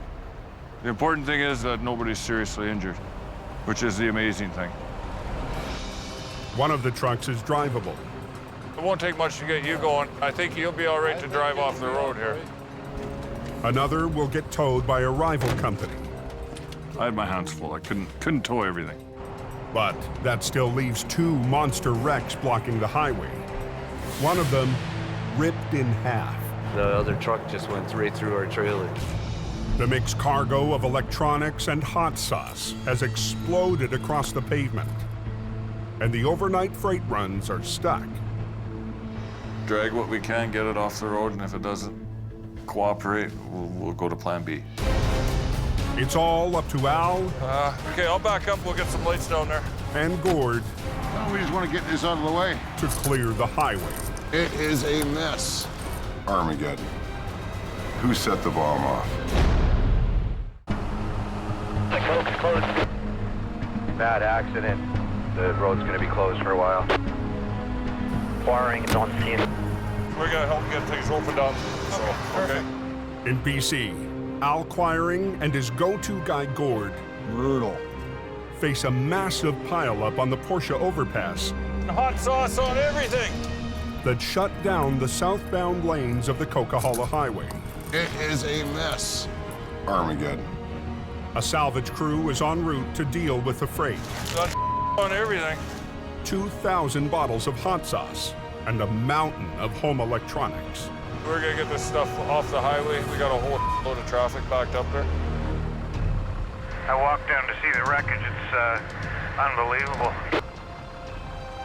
Al needs to haul the split semi off the highway without further damage to the load inside. You want to get traffic flowing as soon as possible. Obviously, you want to try and do it without wrecking everything. Just into the slow lane's fine. That way we get the fast lane going. We'll just grab that one, Gordon, straighten it out. I think before we go banging this thing around, we should throw a belt across here. Yeah. And we'll stack these pallets up to hold it together. Yep. Have some outboard motors just going out. Put a couple pallets up, tied everything together. Our job is to clean up messes. You use whatever you have at hand. If you don't have it at hand, make it.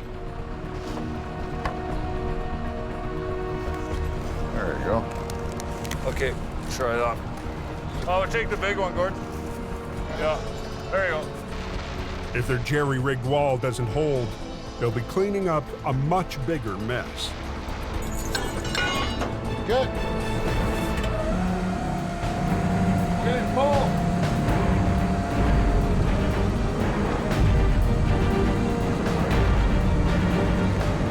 Hang on a sec, Al.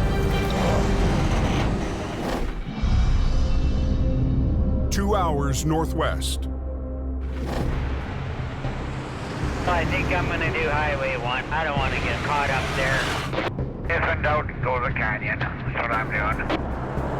With the coke closed, traffic surges on Highway 1, the alternate route to the coast. There's a lot of traffic over here on Highway 1. Hammer down, and if you know the road, you can make good time.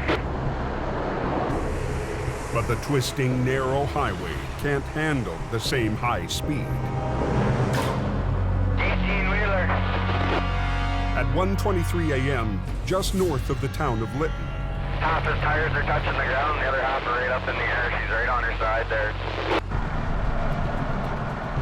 Now we got a truck rolled over. Apparently it's laying in the middle of the road, got pipe on a trailer. I'm going to assume it's ugly. With most of heavy rescue in Alberta, Howie Irwin tackles this job solo. I know that he's going to be on some of these jobs trying to pull off the impossible. He's a one-man band. Hope for the best, expect the worst. Time to go. Evening. This the biggest wrecker he's got left down here? You betcha, buddy. It's passenger side down right now. He come down that hill around the corner on the straight stretch and failed to make the next corner. He didn't turn. He went airborne and landed like that and then just kept coming. The tractor, hauling a trailer load of plumbing pipe, overshot the curb, hit the hillside, and flipped onto the road.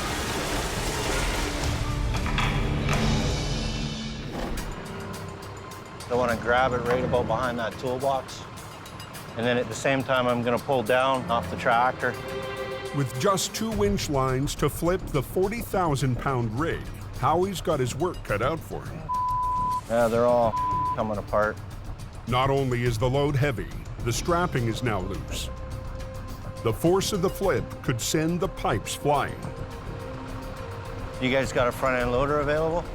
I can make one available. If you want to make the arrangements for the loader, then I'll get ready. I'm gonna untie the load up a bit. The load is nowhere near intact. There's no point in trying to make it stay intact. Cut it free and shovel it out of the way. That's a bingo. Last one. Just like clockwork. Howie can't flip the truck until Highways clears out the pipes. I'm not going to do anything until the loader shows up. Once I go to flip it over, it's going to block this lane as well because it's going to take up 10 feet this way. So I don't want to do anything until they're ready to move.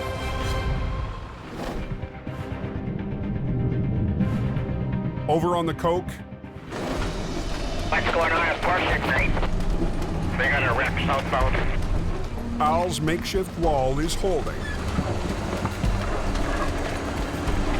Yeah, Zach, now I'll pull the brakes off. You want to steer it? Sure. But now that it's straight, they need to get the wreck off the highway.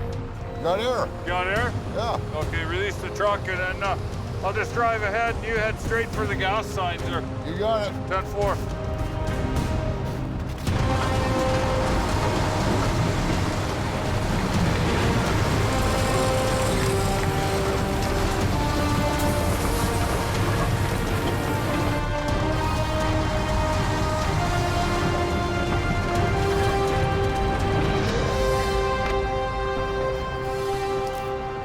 Okay, left the brakes off.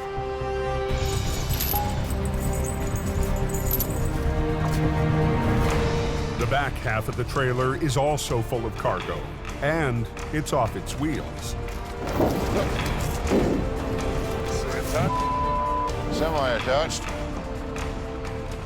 Just want to try and protect what isn't wrecked already. Try not to make the situation worse. Big Green's gonna come in and put the hook on. We're gonna get these boys rolling here as quick as we can. Keep an eye out, Gord. Just try and be conscientious about what's going on down there. Dragging the trailer is slow work. We're gonna move this crap out of the road. There we go. Oh man, that is nasty. They've still got a second wreck to clear, and the road to the coast Turn around, you ain't gonna get past up here anyway. is at a standstill. 4, finally all over the road, man. Turn around, you ain't gonna get past up here anyway. Definitely got a big mess. On the Porsche overpass in BC, 4, finally all over the road, man. It's ridiculous. I've been sitting here forever. Oh my God. the southbound Coquihalla has been strangled for over an hour. Keep an eye out, Gord.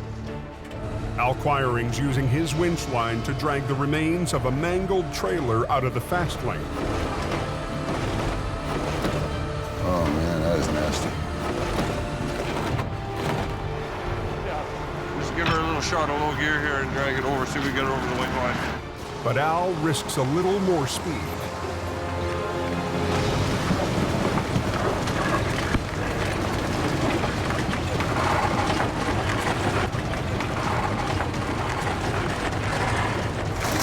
so good. Yeah, a little bit faster. I just dragged the carnage of the trailer behind me. Once he clears the overpass, Al finesses the trailer onto the shoulder.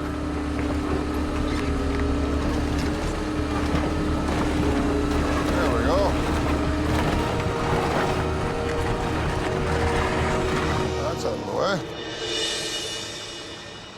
So far, so good. We almost got a lane open. Okay, let's go have a look here, see where we're at. But there's still no traffic flowing. We're gonna go after the lumber truck. And they're staring down the toughest wreck of all. That lumber is simply bundles of little sticks. If it starts to go, you're not going to stop it. We've got some tire issues. In the Fraser Canyon, a 2-hour drive to the north, there's also a wreck blocking the #1 highway. Chaos. Heavy Rescue's Howie Irwin is waiting to recover a massive rollover that spilled across Highway 1. There's your loader. About time. Rod, go over to channel 22 and come around to the axle. As soon as the cargo of pipes is cleared, I'm just gonna let these guys do their thing first. Howie will attempt to flip the pipe truck with just 1 wrecker and 2 winch lines. See what we can do. One line will run from HR 66 to the heaviest part of what's left of the tractor. The other will run all the way to the back end of the B-train. The one for the trailer was at a sharper angle because I was reaching out further for it. The more angle you put on it, the less amount of pull you can exert against it. The second line might not have enough power to flip the rear of the trailer. It's going to want to pull the truck sideways. With no other wrecker, Howie finds an alternative. The loader that's clearing pipes. Every piece of equipment that's here is useful. Might get him on the other side on that top corner. Just give it a push. Howie wants the loader to push from the opposite side to help tip the trailer upright. Square up to it right here.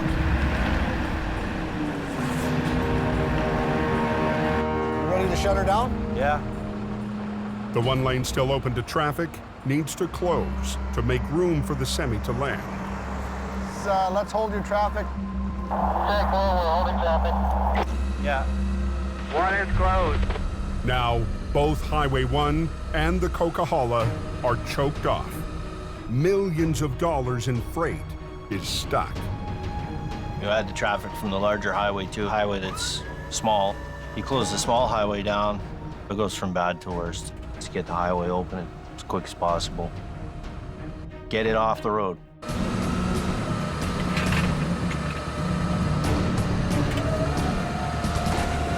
Okay, Rod, start pushing.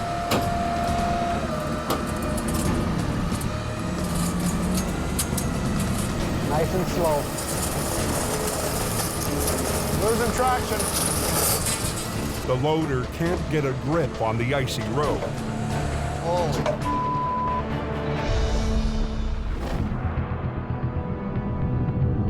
Over on the Coke, It's ugly. southbound traffic has now been trapped for 85 minutes Okay, I'm gonna back up through here, fellas. as Al works to clear the massive pileup. 3 jackknife semis were stopped on the icy Porsche overpass when a lumber B-train ripped right through the first, careened off a second, and pushed the third down the highway. That's the one that did all the hitting. He must have been motoring.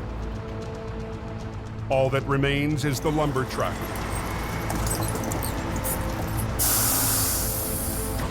But it's a highly unstable load, 65 tons, threatening to topple off the edge of the overpass. Rhubarb, up beyond all recognition. Don't make any sudden moves, because that's what'll kill you. Well, there's definite tipping hazard there. Don't give it a chance to get away from me is the critical thing. You tow the whole thing out? Do the usual half-inch grabber under the axle? Yeah, I'm thinking so. Yep. She ain't gonna be pretty, but it wasn't pretty to start with. This truck doesn't look very old, Gord. No, it looks fairly new.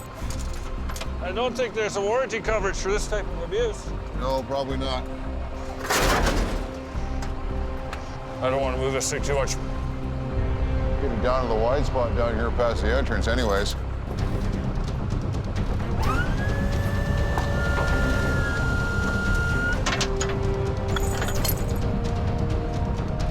We good? Yeah, we're good. Give her.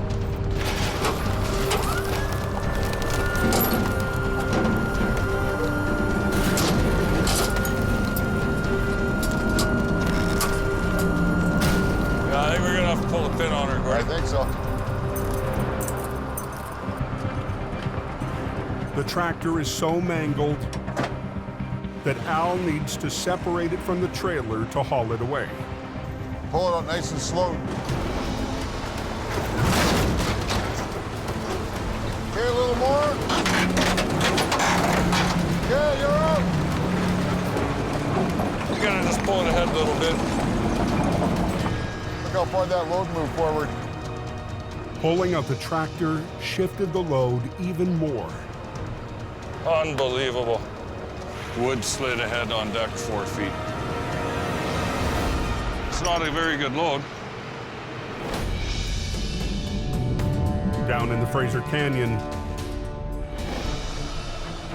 Howie's having his own problems.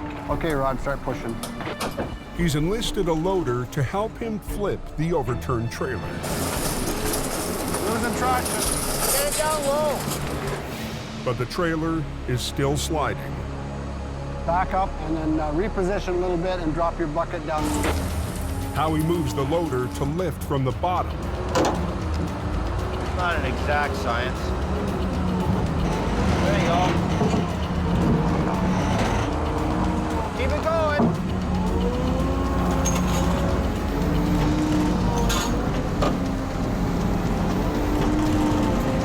Watch out.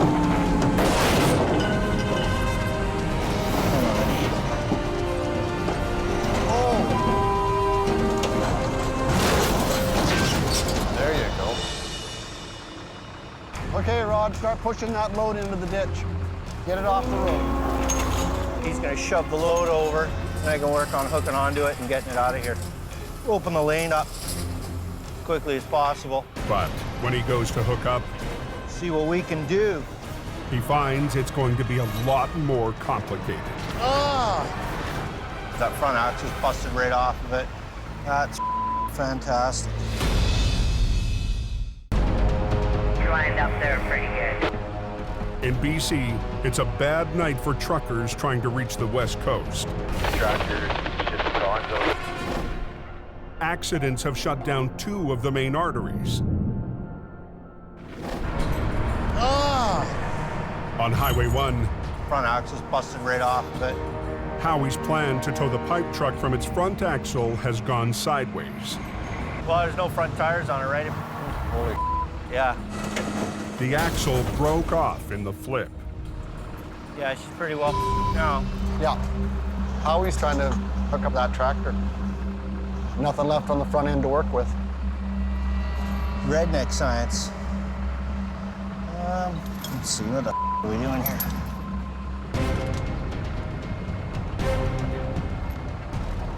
I'm just gonna chain lift it off the front. Easiest, quickest way to do it is chain lift. The old-fashioned way. Come on.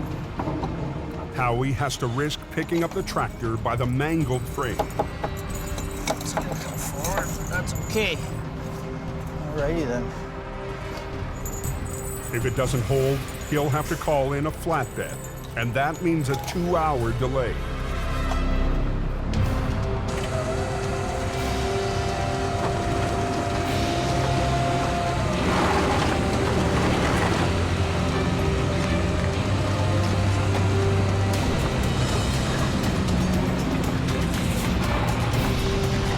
Gonna release the brakes and try and roll it out of here. Okay.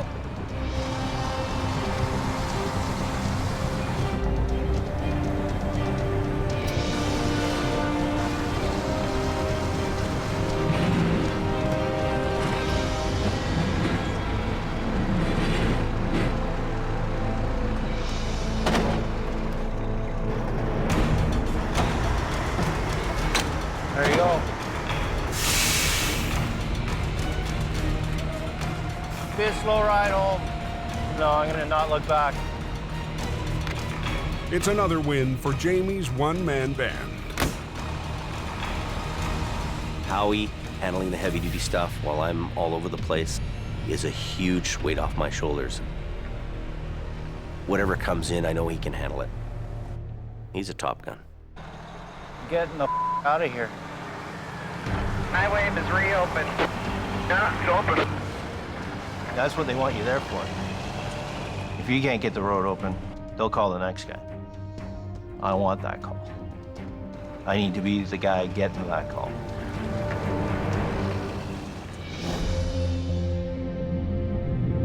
Over on the Coquihalla, If anybody's on the radio at that accident, get out of the way. We want to get these guys out of here. They're all pissed off back there. Guy should have quit yesterday. I really. Pull it up nice and slow. Al Quiring is preparing to haul away the final truck in his multi-wreck recovery. Yeah, you're out. But the unsteady load has shifted again. Look how far that load moved forward. Moving it could spill 65 tons of lumber right off the overpass. Unbelievable. Wood slid ahead on deck 4 feet. It's not a very good load. Al has to take extra caution hooking up his underlift to the kingpin. There's a lot of hazards here, and you don't want to walk into something. Al uses a kingpin adapter to chain lift the trailer, hoping the unstable load doesn't spill. This is good enough to get it off the road.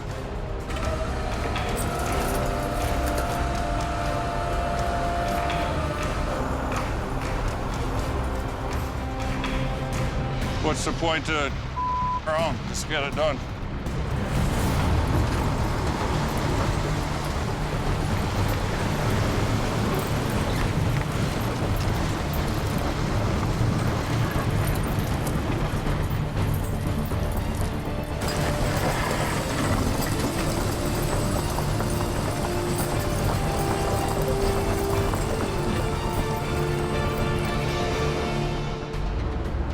It's off the road. I towed it as far as I need to. Can't believe that load's still on. A salvage crew will deal with the lumber in the morning. And we can peel out of here, head back to camp, go lick our wounds, get ready for work tomorrow. Everything is open now. Lovely. At 2:35 a.m., 3 hours after Al and Gord arrived, That's trucking. the Coquihalla Highway is back in business. Nobody can complain about that. Thanks very much. Have a good night. Be safe. If me and Al are on a job, the job will get done. There is no such thing as cannot be done.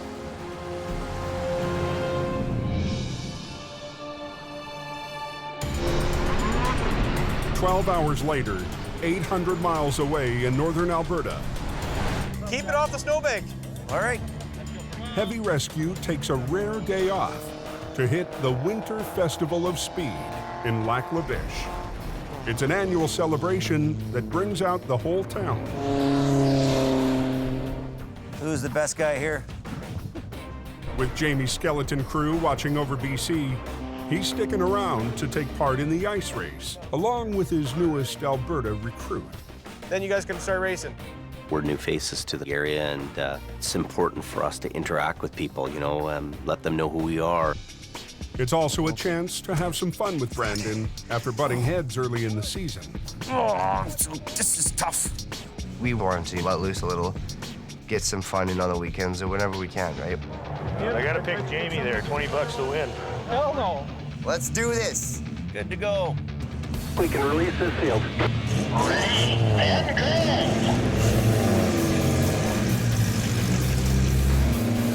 Right away out of the gate, I'm ahead of him and leading the pack.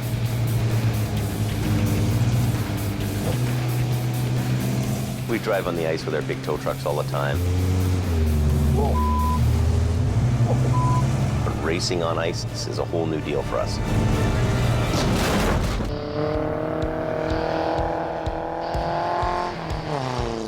frozen Lac La Biche in Alberta. Jamie Davis, caller 37. Jamie and his stepson Brandon, caller 11. are squaring off in the annual ice race.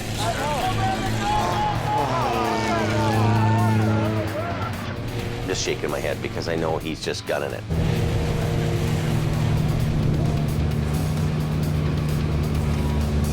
There he goes. You know what'll probably happen? Brandon will get cocky and put himself behind. Better not. That's what them young guys do. All right. He came around a corner and he was hot on it again, and the guy went sideways in front of him. He T-boned him right in the side. We have a fender bender, folks. But Brandon's not giving up. Jamie gets the edge on Brandon. Final lap. Last chance for glory, folks. Brandon redlining the switchbacks. Closing in on car 37. Oh, car 11 hits the snow. Oh, no! I'm stuck in the bank, driver's right. Yogi Bear's still running the track and Boo Boo's in the bank. Now, Heavy Rescue has to pull out one of their own. Oh, no. Jamie Davis to the rescue. I had a great time going by there and had a big smile on my face. You know, oh, that's too bad, eh? Sorry for your luck, bud. You finished 8th. 8th. Unfortunately, that means your dad beat you by a little bit. You finished 5th. Good. Congratulations. All in all, the boss won. Thanks for losing. Good job. Yeah, thanks for having me.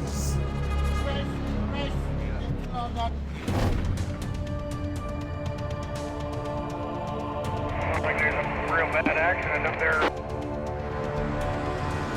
Back in BC, just north of the Zopkis brake check.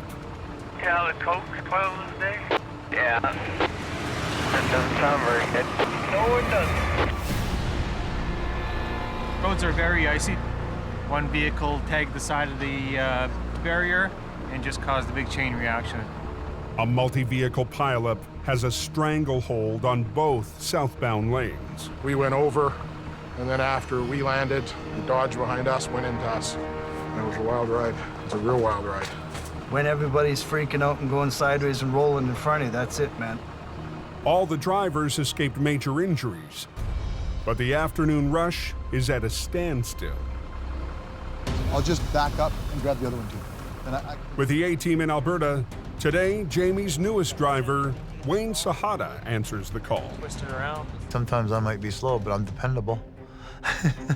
Pull that car out of there. The Honda will be the next one. His only help, one of the other new hires, Don Starr. Okay. Then there's 2 1-tons on their sides. The competition has scooped the big rigs. But Don and Wayne have 5 mangled cars and pickups to recover. There's a couple vehicles that are rolled over. As soon as we get those cleared, then I think we can get one lane going. All they've got is an old single-axle wrecker and a flat-deck truck. Here's the program, okay? What we're gonna do is take these cars, take them to Zop kiosks and unload them, and then we'll just all the Zop kiosks, and then we'll double load down or whatever we got to do. Well, we're gonna obviously have to come back for more cars. Oh, obvious. I know Don knows what he's doing, but I don't think he knows what he's doing on all aspects. Boom. Show me how it's done.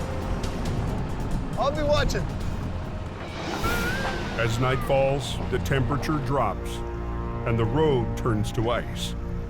The line of traffic is growing. Okay, stop. Okay, now down. All right, hold it there. Not all the way down. What's the matter? I need a block of wood to get my alarm on. Just don't worry about it. Just enough to lock it. Doesn't matter whether it's in the person. I know, Don. Don, he's a legend in his own mind. He's worked here on the hill forever. Wayne's kind of a city tour guy. Whatever. I know how to tow. Even though Wayne and Don don't really get along, Or lift it back up. I need these 2 guys to work together and pull off a stellar job. It's gonna go on the other side and take the brake off.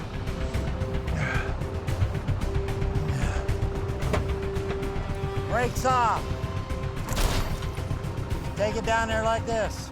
In less than an hour, they've got the first 2 wrecks off the road. Holy, just go. It's the wrecks off their wheels that'll be the real test for the new team. Wayne's the top kiosk. Let me go to work. But Don's not waiting for his partner. It should be interesting. Stand back.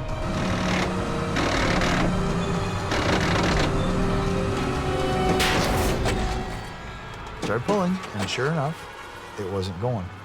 What broke? The cable. It's never easy when it doesn't work.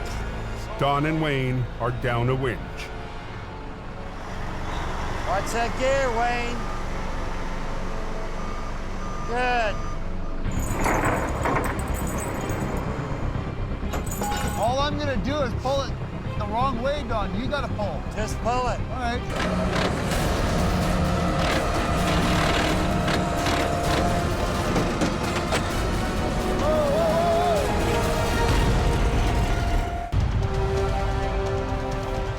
Got a lot of traffic backed up, and we want to make sure we can get by these roads that are jammed up. High on the Coquihalla, southbound traffic is stopped dead. All I'm gonna do is pull it the wrong way, Don. You gotta pull. Just pull it. All right. He didn't listen, so I started pulling, and sure enough, it wasn't going. The truck is just sliding over the ice. Don Star's already snapped one winch line. We leave the guys in hope with basically all the older paid-for equipment. It becomes really a struggle for these guys to try to work with the equipment. The only answer is to improvise. Want me to trip it? All I gotta do is back up, put my deck down, push the bottom out, and pull the top. Go for it. Hopefully this works. Ho! Ho! You're gonna have to help me, though. You're gonna have to pull. Yeah, I know. Wayne braces his flat deck against the truck. Okay.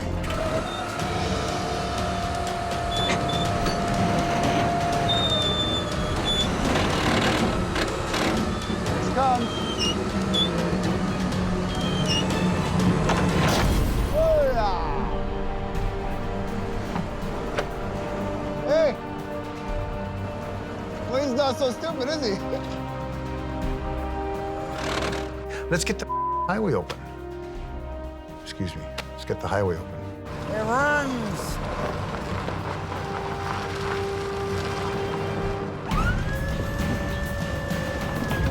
Okay, here we go. Watch out, watch out, watch out, watch out, watch out. Taking Dawn to school.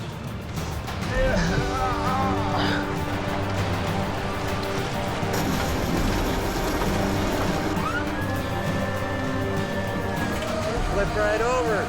Miracles never cease. Now back, back. There you go, mama. Damn, if we knew what we were doing, we'd be dangerous. Come this way, this way. He does things a little differently than I do, but that's okay. It worked.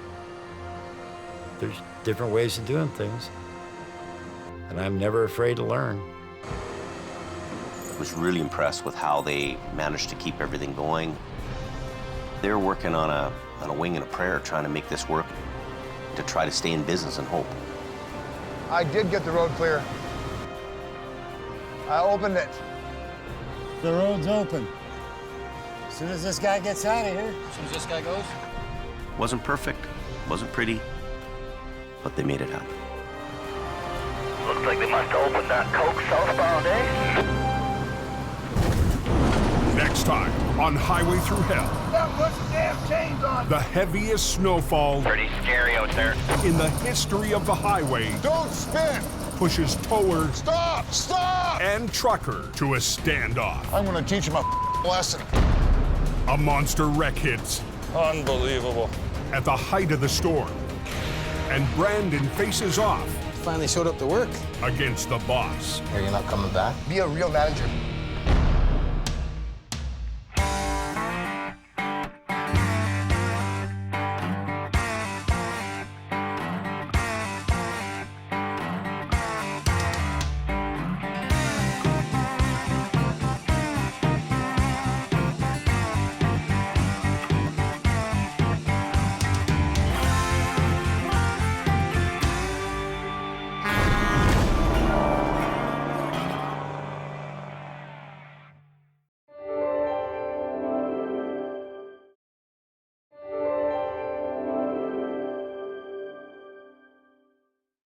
This time, on the highway through hell, Hang on, Ann.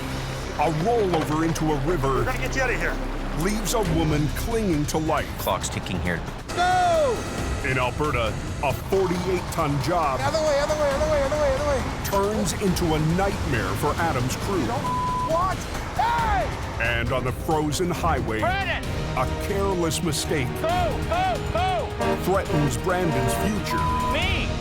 in heavy rescue. On the highway through hell, the last line of defense is a heavy rescue team ready to tackle any disaster, because closure is not an option.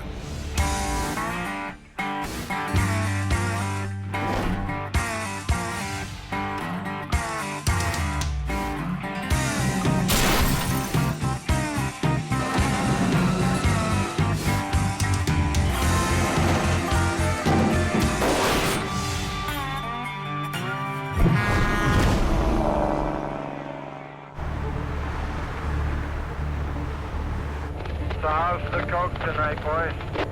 There's some compact up on the summit. On British Columbia's Coquihalla Highway, cold air is sweeping in from the north. Ice up there that won't blow down. Water on the road has turned to ice. I can feel my tires moving all over the place. That's a recipe for disaster. 5 trucks spread 40 tons of salt and sand, but it's not enough. I realized there was some kind of an incident there right at the summit. Just after 9 p.m., Jamie Davis Heavy Rescue rolls out. Lumber truck. One from the sideswipe the other. New hire Howie Irwin is out the door first. Jamie's coming up behind me in the rotator, so we'll see what's there when we get there. How? Last Thursday, Howie crashed heading to his first big call, Yeah, there's damage. forcing Jamie to pull the rotator out to rescue one of his own. I'll turn around, we'll get you out of here. Okay. Less than a week into the season, Jamie is already down 1 truck. Blew the bolts right out of the wrecker body. Look at this. And if things don't improve, he'll also be down a driver. I need a guy who can go in a truck and turn some dollars and bring some revenue in. Howie has to get on the game. The old Holmes wrecker might be a write-off. So Howie is now driving an old International tandem, pulled back from Jamie's new Alberta operation. We should be rolling up on it fairly quickly here. The Smasher is down to 1 lane after 2 trucks tangled up while descending the Coke's steepest hill. 63,000 kg of lumber here coming down a hill, 7% grade, and the roads are not in the best shape. Both trucks were fully loaded B trains. One slipped on the frozen hill and sideswiped the other truck. Somehow, their lumber loads didn't spill. We're in a bad situation. We're in a downhill curve. We want to get off the road as quickly as possible. When I saw the first one, I recognized the name on the door, and then when I passed the second one, I started laughing at myself because they're both from the same company. How's it going? Tire, rim, toolbox. All it's done, it just snapped off. I got squeezed into an area that's too small. Give me 5-10 minutes. For now, police have the Smasher slowed to a crawl. Jamie's on his way up for the second one, so he'll be shortly behind me. All right, okay. Cops want the road open. There's no time to sit around and shoot. It's get it up, get it gone.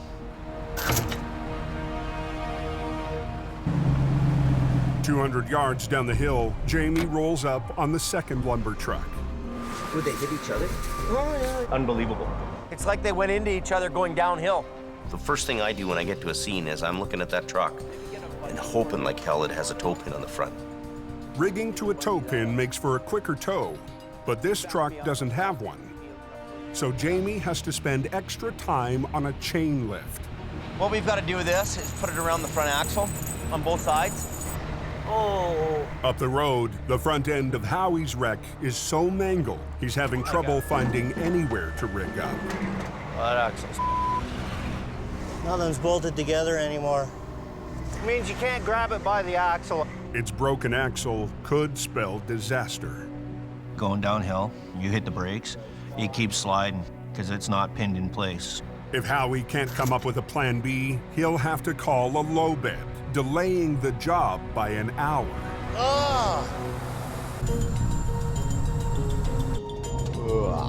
20 miles away, Jamie's stepson Brandon is on his way to the wreck. Just got a call from Jamie, so I'm just heading out now. Keep going! He's been training in the hopes of joining Jamie's Alberta crew. Hey, got it. But when Brandon wrapped his truck around a pole, doesn't that show you how quickly your life can change in a minute? Jamie had second thoughts. I don't feel comfortable I can send you in that environment. But he gave Brandon another chance, patrolling in the new quick response truck. Truck, it's behind these semis right here. Okay. This first stint for him out there went really, really well. Finally found something. Happy. Brandon is quickly earning a place in the family business. But tonight, he's feeling the strain. Been working a ton lately. I've just non-stop work every single day. I've aged probably like 3 years in the past week, I think. 700 miles northeast. Yeah, looks like they got a lot of snow down here.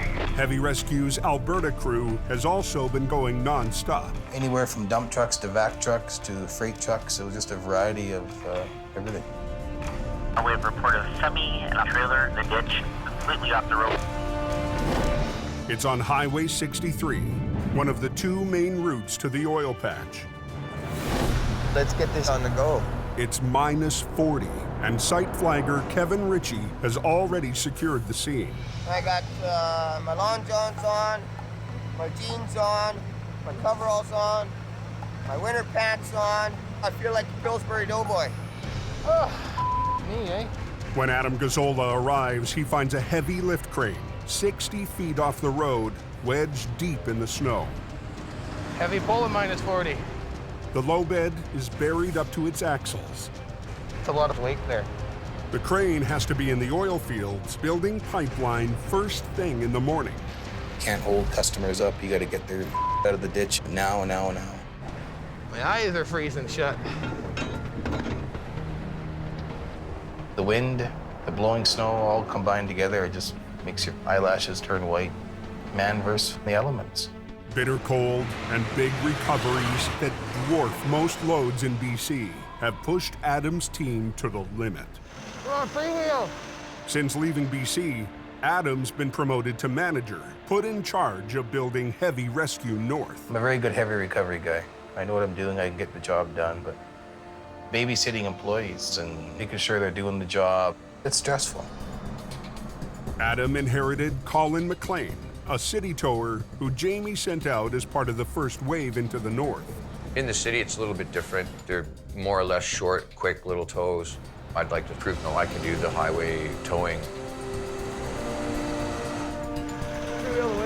Put them back on.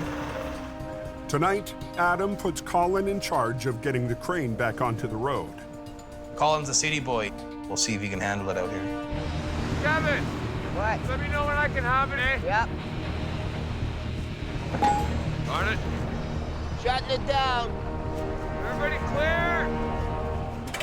Adam's new apprentice has rigged 2 lines to the front of the truck. Pretty good there? Yeah.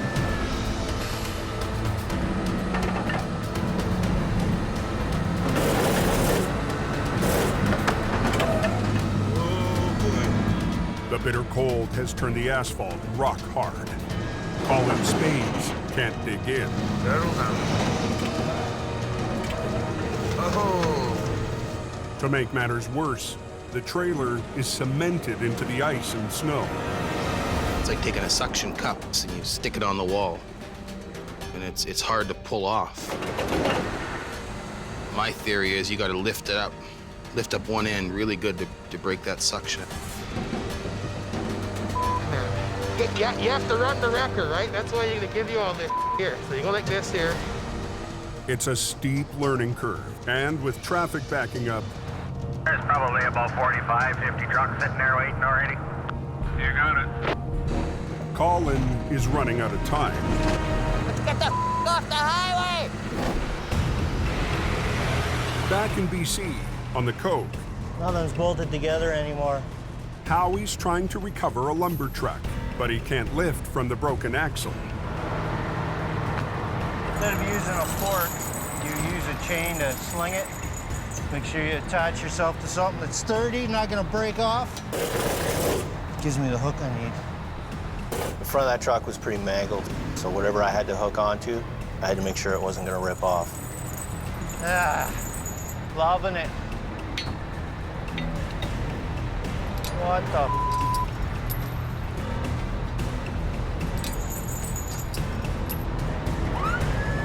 After 20 minutes of careful rigging, he's ready to give it a try.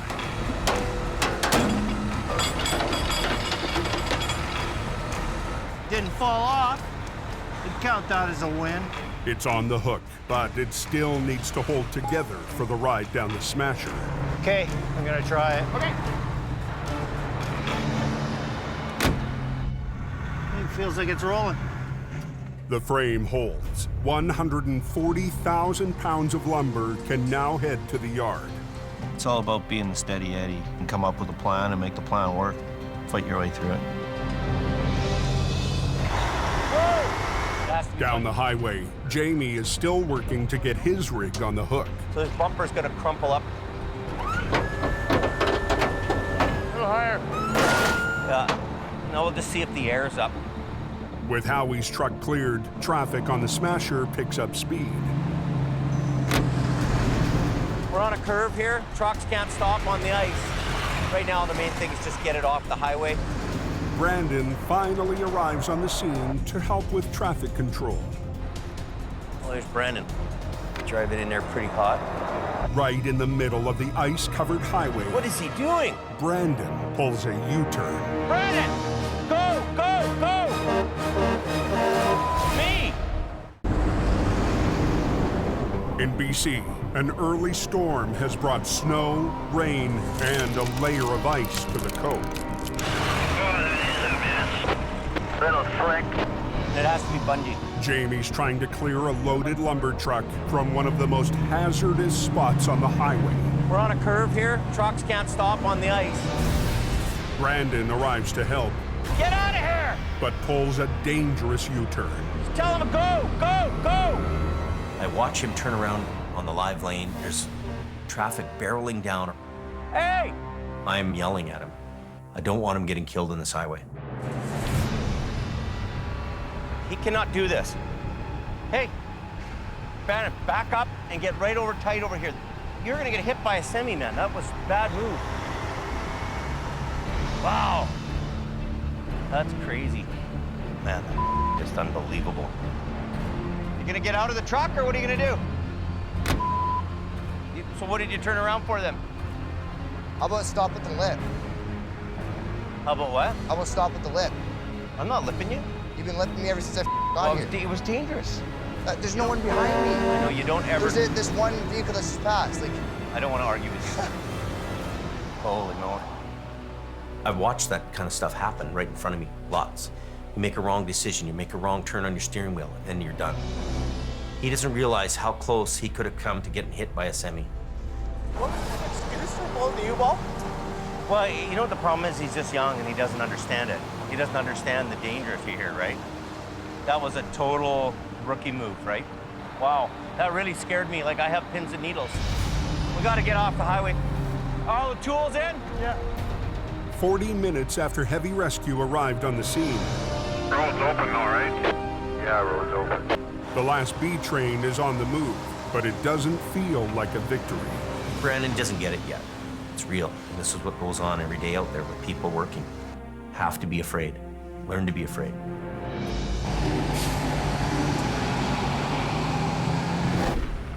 Does anyone know how long the highway will be closed for? In northern Alberta, Highway 63 has been shut down for nearly an hour. Welcome to Siberia, boys. You gotta work the truck. New hire Colin is struggling to pull a 100,000-pound load out of the ditch.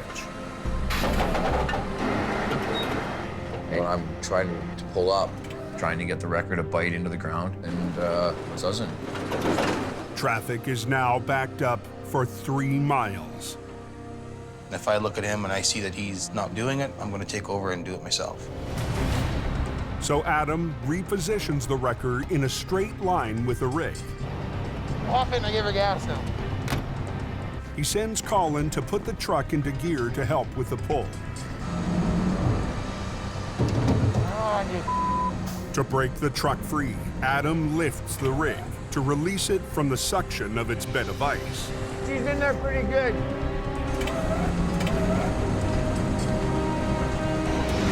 Ah, boy.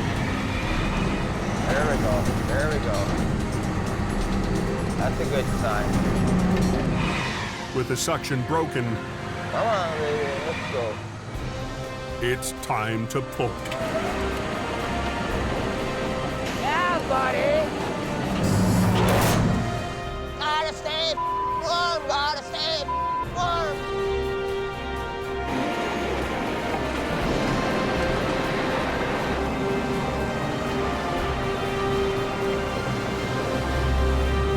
I think we got us some fish, boys. Be home back in time to have some nice hot chocolate and bacon and eggs. Okay, I'm sending. Highway 63 is back in business, and the crane should make its morning appointment with the pipeline. You got a big fish. Right. You gotta work the truck. Yeah. Right? You gotta fish. What it is.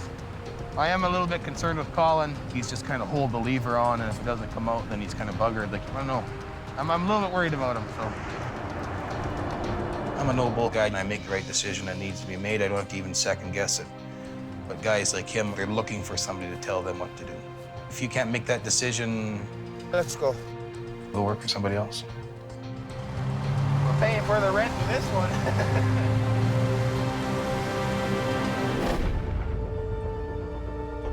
Back in BC, What's the hold up here westbound? an hour west of Hope, One of the dump trucks that pulled out of the merge sheet of the car. Al Quiring answers a call out on Highway 1. Dump truck versus a car of some kind. We got my son heading out with their single axle. See what the action is when we get there.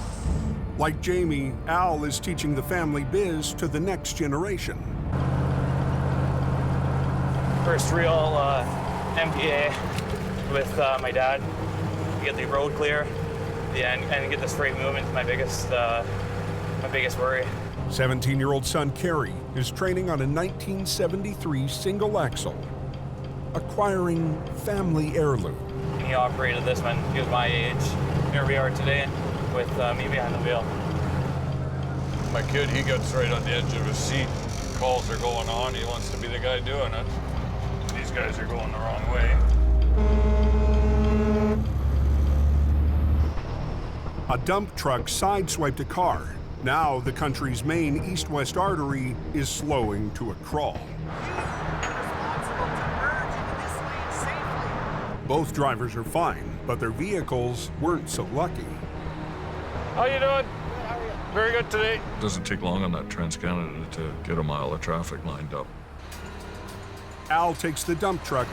Is the trailer loaded? Yeah. And Kerry will tackle the car.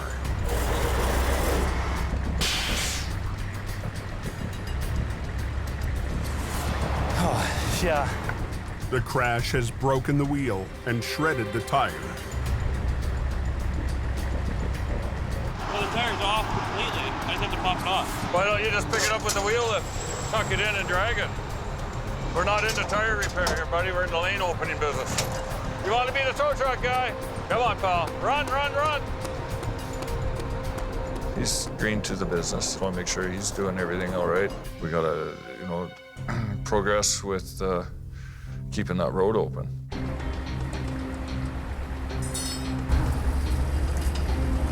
Kerry squeezes the broken rim into the wheel lift.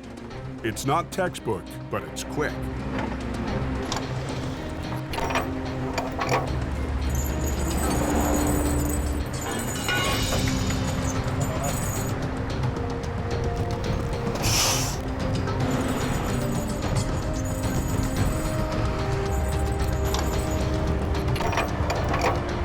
Let's roll. 20 minutes in, Carey's got his first job on the hook.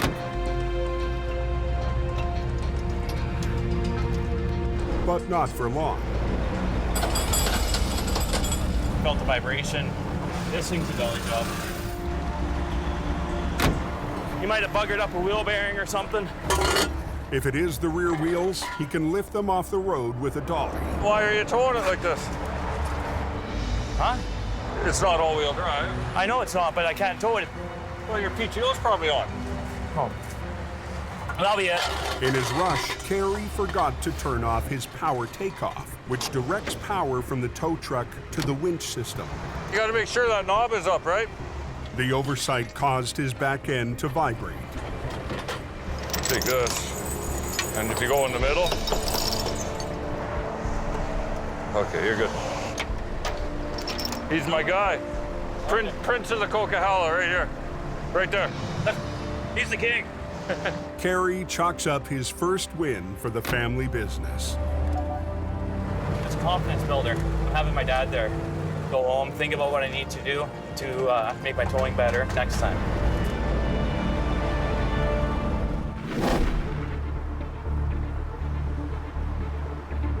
Oh, the highway was just grease, eh? Oh yeah, there's like 3 inches of ice on it. 2 hours east, high on the Coke. Somebody had an accident up there somewhere. There was a car, and then there was another one. Black pickup. The guy's in the ditch. Get somebody up there right away. Jamie's already on the Coke in one of his quick response trucks. There's multiple car accidents up the hill here right now. We're gonna get up to these scenes, find out what's going on, and then we can call whatever resources we need in there. Accident. Ooh. Are they okay?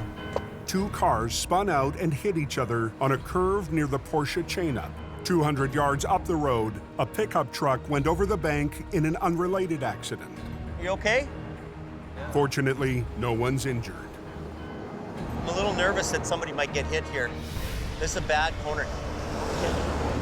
When I see all these people wandering around on the highway, my first instinct is I have to protect the scene. I have to create a buffer zone. I see. See the speed these guys are coming around the corner? Crazy. There's people flying by you, and it's a bit of a blind corner. I'm scared. And when I'm scared, there's a reason for that. We gotta get you off the road. If they're kind of drivable, we should just pull them off the road and... Anything to get into a locked car? Locked car, I habitually lock when I open the door. So this one won't start? No. One of the guys locked his keys in the car. One car won't run, so I have to wait for a tow truck no matter what. Dispatch. Yeah, I want you to roll everything you got there, every truck. Ambulance just pulling out of Hope. There's a rescue truck coming up that way too. The pickup truck is away from traffic. Come in here. But the driver has been wandering the highway. Here, get in there and stay warm, Burger. I'll turn the heater on. You're a little bit shaken up, eh? Oh, yeah. Yeah. He seemed a little worse than the other 2 guys. He's delirious, he's not, focused. We put him inside the truck so that he can warm up a little bit.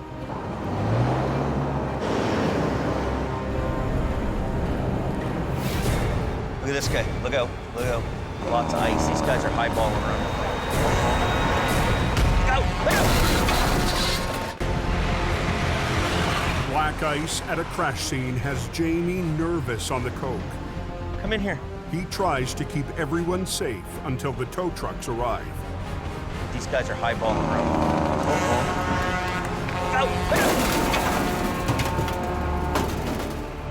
I look over my shoulder and I see a semi and it's like, oh yeah, here it comes. Bang. Crash happened. You okay? The guy sitting in the back of the pickup had already been in another crash. Whammo, gets it again. You feel okay? Did you hit the back of the window? Okay. There's another MBA just above Porsche. That's for me, and what a little bit of speed will do, eh? Do you hurt anywhere? No. 2 crashes in one day, and in both crashes, he doesn't get hurt. This guy's won the lottery. Look at the speeds this guy's doing. Look at this, look at this. I think everybody should get off this highway here. Crazy. The semi that did the damage is drivable. but not the two cars from the initial accident. We need more cones and accident scenes further ahead. Oh, here we go. This is one of our guys here. You have an unlock kit? If you want to unlock this guy's car. Look at the speeds coming around here, man. This is unbelievable. There's going to be another accident here. Look at the girls here. They're in a really bad spot. Amanda Shar. Leave it. I'm not putting anybody else, especially now it's getting dark. So. It's not safe. No. Good. It's sundown by the time the cars are cleared out. But there's still the pickup truck to recover. The job goes to Howie. Come on.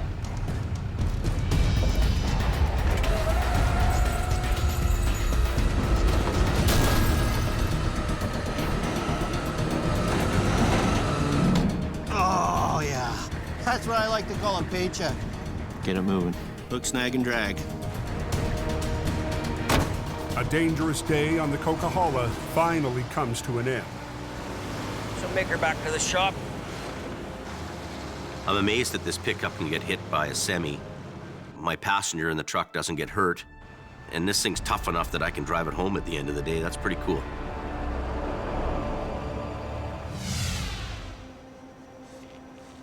It was pretty bad, this accident, hey, James? Doesn't that tell you how dangerous it is on the highway? Hey, buddy. Okay. Look what happened. Holy, what? I'm just blocking the accident. And the semi that's in this lane slides on the ice. Give it one good hit, it went 100 feet. This could happen to you. The trucks aren't invincible, and you know, you can get smashed just like anybody else out there, right? We've all been teenagers, we've all made mistakes, and we're still around to talk about it. But there's certain people that make mistakes and do the wrong things and aren't afraid, and they're not here. Nobody's gonna say, hey, oh, it's okay, Bran. You're the guy who's gonna pay the price. Well, I knew it. It's not worth the risk, right? Because risking it on that hill is just, it's not worth it. That's the lesson. That's the message. Yeah. You hit a home run right there. Yeah. In 1 second, it can change. It can all end. And that's just how it is on those highways. You're getting it, right? Oh, yeah. Trying to, at least. Trying to. It's starting to add up to him. That's what impressed me the most. He's starting to understand what's safe and what's not safe. You need to learn this lesson too, right? In about 11 years. If you don't learn to be afraid, that's when you're gonna have a problem. You need to know to be afraid.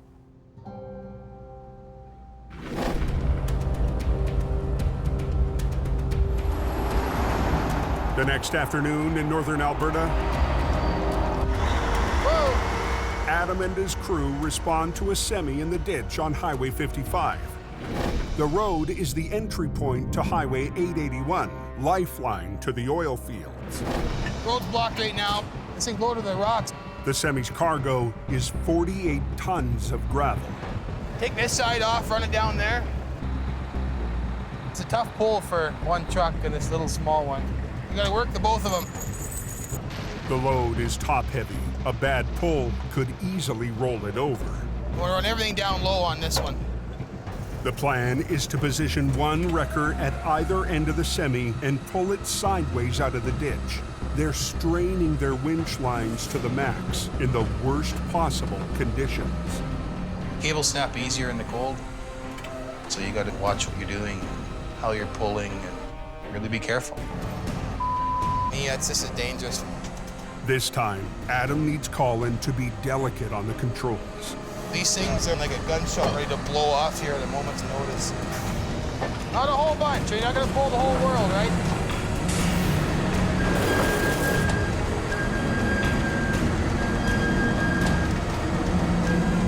Pull, Phil. Whoa. Colin does as he's told, but the semi won't budge. Tear down. Well, we'll get Phil on here. There's no way we're gonna be able to pull it up that way. So we'll get you kind of in here on an angle a bit, but we won't block that road off. Adam decides to reposition both wreckers to the rear and pull the truck out the way it came in. Put a chain in each wheel, pull up, and then back up tight into here, and then go. That way we'll get a dead pull, and we'll rip it right up over. I hear them talking about those are lined up pretty good, eh? With traffic backed up, Adam is feeling the pressure. Go, come on. Let's go. He needs his team of greenhorns to pick up the pace. It's hard to soar with the eagles when you're flocking with pigeons, right?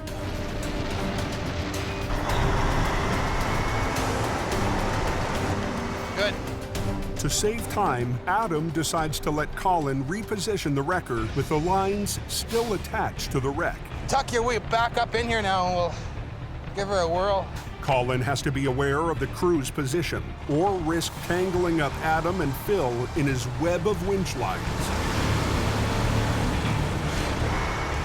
Colin needs to be cautious. Other way, other way, other way, other way, other way, other way, other way. What was that? Back up, back up, back up. You're running a cable. Hey! Back up! There's guys that can operate wreckers and there's guys that can only drive them.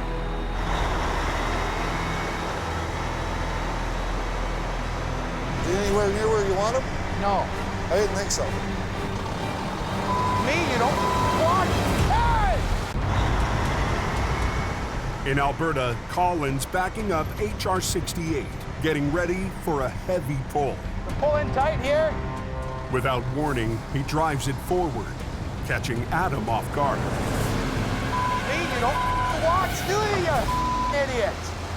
I failed to give the signal that I was about to move the truck forward. It could have been bad. Watch what the you're doing. Use your mirrors. You almost took his hand off. You almost took my leg off. Use your eyes. He just does not pay attention. If I just sit there and let it happen, then somebody's gonna get hurt. Look in your mirror before you cram it in gear and go ahead.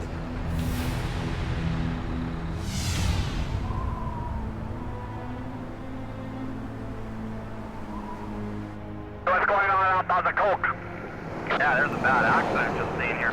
Pickup truck went down the cliff into the creek. Catapulted right over the edge. Back in BC. Hell of a long way down. I'd be pretty surprised if anybody walks out of that. There's a car overturned in the ditch in the river with somebody trapped in the car. Pretty serious. Search and rescue just headed up. Everybody's on it. Police requested Jamie's rotator with its long reach boom. When you're doing a call like this, you have to be 100% on the money. So drop your socks and you get onto the job. We're here. A couple in a pickup went over the bank, crashing down 100 feet below the highway. They rolled numerous times over. The husband slid out between the small opening. The wife is still trapped.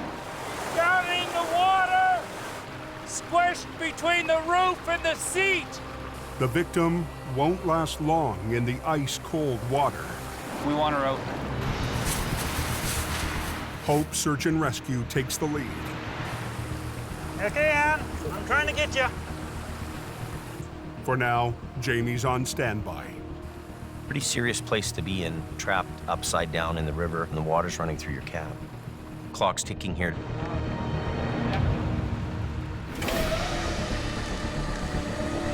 Watch yourself. Yep. In northern Alberta, Adam's under the gun to clear a 48-ton gravel truck from Highway 55. Careful, holy. A lot of weight there. For 2 hours, they've been in a tug of war with the top-heavy trailer. This thing's loaded with rocks, so it can go anytime. Let him catch up a little bit. Okay, hold off, let him catch up. You have to work together. There's more to it than just holding the lever. You gotta look.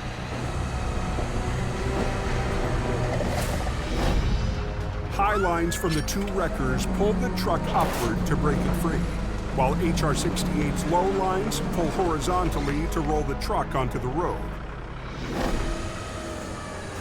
You gotta keep pressure on that low line. I'm trying to. If Colin isn't coordinated, he could snap a line. I don't want to see anybody get hurt. I need to step back, think, and get the job done. Watch your front end, man. Yep, I can feel it. Low line, low line.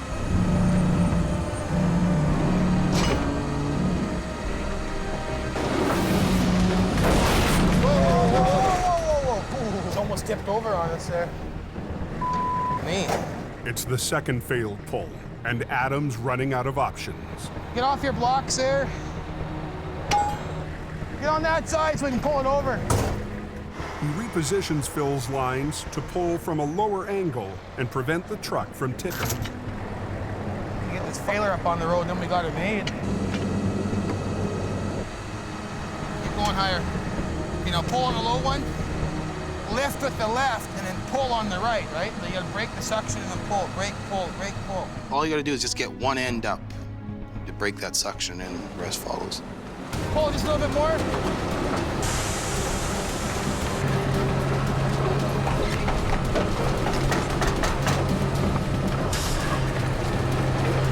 We good? He'll be able to go forward. Good, he's good. We got her out of the ditch. Whee! Decent, Jimmy. It was a good feeling at the end of the day, totally. Done like dinner. 48 tons of gravel is back on its way, and heavy rescue can finally head home. They'll be hobbling around in a wheelchair because they got no leg. Well, man, that might not be a bad idea. She gets a pension.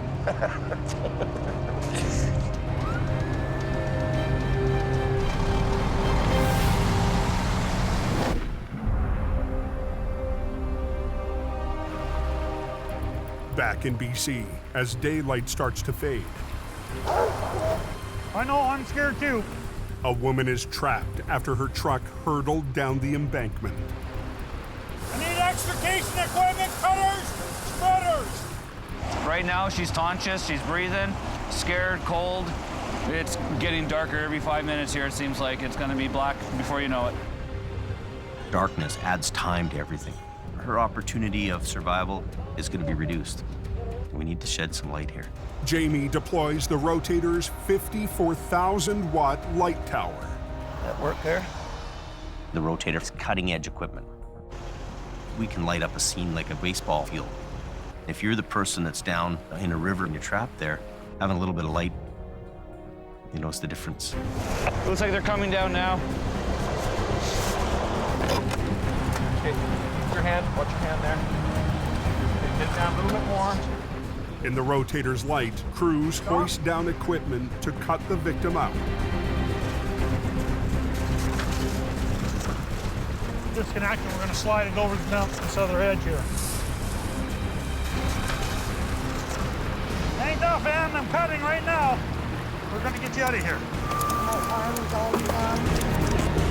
Stay on.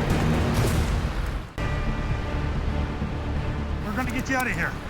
My arm is all numb. 100 feet down a steep bank off the Coquihalla, a woman clings to life in the wreckage of her pickup. The water might rise, the vehicle might shift, and it's all about timing, so you hope for the best. There's going to be some popping and banging. And Your eyes closed, Dad. okay, Ann. Stay on. Hang on, Ann. I'm trying my damnedest here.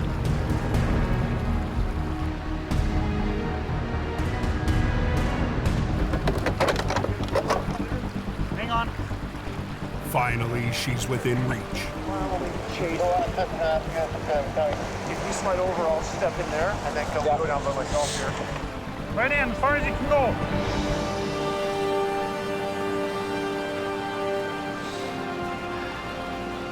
Tell them to get the heat on the truck high.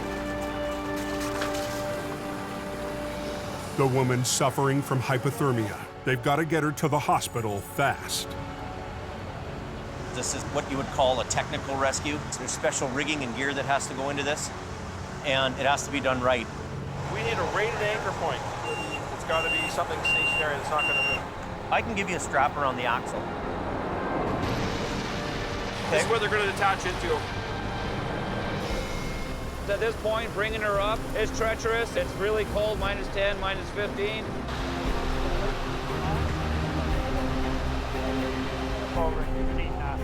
Nick was everywhere.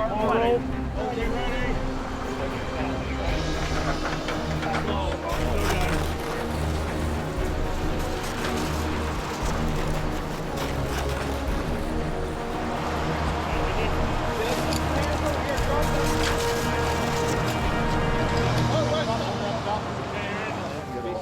rescuers have gotten to her just in time. She'll survive her ordeal. Well done, gentlemen.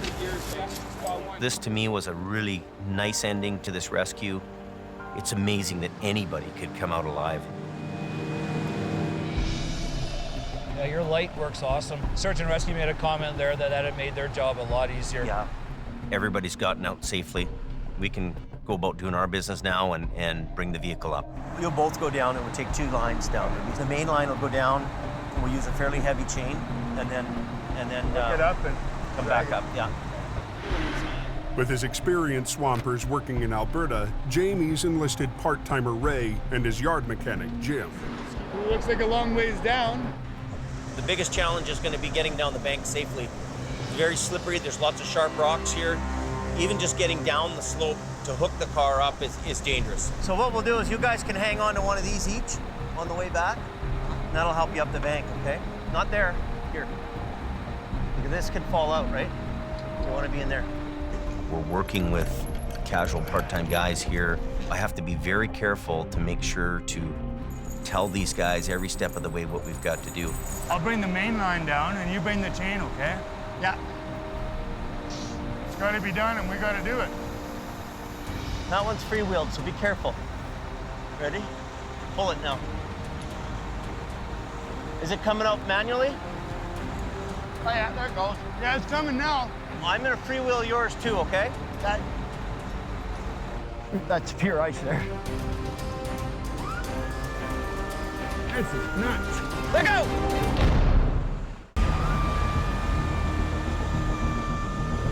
This is nuts. On the Coquihalla, stand-in swampers Jim and Ray scale down a 100-foot slope toward a wreck below. Okay. Yeah. We're here.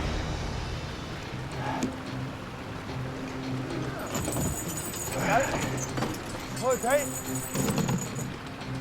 That should be good. Is it all tightened up and chain on? You get a good bite around the axle there? Yeah. Small lines underneath? Yes, sir. Traffic is already bottlenecked, and it's about to get worse. We're gonna shut the highway down so we can move around and not worry. This bank is so far out, we wouldn't be able to lift it. Not enough reach. That's pure ice there.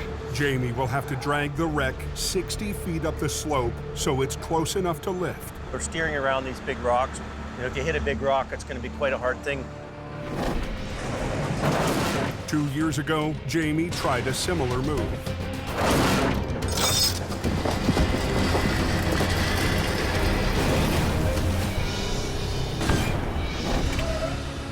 I'm not really into having a failure on a job. What I need to do right now is clear the wreckage and open the highway.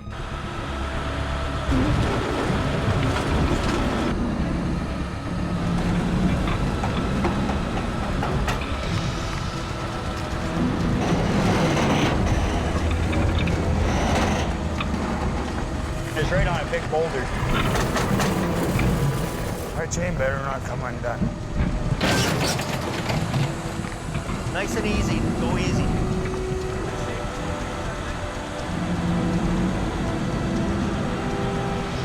Bring it up over the guardrail. Not much left of that thing. It's amazing that anybody could come out alive with that truck. You know, their car's totally destroyed, and, you know, they walked away.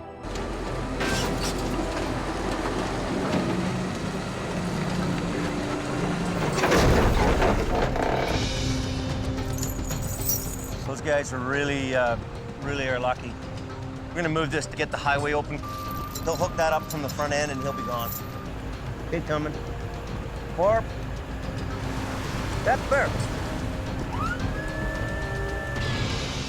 6 hours on the scene and the road is finally clear. It wasn't the biggest job of the season, but it might just be the most important.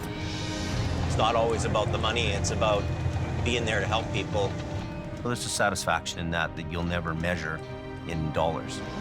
You know, it's service before self. Next time on Highway Through Hell.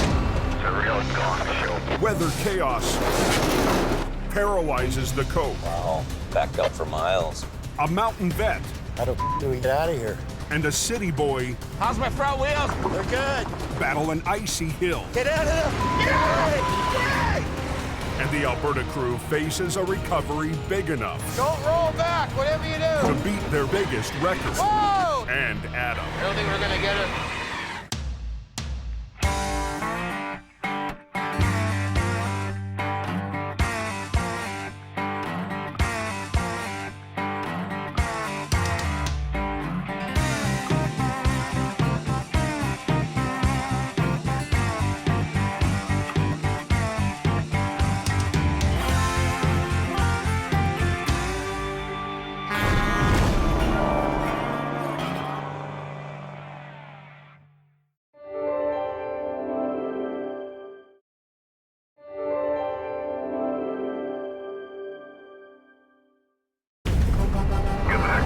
This time on Highway Through Hell, We have a high avalanche hazard. Stay in your truck. an avalanche Whoa! paralyzes the coach, Nobody can go past. We're getting everybody out of here. pushing heavy rescue There's one fatality. to battle disaster in the canyon. And a tight space recovery Oh, mother. threatens to crush Whoa! the crew in Alberta. Well, now we're On the Highway Through Hell, the last line of defense is a heavy rescue team ready to tackle any disaster, because closure is not an option.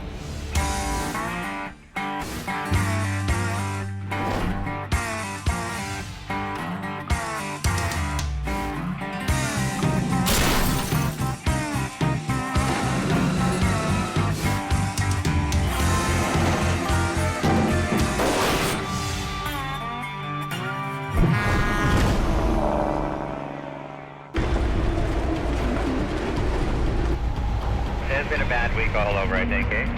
Poor highways here, they've been taking a beating. All through the mountains around Hope, BC,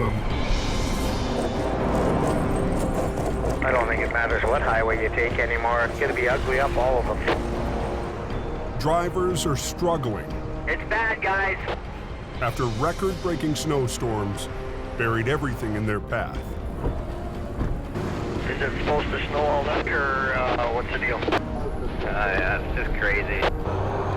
On the roads, the plow crews keep up by working every piece of equipment around the clock. See the lights go on?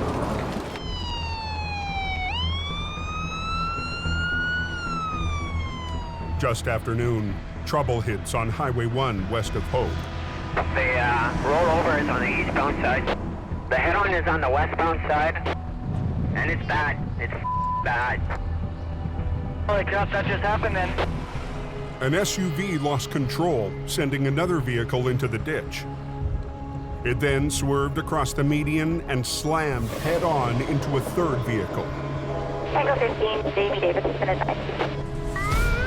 Highway 1 West is completely choked off. Heavy Rescue's Howie Irwin is on scene within 10 minutes, Oh, that's ugly. along with Wayne Sahada. But they can't get any lanes open just yet. One of the drivers has suffered a fatal heart attack. They don't know if he caused the accident by having the heart attack or if the accident caused the heart attack. They're leaving the scene the way it is. They're taking pictures. They're trying to preserve what evidence they do have on the ground. She's staying parked for a while. I'd like to touch this stuff. No. No, they got an analyst coming. It's going to be a while now. You can't not think about it. You just try not to. Holy, look at all the traffic going eastbound. Yeah, guys, watch it coming up on that accident scene if you're eastbound, though. It is pretty slick here. I had a bitch of a time getting slowed down.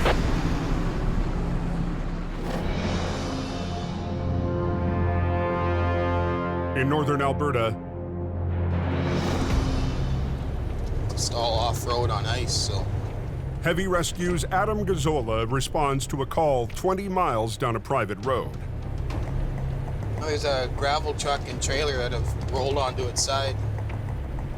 It's the only route in and out of a remote oil patch operation. These are all narrow roads up here, so there's not much room to work. Oh, mother... That's a dirty, dirty, dirty.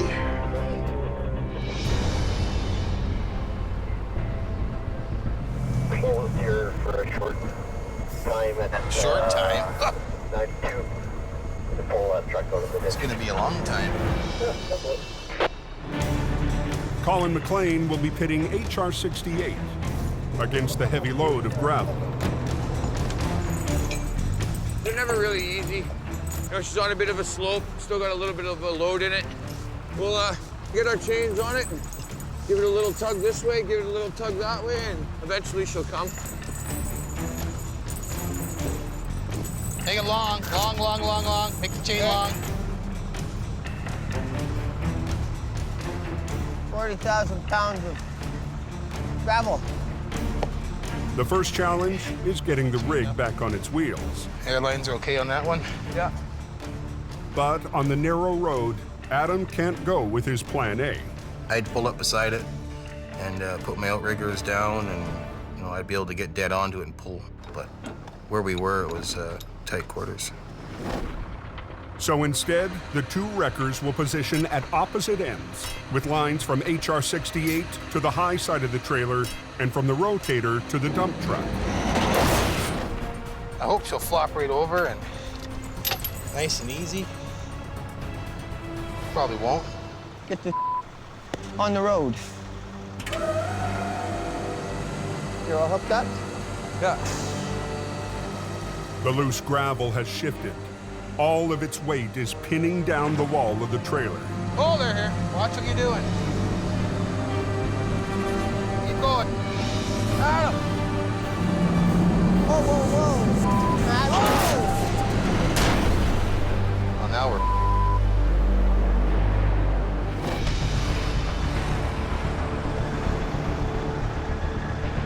Are we good to go? Is that the deal?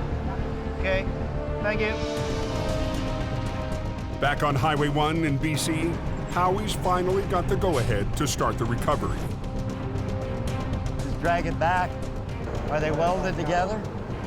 After 2 hours waiting for the investigation, Let's go. I'm ready to go. I'm ready to pull. there are 3 vehicles to recover. Next driver, tell me why the westbound traffic is at a crawl. And Heavy Rescue is feeling the pressure to get the lanes open. So did they open that westbound yet, number 1? No, not yet. They're still working on pulling the cars apart. Good. Close quarters combat. You're in the ditch with them and you're sucking them out and getting them on the road and getting them moving. Try that. Suck it in, yeah. See you back at the yard. After 20 minutes, 2 wrecks are cleared.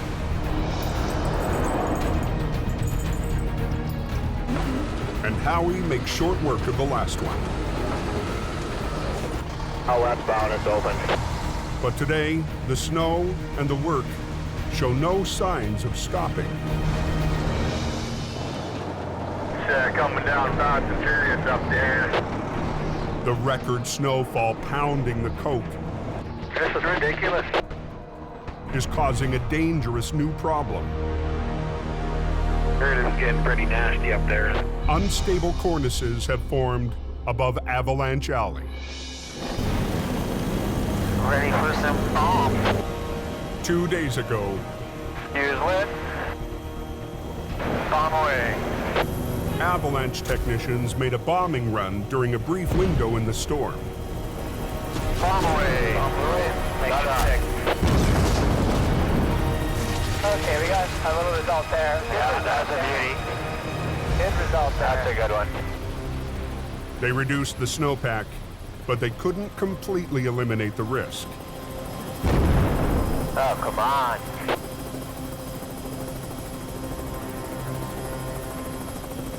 I don't think we're going to be moving now with these little shots, Paul. With tonight and tomorrow's storm, we're really going to have to watch that one spot. With the added snow, the unstable layer could break loose at any time. Welcome to BC. This year has been the worst in 30 years. It's like Snowmageddon happened. And most of Heavy Rescue's fleet is 14 hours away. Bottom line is there's not enough gear here to handle what's going on. I mean, we were forced to move our stuff to Alberta because of competition. Nowhere is the snowpack more threatening than just below the summit. Within a very short period of days, we had 3 meters of snow. It's time to not fool with Mother Nature anymore. We've got an avalanche here between Falls Lake and Roskin. It's shut right down. It's an emergency situation. You wouldn't believe how much snow is on that first hill out of Hope. After days of relentless snow on BC's Coquihalla Highway, Hope to get pulled up here before it snows anymore. the mountains have hit their breaking point. We've got an avalanche here. It's about 4 feet deep in the center lanes, and there is some tree branches in the mix. Highway Supervisor Richard Enns is first on the scene. Yeah, Highway 5 is closed. Avalanche up top. Don't come this way. Richard Enns has a huge weight of responsibility in his shoulders. He's the eyes and ears of what's going on around there. There's some tree branches in it. 10-4. Oh, that came from above. We're going to go to high hazard, and we're going to close the road down so we reassess. Copy that. We have an avalanche that has run further than it has in a long time. We have to expect some surprises. We need to recognize that maybe this won't be business as usual. Highway closed, or just nobody's going anywhere? It's closed for a while. At either end of the debris field, a long line of traffic sits trapped in the avalanche zone. When you have avalanches occurring, there's a high likelihood that there'll be more. Yeah, Pete, can you and AEL start turning around all traffic at Box Canyon and head them south? You guys in the plow trucks, you copy that? Widen out both north and southbound sides of the crossover there so that we can turn all vehicles around there? Yeah, you bet. But nobody can go past. Yeah. Obviously, we don't want anybody heading south into the zone. We're detouring everybody around and heading them back to Merritt. We're getting everybody out of here. Richard's priority? Turning around the traffic stuck on Snowshed Hill. We have a high avalanche hazard. We're at risk right here. Stay in your truck, close your window, and the tow truck's coming to get you. We will be U-turning everybody and sending them on their way.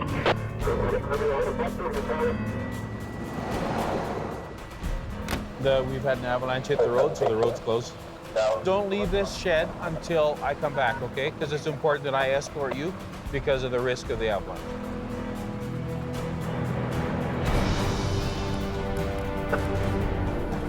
Now I'm turning the small ones around, and I'll get Gord to take these semis up to the top and turn them as upkeep.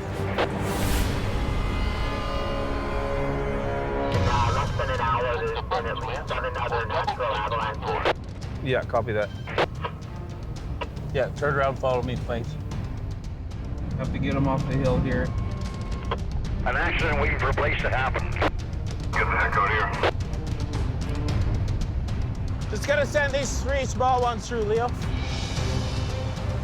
With the final blockage removed, Richard and his team send the traffic out of the danger zone. But the Coke remains closed indefinitely. This is a wicked mountain highway, and we've all run from that mountain with our tails between our legs. We all battle the mountain, but if Mother Nature wants to win, it wins. Watch yourself on these cables. In northern Alberta, Heavy Rescue struggles to flip a gravel truck and trailer that ran off the road.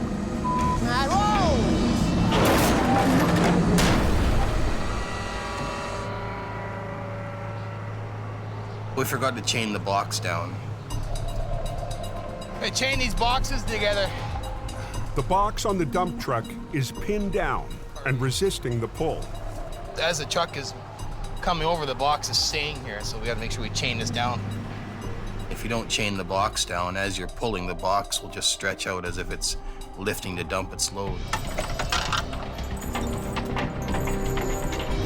I'm getting frustrated. I gotta get out of here.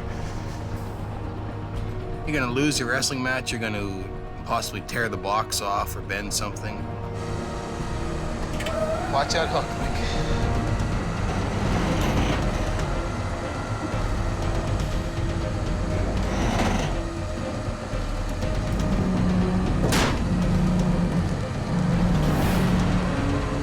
Go a bit more. Doesn't want to sit down. We got all that gravel on that side, eh? Yeah. I don't want to with it right now. We with it, it's gonna go over. Colin will reposition for a better angle, but first, he has to unhook from the trailer. Go down and get turned around as quick as you can. I was taking a pretty big gamble unhooking the one truck to reposition it. What do you think this guy does? Do you think he can do it a little quick, or? The gamble is we're gonna turn this thing back upside down again and lose all the work we just did. Possibly do more damage to it. I got this.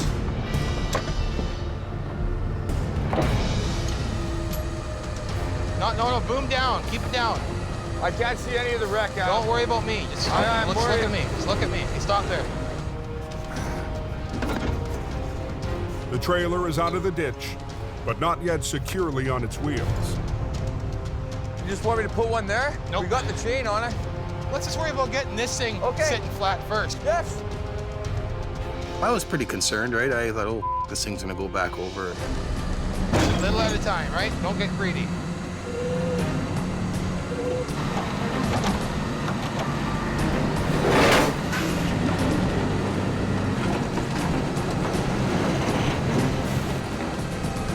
You got a line on that strap? I can't hear you through this. Put your other line to that chain. Thank you.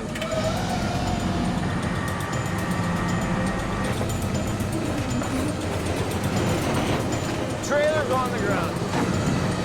Stop there. Adam does a final pull to get the dump truck back on the road while Colin holds the trailer box in place. Get these chains off the front axle. Take it right. Take them off.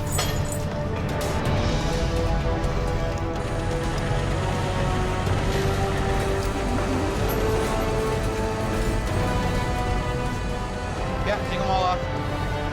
And that's how we do that. Yeah, we got the road open and hopefully all them camp workers got to where they were going. Gives you some satisfaction.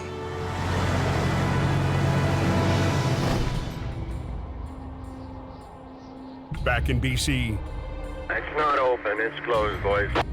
avalanche danger has closed the Coke for the last 9 hours. All traffic through the mountains diverts to highways 1 and 3. The minute Coke shuts down, the accident risk almost doubles on these other two highways.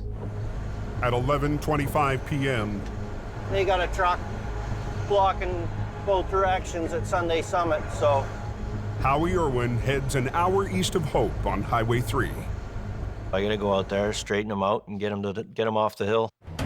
Anybody know what's going on with Highway 3? Pretty scary out there. If I get called out for one by the highways crew, usually I'm gonna get 2 or 3 more.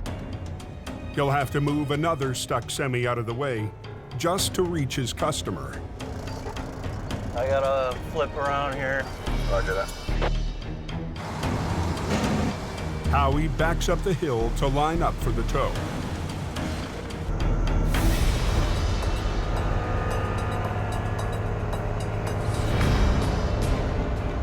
As soon as they can clear a lane to get by here would be a good thing, because I'm slowly slipping down this damn hill.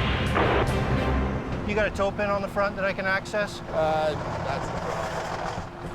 You got a nice big chrome bumper, don't you? You need a winter bumper. The chrome bumper has no opening for a toe pin. That really sucks. Chrome don't get you home, but it sure helps you look cool on the side of the highway. Instead of towing the truck away, Howie hooks up to the back end. The only option is to swing the trailer over and get it out of the way.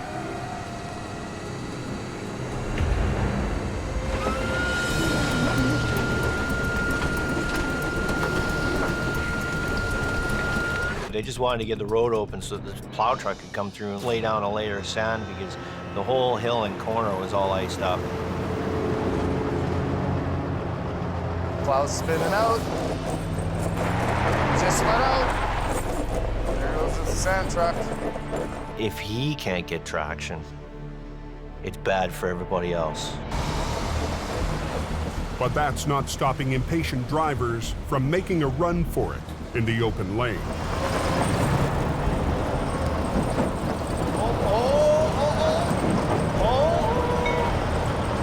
They're taking their own risk, right? I mean, it's ice. You guys are stopped. Look at how close he's got the trailer. Oh, he just about put the trailer off the road. Look it. You guys are stopped. It's a bad night near Sunday Summit on BC's Highway 3. They always get impatient. Can't get the road open fast enough. Truckers aren't waiting for the snow clouds to clear an icy hairpin turn. Look it. That guy stopped, the one around the corner stopped, and this guy's got to come to a stop. If drivers keep rolling around the blind corner, they could smash right into the stopped trucks. Don't let any more go. No one's going anywhere until the plows clear the road. This guy's going to be camped out for about an hour, waiting for the salt and the sand to do its thing. I'm going to go get that other B train. It's still parked in the middle of that corner. A few minutes up the road, Howie's customer is stuck in a fully loaded B train. He's got nothing to attach to, just like the last guy. No pin, no nothing, no. The grade isn't as steep here, so Howie gambles he'll be able to tow the B train up to the summit. I ran it under the steer axle so I can get some lift on it. You're gonna have a good ride. Picking the front end right up? Yeah, about 3-4 feet in the air. So once you get the wheels straight, Don't turn them. don't turn them. All right. It's not good. It's a roll of the dice and hope it works in your favor.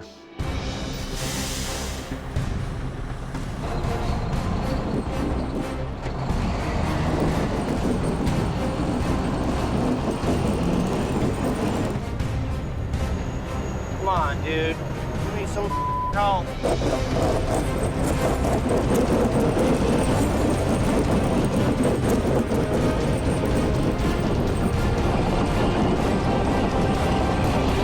Come on.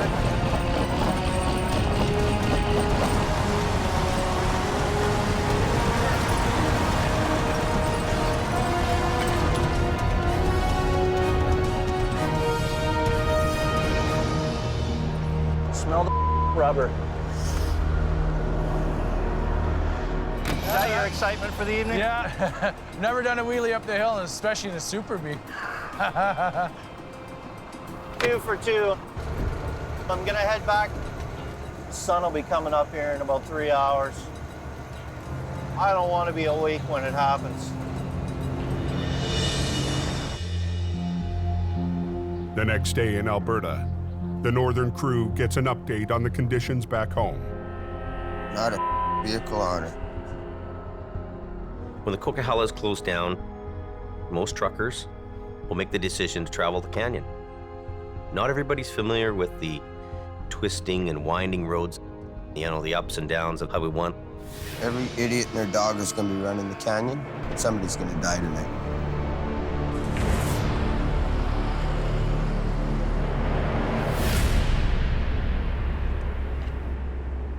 Now what happened, you know? There was a tanker that collided with some vehicles There was a car passing on a double solid.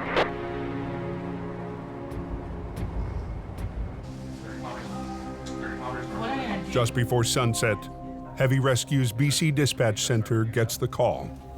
A tanker has been involved with another vehicle, and big fire ensued. We're going in there with probably half the stuff we need to do that job. No other choice. My hands are tied on this one.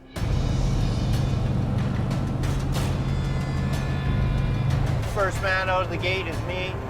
All I know is it's one up trailer and a bunch of carnage in the middle of the road. It's an 1.5 to 2 hour drive to where the crash is. It's going to be a mess, and it's going to take some cleanup time, so we need to get up there as quick as possible. Should be right here somewhere. Got flashing lights up ahead. There's cops way up there.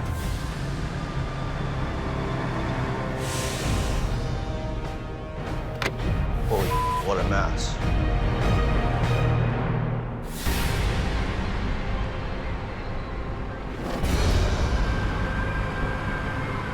An SUV lost control while trying to pass a camper on a bridge.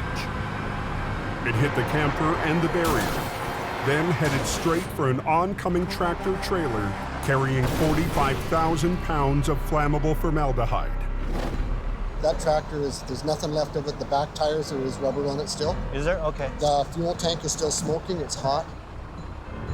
Any idea when it's going to be open? Yeah, it's closed for the next 12 to 24 hours. Highway 1 is closed in both directions. A big hit to the economy, but nothing compared to the human cost. There's one fatality. I'd heard that somebody had died, passed away, so. It was a young passenger traveling in the SUV. And then it just becomes mechanical. What do I gotta do to clean this up and open the road? For that, he's got help. Jamie's lead swamper, Sammy, and Brandon, back in BC after a flare-up with Adam. The trailer is towable, but not the burned-out tractor. So Howie will have to separate them. Both sides of the bumper are bent in. I can't get the pins through the side. The challenge is to be able to grab a hold of it. It's just a royal pain in the ass to move. That's good enough. Because I'm just gonna pick it up, and then I'm just gonna hang my chains under it and grab it and go. Just go straight in. The faster Howie gets the smoldering tractor away from the trailer, the better.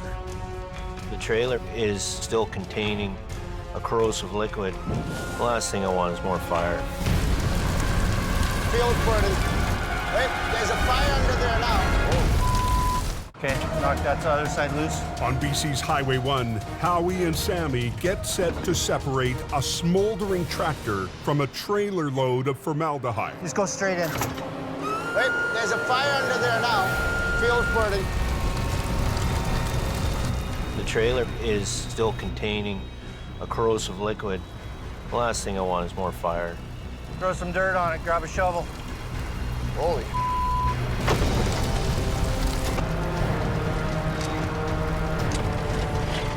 You gotta get the fire out, you gotta work harder, faster.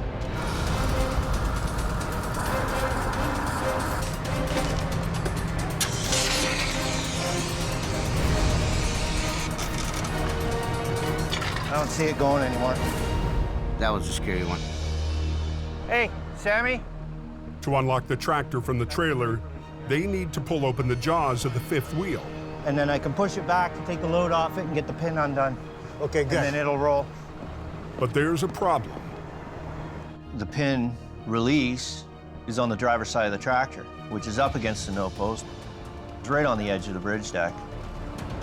You gotta watch it, there's a big cliff down here. Oh. Man. On northern Alberta's 831, But it looks like the guy's gonna be able to drive it away, so I think he's pretty lucky. Heavy Rescue North has been dealing with their own chemical recovery for over 2 hours. We're just waiting for another tanker to get here, pump this off, and then we'll pull it out. The chemical is a byproduct of oil production. The trucking company has sent a team to remove it. Our guys are dealing with these toxic chemicals and deals in the middle of nowhere. And probably one of my biggest fears is that guys bite into something that they really shouldn't be touching. I'm glad they're pumping it out because for whatever reason, if it tips over or springs a leak, I don't want to be involved in that. Well, he's gonna come right in through here, tucked in tight on this road. Is that him? The plan is to pump the dangerous cargo into another tanker. Okay, you stop him. This is like a big air compressor. It's blowing air in. There's a tube in the trailer that the product will go up the tube, across our pipe, and back into this trailer that on the road. Can I get you to stand and just kind of stabilize that hose? Yeah. Yep. The containment crew can't afford to spill any of the load. We don't want to take that chance, so.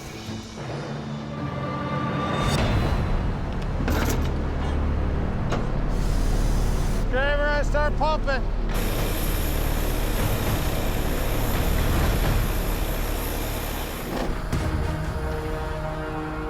Back on Highway 1 in BC, I need the light. Heavy Rescue is working to clear a damaged tanker off the narrow bridge. Oh, man. Sammy's got to open the fifth wheel to free the trailer, but he's working in a confined space with a steep drop just inches away. Is it not wanting to go? Well, I might. Just let me get a good grip. Oh. Yeah. Okay, give me a second. I might have to push backwards on it, eh? Hey, our legs up here, eh? Right close to the wheel and everything. Okay, well, I'll just stay on the concrete. Not really, because the clamp. There's a clamp going down. Doesn't leave us a lot of room to make a pull. Let's see here. Show me this. Straight down. Yeah, I'm serious. That's what I'm saying. You can't stand out 4 feet beside it and just put your foot against the wheel and give it a good tug. It's probably 50 feet to the bank, but it's another 100 down the bank. Yeah. Let me put one leg out and one leg down. Okay, this. You got Sammy sitting on the no post like he's riding a horse. He's got one leg on either side of it. There's nothing on one side. Okay, watch yourself, yeah. You pull, I'll push. I had him pulling on the handle, and I got in between the tandems, got in there with my hand, and I pulled on the handle while he was pulling on the extension. There we go. Yeah, baby. It's good. Teamwork, Howie. Teamwork. Okay, get back on this side. Okay, I got it. So between the two of us, we got enough force against it that it would come undone. Now, Howie has to wrestle the mangled tractor free. Every time you touch it, it disintegrates further and further and further, and it just becomes an absolute nightmare. Yeah, I'm just going with it like this.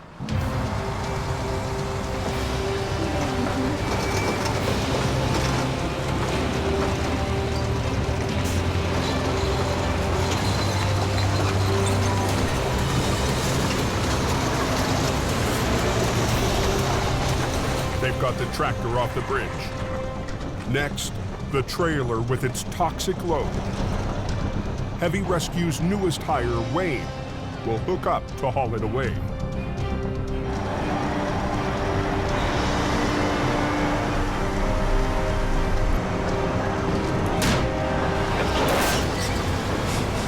Every time he got that trailer right to the peak, just to the point where the fifth wheel plate's just about to cam over and flatten out, he threw the clutch in, and the weight of the trailer would spit him out. Don't do that on the bridge, Jack. Big deal is every time he drops it, He's dropping 42,000 pounds of formaldehyde. Bang, right on the deck. That's like a jackhammer. Oh, you. On a bridge on BC's Highway 1, Wayne struggles to hook up his tractor to a trailer of corrosive chemicals.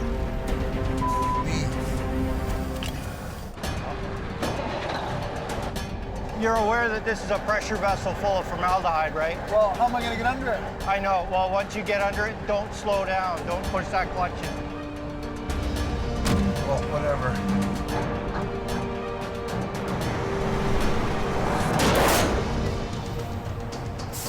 What in the is holding this thing? I tried to hook up. I couldn't. It was like if I had this much more room, I could have got it, but I couldn't. Where's the pin right now? Not anywhere near where it needs to be. Get out of the way. I was none too happy about it at the time. I had to pick it up with the wrecker and move it out into the middle of the road so he had more room to maneuver. To get the trailer in a better position, Howie attaches a fifth wheel plate so his underlift can hook on.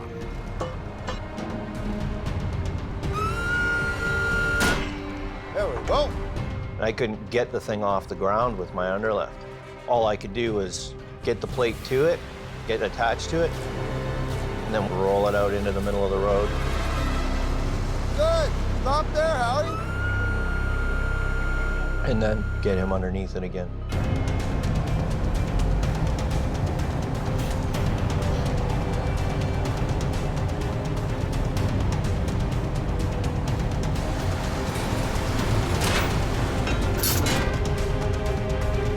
Yep, I think I got it. The toxic cargo heads back to the yard. Move it safely, get it out of there, get it away from me. I really don't want to have anything to do with it. But he still has to clear the SUV where a young passenger lost his life. The hardest kind of recovery for Howie. Somebody makes a poor choice. It's never good. It's the same poor decision that somebody else made 9 years ago that killed my dad in a traffic accident, so.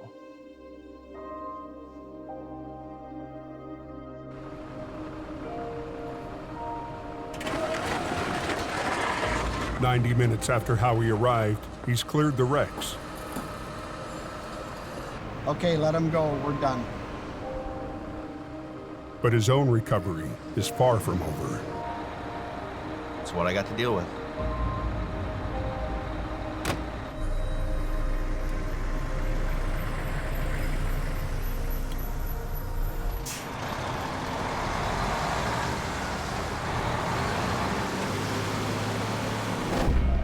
On Highway 831 in northern Alberta, You okay there, Norm? We're good.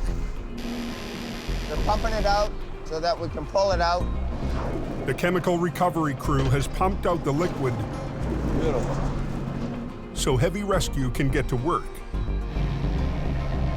Colin makes it to the scene just in time. Well, because I know you don't drink coffee. Any chain damage when you chained up?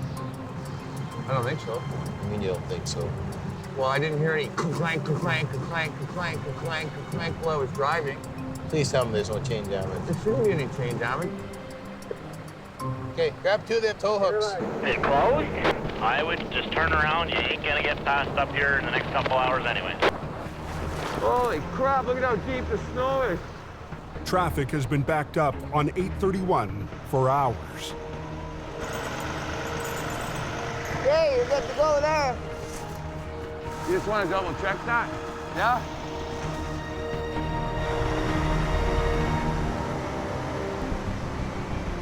They win. Whoa! Good.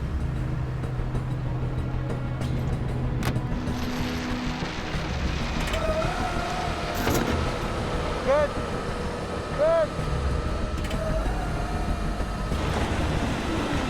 Adam has to make sure the valves on the tanks don't crush together on the slope.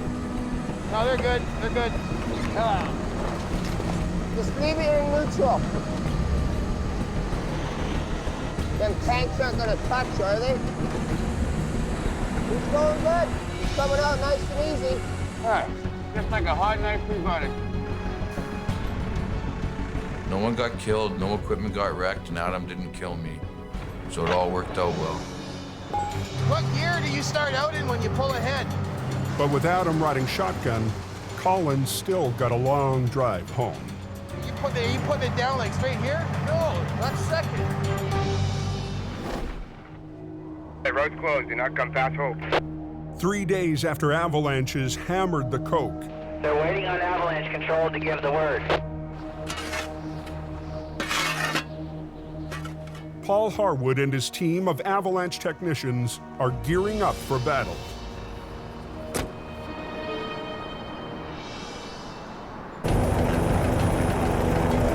The techs have a small window in the weather to break up the snowpack that threatens the highway.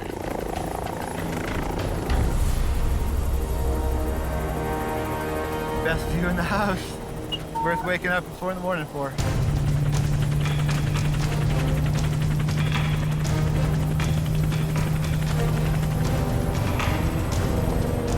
That corner is gonna go. You're hitting the ones that are most likely, that you think are the ones that are going to generate the largest avalanches. So that nice fat pocket on the right. Okay, right up on top. Yep. Okay, safety's off. We're just a few seconds out here, Paul. Yeah, 2 seconds out. Just above that rock. Right in there, right? Bomb away. Bombs away. Good, it's hard in there. The techs have hit some of the biggest risk areas. Now on to their final target. That's hard in there, that big pin. Surprising. Whoa. It's a monster cornice over Snowshed Hill. If they can clear it, the highway could finally reopen. And that's over, look, that big overhang? Yeah, that's the one. So right here? Yep. Safety's off. Safety's off.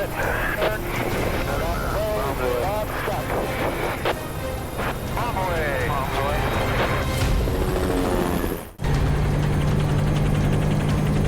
High above the summit of the Coke, avalanche techs are fighting a mammoth cornice of snow. Okay, first one's a 12. Okay, long final here. If they can knock it down, traffic might finally start flowing again on the Coquihalla. This is a pretty big corner. This is a big corner here. Richard from Paul, we're doing the shed, so if the loader wants to stay out of the southbound, that'd be great. Copy that. That's hard in there, that big pin. Surprising. Whoa. So that big one that's over, look, that big overhang? Yeah, that's the one. So right here? Yep. Safety's off. Safety's off. Hey, got a burn. Stuck. Okay, let's head down.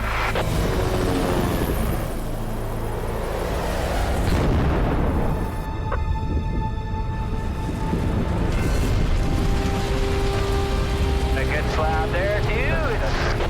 I'm happy out here. Hell yeah. Nice.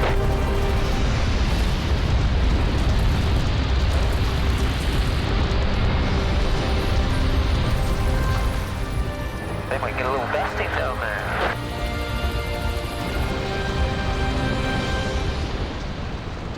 That was pretty incredible.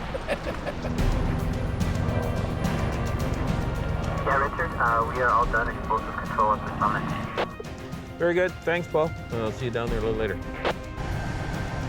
The record snowfall is in the history books. It's taken a massive effort to get traffic moving. It's really about what everybody does to make this happen. Highway 5 is reopened. Wide open both ways. Is 5 open? Yes, yes, yes. Okay.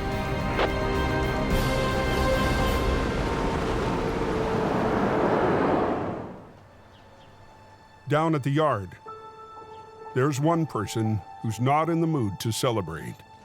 I don't know what to do about this burnt tractor here. Howie's still shaken after yesterday's fatal wreck. Oh, yeah. Pretty bad accident, though, eh?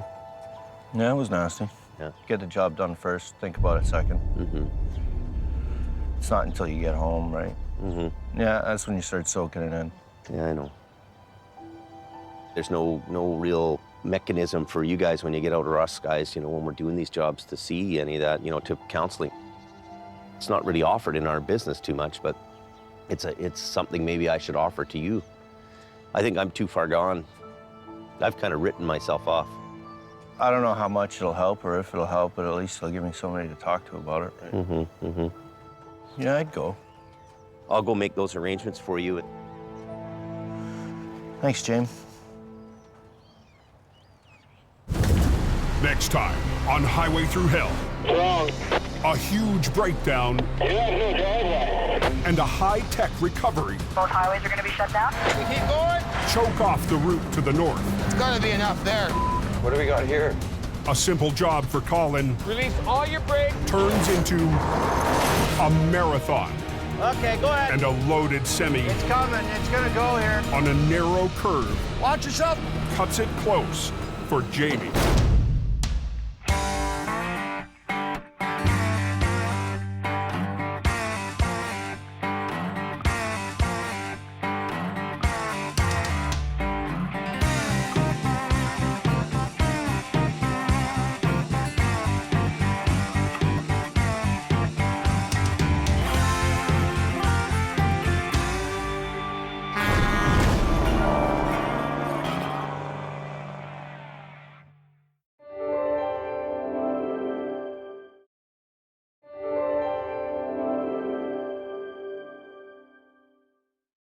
This time on Highway Through Hell. It's a real gong show. Weather chaos paralyzes the cove. Wow, backed up for miles. A mountain vet How do we get out of here? and a city boy How's my front wheel? They're good. battle an icy hill. Get out of the... Get out of it! And the Alberta crew faces a recovery big enough Don't roll back, whatever you to do. beat their biggest record. Oh! And Adam I don't think we're gonna get him. on the Highway Through Hell. The last line of defense is a heavy rescue team ready to tackle any disaster, because closure is not an option.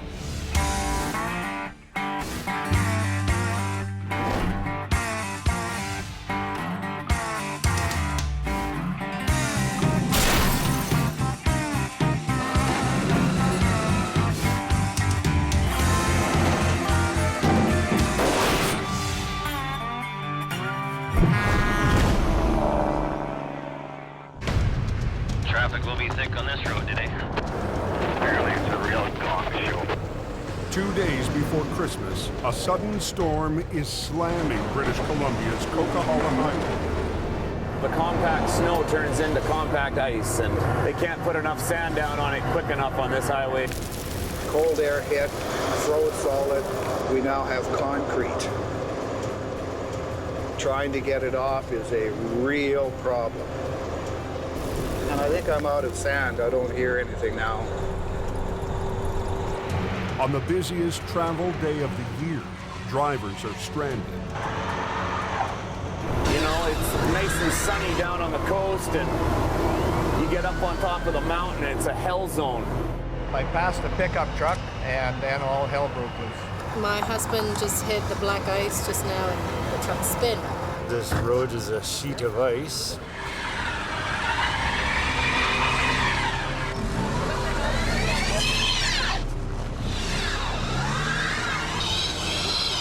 At 2:30, just south of the Great Bear Snow Shed, There's an ambulance upside down.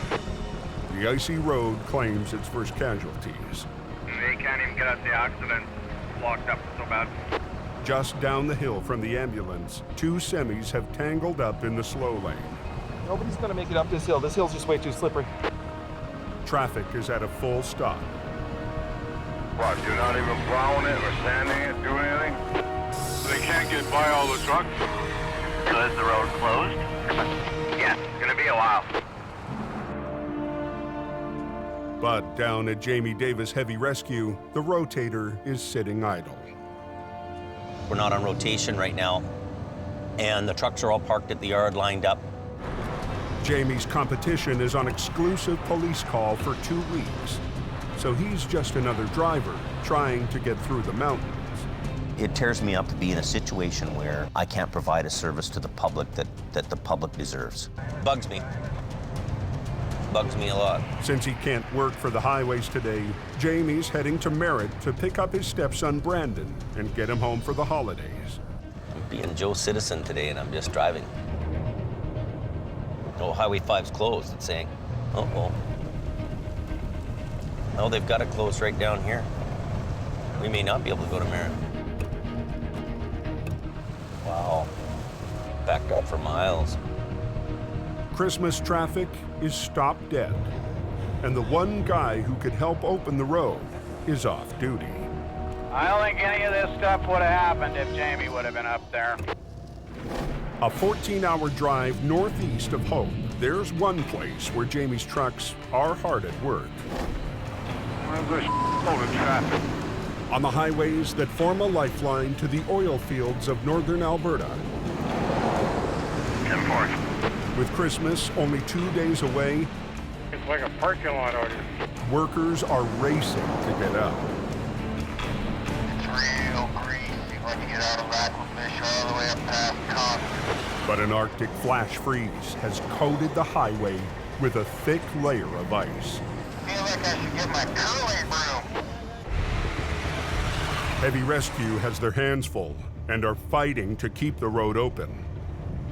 Okay, you're gonna come up to that semi in the ditch there, you guys. Set up your signs. 30 minutes north of Lac La Biche, a low bed coming around the curve hit ice and slid off the road. Brutal, man. It sucks. Sammy already has one lane closed. But to get the truck out, they'll have to shut down the entire highway. Hold traffic. Get this out of here. It's already been a busy week for the crew. Be the second one of today, and we got a couple more after that. It's really picking up, almost scary. I'm not even sure if I'm going to be able to make it home for Christmas. Brakes are off.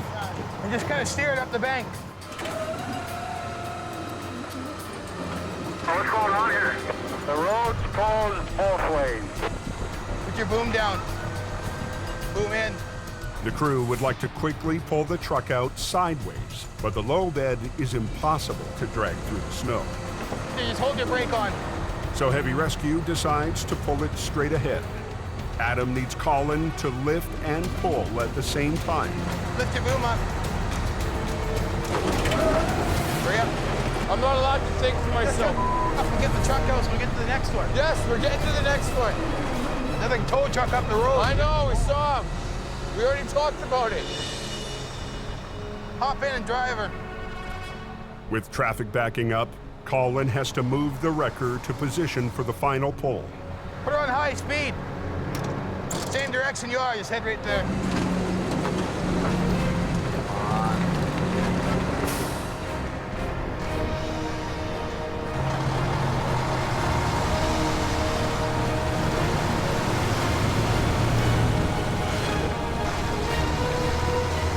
That's how you do it. In just 15 minutes, Adam and Colin have cleared the wreck. Okay, Sammy, send your traffic. So we either need Visa or MasterCard or American Express. But they can't head to their next recovery until they collect payment. Okay, it's 4520. Hold on one sec. Yeah, hold on. Now they want me to wait a minute. Okay, that one's declined too. Come on. With wrecks in the ditch all the way up 881, Adam needs to get moving. We're missing one number. Is there another number after that? 2 4s? 4304. So they're good to go. Thanks. Get back. You're good to go. All right, we got payment right here. Okay, so what's the next one you got on hold for us?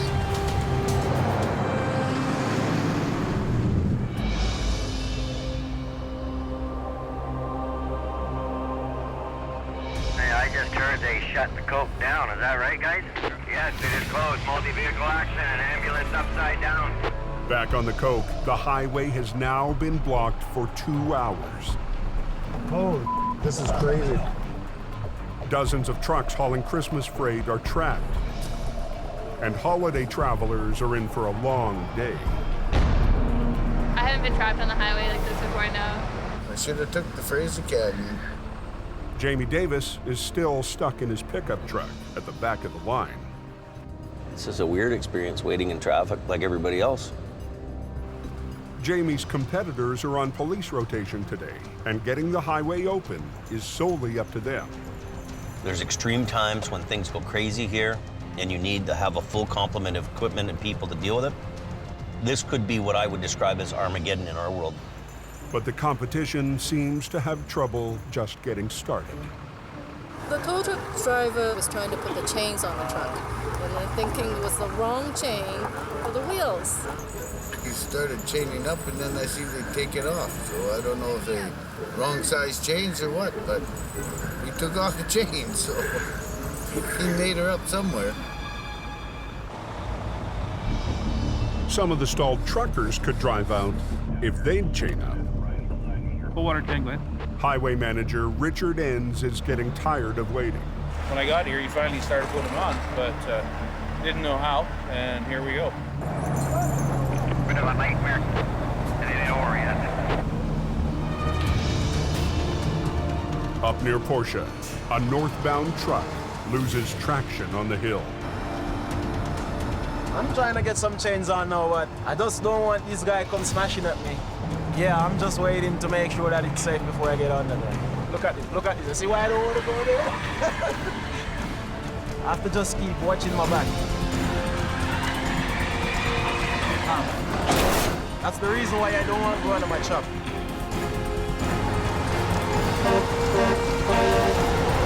Watch out! Holy! Watch out! 5 minutes south of Box Canyon in BC, 3 separate accidents have shut down the Coquihalla Highway. All of a sudden, over I went. Good thing he was here, or I would have slid up against this. The trucks will have to chain up to get moving again. Not good. There was at least half a dozen that really had no idea how to put their chains on. First time I had to put them super singles on since I bought them new 5 years ago. Hey, gotta go. Oh, he's going. God, I love BC. I can't wait to see it in my rear view mirror. Come on. The last 2 stalled trucks are finally chained up and ready to go. 10-4, he's going to start moving, so I need him to move up to where that yellow sign is. He's getting up right now. The sand truck gets through. Lunch is when the roads are safe. 106 to base. And at the back of the lineup, Jamie finally starts to move. Traffic's moving a little bit now, so you get through a little bit, so you know that. In my mind, I'm thinking to myself that one day somebody's going to figure out, hey, look, we need a guy like you to make sure this road's open. I'm having a real hard time to just say, hey, we're moving everything to Alberta.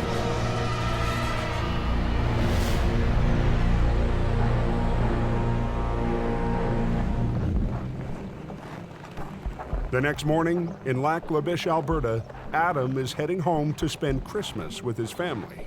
Well, don't anything up. All right, I won't. But that means leaving rookie Colin in charge.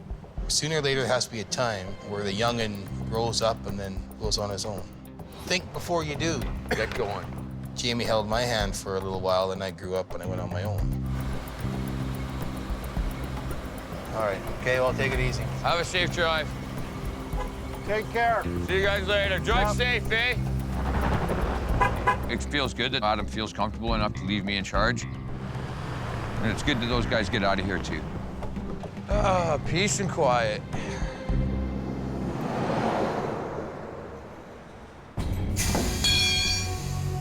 On his way out of town, Adam stops in at the local garage where wrecker HR-68 is getting a safety inspection.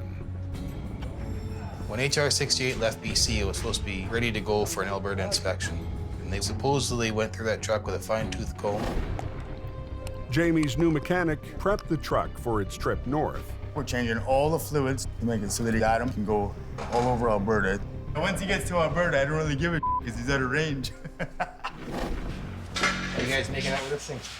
So far, we found 3 wheel seals gone. Yeah, they just done them rear ends too if we brought them up here. Is that right? Yeah. Now, the inside of this tire has oil on it. Okay.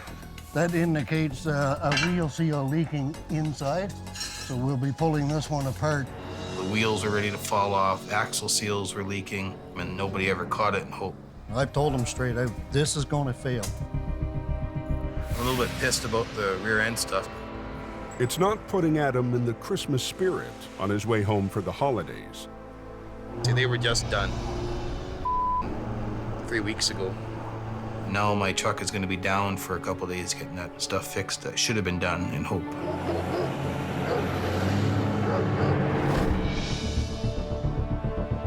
Back in BC, we'll get her done.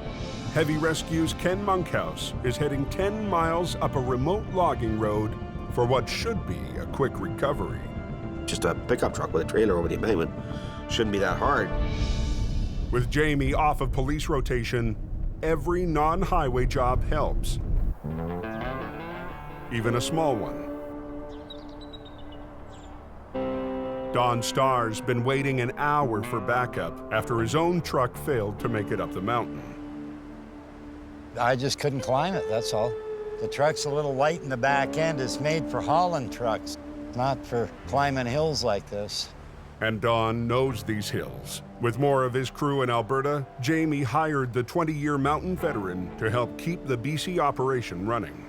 I've seen pretty much all of it.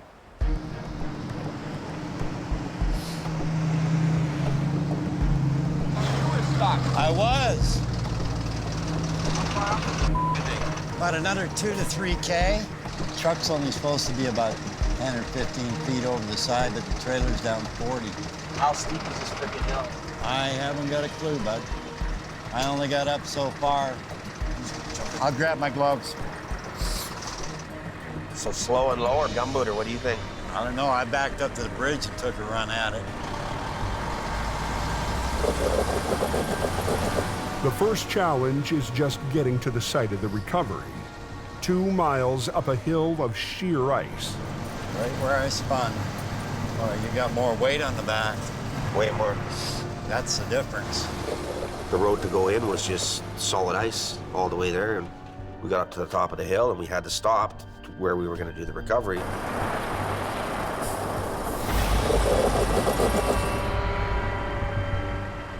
We're sitting on sheer ice.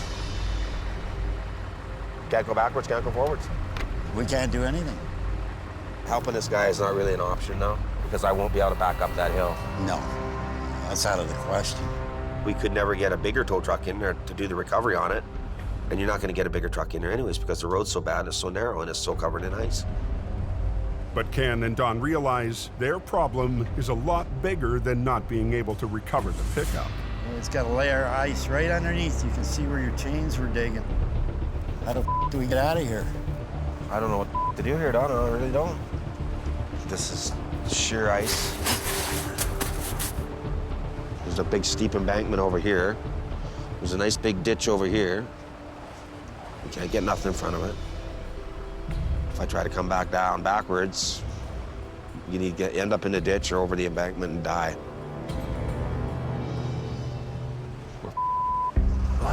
What the f do? But Don's 20 years of towing has taught him a few tricks. How about lowering your wheel lift and putting your frame forks in upside down? Would that help? Yeah. You might dig the road up a little bit so you get some traction. Yeah, maybe that's the best thing to do. What if we should turn it like that? I just wonder if that's not going to dig in and make the front end swing out that way. Suck it in and see what it does. There you go. Once I get going, it's gonna go. Oh, you know it. It's 22,000 pounds. There's not enough room to turn around, so Ken will have to go down the icy hill backwards. I'm thinking it's gonna go over the edge. If the truck starts to slide, Ken could drop straight over the cliff.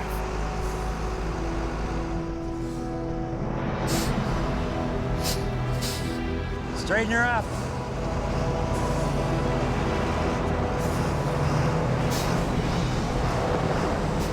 Shouldn't be up here doing this.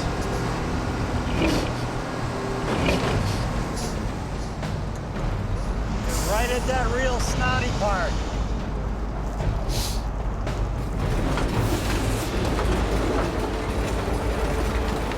There it goes. Look out, dog! Get up, get up, get up! Open the door. Get out of the way! Look out! You're right at that real snotty part. An hour and a half east of Hope, Ken Monkhouse is inching down an icy logging road backwards. How's my front wheels, Don? They're good. Veteran mountain driver Don Starr is trying to guide Ken safely to the bottom. But even tire chains are no match for ice this bad. Look out, Don! Look out!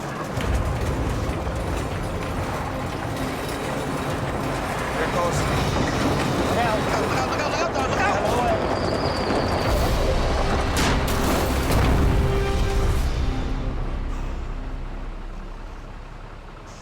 Well, we almost made it.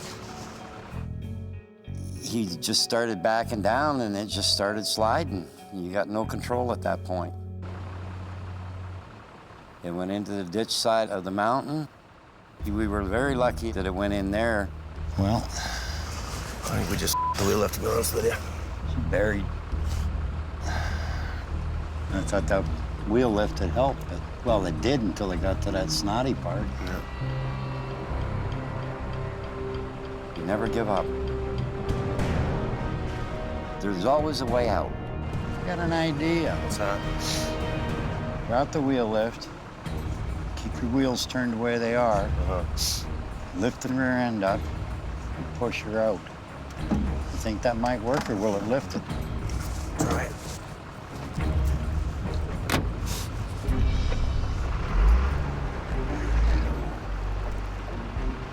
Hey, you ready? Hopefully we can get it pointed in the right direction down the hill.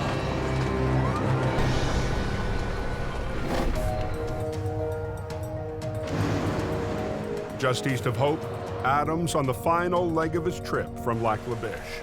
I'm heading home to see my wife and kids, and 30 days of being away from home. But the faulty wheel seals on his Alberta wrecker are still on his mind. Front wheel was ready to fall off because the bearing was like, imagine them wheels coming off at 100 kilometers an hour. Jamie's mechanic in Hope checked out the truck before it left BC. And he was supposed to go through the whole thing. You know, you expect to find a few little things, maybe different standards in Alberta, but to find out there was major things wrong that were no-brainers, that pissed me off. What's the matter? It cost $6,000. If you were the one that done the pre-trip on the truck before it left, The brakes, I look at this stuff, right? you would have noticed that everything was leaking. How could I notice? Because the oil was pulling out of all four wheels. Didn't it go through a motor vehicle inspection? Well, yeah, it did up there. That's why it failed and cost $8,000. You were told to pre-trip the truck before it left. I don't have control of this. Yeah, so you're just a mechanic. You just walk around and, you know, you take the door handle. Oh, yeah, it works, yeah. I checked the brakes. You should have checked the front hub before it left here. The front wheel almost came off. Would have killed somebody. No, I tightened one side up. Did you check the other? Obviously not. They were tight when they left here. Oh, yeah, it was tight, all right. Well, I didn't know that there was work done on the front hubs. Weren't you told to do an inspection on the truck before it left to make sure everything was good? I did Simple question. Were you told to do an inspection? I did not do a motor vehicle inspection, no. Were you told to do an inspection on the truck before it left? Yes, and I did that. No, you didn't. Like If it was up to me, you'd be packing your tools and going home. Pack them. Give me a ride home, I'll go. You're not even worth a ride home, you. Hey, you find something real funny about wheels coming off and almost killing somebody? I don't. Well, then don't chuckle when I tell you something. You're supposed to check the truck before it leaves here. Oh. Because of you, you almost killed somebody because you didn't check the truck out.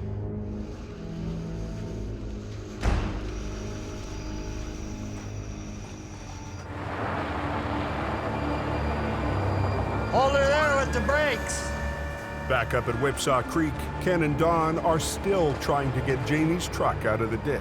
Try giving her a little bit. With night falling and the temperature dropping, they're running out of time. Okay, hold it. Got it. Don't stop. Just turn your wheels this way. Straighten them out. Okay, you're headed down. It's all yours, Ken. I only thought that we could get the truck straight on the edge of the road, not out of the ditch. But when it came out of the ditch, we're going all the way. We're not stopping.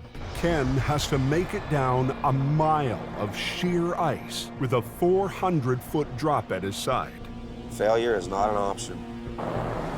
If you go over the embankment, no one's gonna find you. Back in town, Adam's long day is almost over. He can finally put his work problems aside. He's gonna come home and surprise my little girl. She hasn't seen me in about a month. I think she'd be very excited.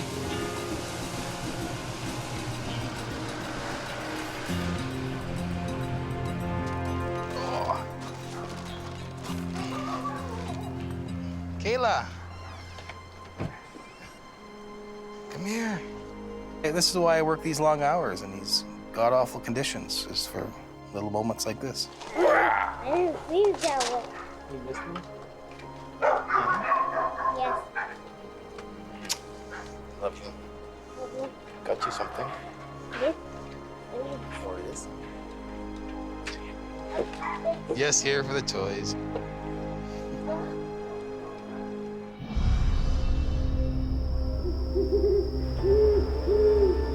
Are those forks still down? Those wheel lift forks still down? Back up the logging road, Don and Ken are on the move again. How's it feel? He wants to take off, but you know what? They've reached the top of the steepest stretch of the icy hill. I'm thinking I'm not gonna let this truck go over the embankment after all we did to get it down to where it was. I don't like to fail, and I don't like looking stupid. Take her in low, low, and idle down. What I'm doing. City drivers, not saying that they're not good operators. You just have to watch out for them, because if you don't, somebody can get hurt or even killed. How's my front wheels, Don? They're good. Don watches for any signs of slippage. The road's so bad, and it's so narrow, and it's so covered in ice. I was just thinking we're gonna die. It's pretty here. Real slick. As Ken inches down the hill, No. momentum takes over. Get out! Look out! Look out! Get out of here! How's it feel? He wants to take off. At Whipsaw Creek, Ken Monkhouse is inching down a steep stretch of an icy logging road. Take her in low, low, and idle down. I'm doing. Just steps away from a 400-foot drop. Get out! Once again, his 5-ton starts to slide out of control. Get out of here! But this time, Ken stays behind the wheel. Ken!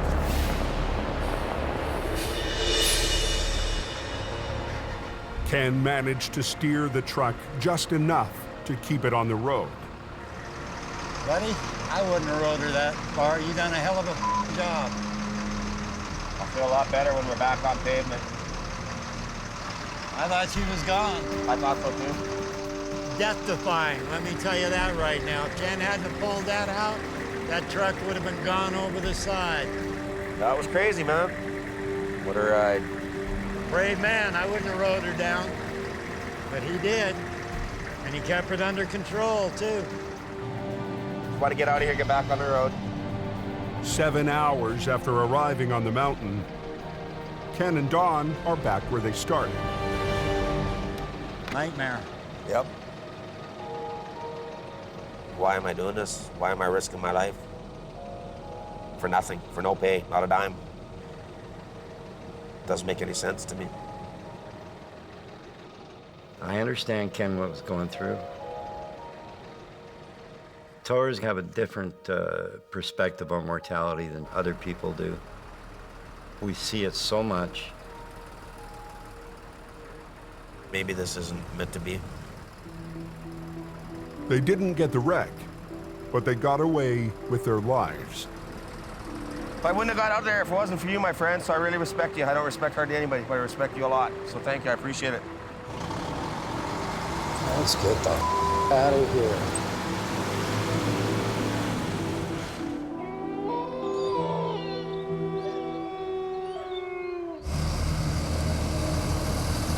But when the guys get back to the shop empty-handed, it only adds to Jamie's frustration. You know, the first thing I want to do when I hear all this stuff is just yell and scream. I know. It's hard for me to be... Jamie thinks Ken and Don should have used heavier-duty chains. I don't think that putting doubles or triples on there would have made a difference, Jamie, because it was just that frickin' icy. I'm honestly thinking I got two guys up there that should know what they're doing and should be able to pull this off. Another no-money day. Yeah, there was an accident I heard on the southbound side. Yeah, it's a super beat gravel truck. At 11 p.m., 2 hours up Alberta's Highway 881, Colin heads to his first solo recovery. 40 kilometers north of Conklin. We have a gravel truck in the ditch. All by myself right now. With Adam on days off, heavy rescue needs Colin to deliver and keep the roads open over the holidays. I should be able to do it all by myself. I'm pretty confident in my abilities. I don't want to be too cocky, but I pretty much, mastered it. Don't need guys like Adam barking at me that I'm doing it wrong. Oh, yeah, he is out there, isn't he? Nice. Well, let's go take a poop. So you came in that way? Just spun it around? The gravel truck, towing a loaded quad wagon, hit the brakes to avoid a passing sea can, hit ice, and spun off the road 100 feet down into the ditch. You're lucky you missed the pole. Holy cow. This forward line, so I'm just pretty close. Yeah, well, I'd like to pull you forward, but we got the pole in the way, right? So I'm not going to be able to get lines on you because we won't clear the pole with your trailer. So the best thing for me to do is we just back the whole thing right out. You get it? Because there's so many articulating points on it, there's an articulating point on the trailer, and then there's an articulating point at the fifth wheel. It can be a little tricky. This would be good right here. Since Adam's away, Colin has to be his own boss. That'll do there. Okay, where's that blocking tackle? Without any swampers, he'll need the driver to help steer. Just one guy in the truck driving, maybe you can sort of act as communication as well. It can be a big responsibility when you're pulling out a $100,000 truck. And these are guys that have never done what we're doing. All right, driver, the dump truck, you can release the brakes. Your trailer's gonna slide just a little bit down towards the hill. It's all good. I have a line on you. If Adam's there, then I'm following his orders and, my ass is covered. See if you can straighten out the dump truck, get it even with the trailer. But if Adam's not there, then I'm the one that's in charge. I'm the one that's responsible. Oh, what you doing? Turn your wheels to the right, please. Dump truck driver, turn your wheels to the right, please. There we go. Come to me. After just 20 minutes, Collins got the truck up to the edge of the ditch. Now he needs to freewheel the winch and reposition to pull the truck up onto the road. Can I get you to put all your brakes on? The driver has to keep his brakes locked, or the truck will roll right back to the bottom of the ditch. All your brakes are on, dump truck driver. Okay, 10-4, I'm just we're gonna do one more movement here. Whoa, brakes! Put your brakes on, apply your brakes, please. Thank you, I thought you said you did that.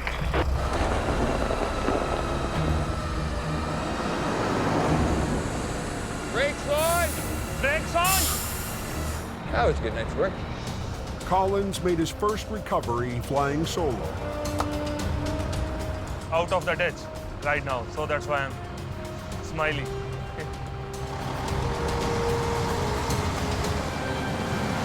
Happy customer, that's important.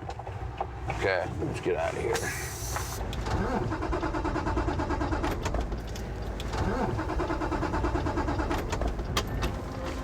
Son of a bitch. It's a 40-minute drive to the nearest settlement, and home is almost 2 hours away. Please, Mr. Towing God, please, Mr. Towing God. I thought I had enough fuel, and I didn't.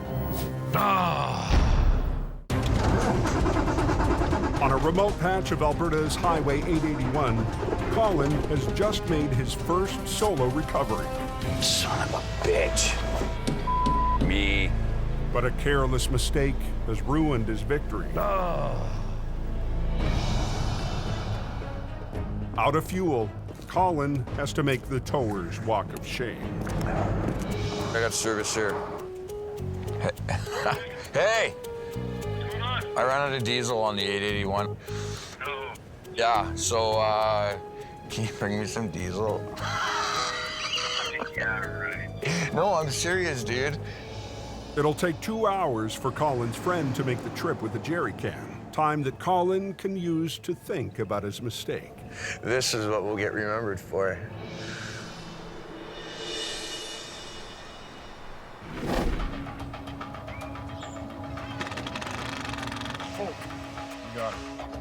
In Hope, 2 days after Christmas, crews are gearing up to go back on highway rotation. But Ken Monkhouse is still reeling from his near miss up in the mountains. So that Forest Service road was pretty traumatic. A couple people could have come real close to dying, including myself. It may work. Can you and me go have a chat? Private? Just had nightmares about it every night. Wake up in the middle of the night, just freak right out. Go for a walk around the block, go back to bed, push play, the nightmare starts all over again. Are you gonna want to kill me if I go and work for a month in the city to help buddy out? And I can go down there and pound a bunch of cash. If you're getting mad, and don't worry, I won't do it. Well, no, I mean... It seems like we got lots of guys and a few trucks. I tell you, this is the worst time of the day to do it. But I'm so out of sorts with myself.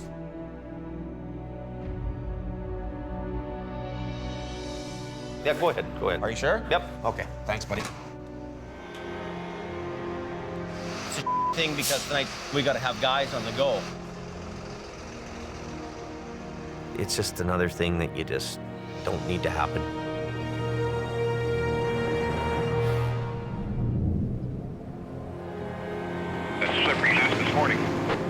Just a traffic jam. In northern Alberta, Highway 881 is jammed with crews heading back to the oil fields. It's so bad you can't even pass a guy.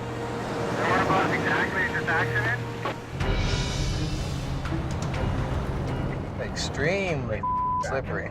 30 miles north of Lac La Biche, heavy rescue arrives at the scene of a complex wreck. A bucket truck for stringing power lines is down. Yeah, he ain't gonna be driving that home. The top-heavy truck caught a wheel in the soft snow, veered down the steep embankment, and flipped over on its side in 3 feet of snow. Holy buddy, she's deep. Adam arrived back from BC early this morning. The clients want him to recover the truck without damaging the fiberglass boom arm, worth $250,000. Thanks, Bill, Adam. Nice to meet you, Bill. You too, man. You're dealing with big dollar equipment, huge companies. You can't hold customers up. You got to get their out of the ditch. You got them moving. People want it now and now and now. But the work can't start until Colin arrives with the wrecker. Colin's probably ran out of fuel somewhere between here and there. I don't know what it is with fuel in that man. All right, well, we're here on the scene. Put together a little plan of action and get this thing out of the ditch. But Adam's not letting Colin live down last night's mistake. Why didn't you fill it up when you went to Edmonton and back? I did fill it up when I went to Edmonton. So you fill it up when you come back from Edmonton? No. Why not? Don't I always harp at you about fuel? Yeah, you harp at me about everything. At the end of the day, I really like the guy. I like working with him. I just kind of wish he would progress a little more. We're probably lucky to have him because he takes all the constructive criticism I give him. There you are, see? There, pumpkin. He can call me all the nicknames he wants to call me. If Adam's picking on you and being a bully, it's because he loves you. He's a big dirty, this one. We're not gonna hurt nothing going around that. That'll give us a bit more lift too, right? The thing is with a bucket truck, they're a lot heavier, they're a lot taller, and once they flop onto their side, they're a lot harder to get back onto their wheels. It's a hard pull, like just because the angle we're on and... Yeah, you've got the tandem and the medium-duty wrecker when you should have 2 tandem wreckers up there. Phil will get on the front end when he gets here, front end Phil. Flipping the top-heavy boom truck would be the perfect job for the rotator, but all Adam has is Colin's wrecker and Phil's 5-ton, nicknamed the Army truck. Technically, we don't have the equipment to do this job properly. All we can do is work with the stuff we have. Here's what it is. It's Adam's call. It's Adam's show. And what if I look like an idiot or I can't do it? That's what I worry about.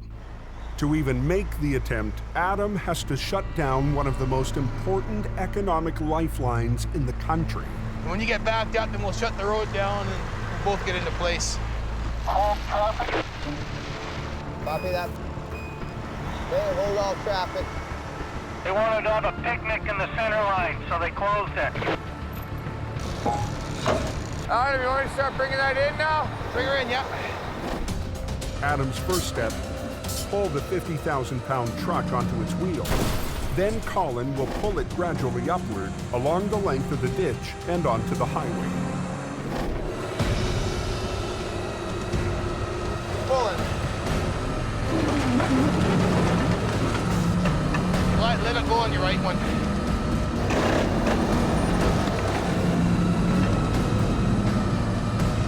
Want to do more with your high one, right?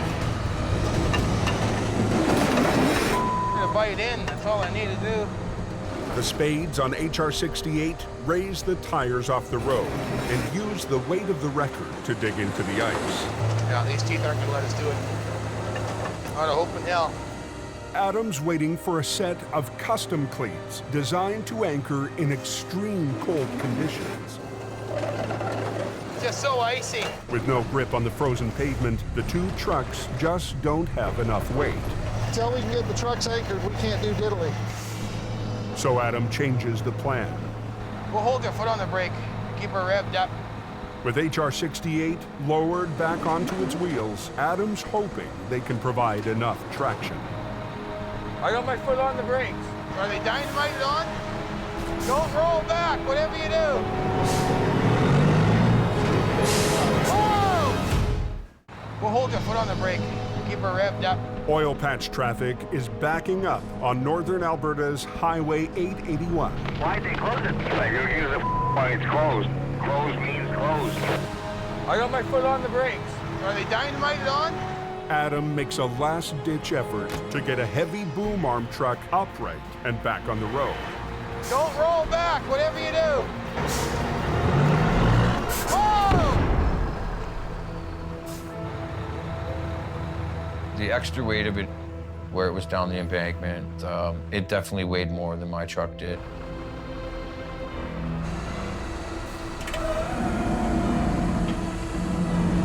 I don't think we're gonna get her. Get back your lines off, we're done. Get off the road. Completely on the hook? Yeah. For the first time in years, Adam has to abandon a job. What? Plan the tag yet, or you gotta think on this dude? She's in there. Wow. It's frozen in there. Once we get it flopped over, it's no problem, but You just see how disappointed he is that we didn't get the job done. get your straps off, get back to the yard, and shut her down for the day. What are we gonna do about this? Don't worry about it. That's my job to worry about it. But Adam refuses to be beaten.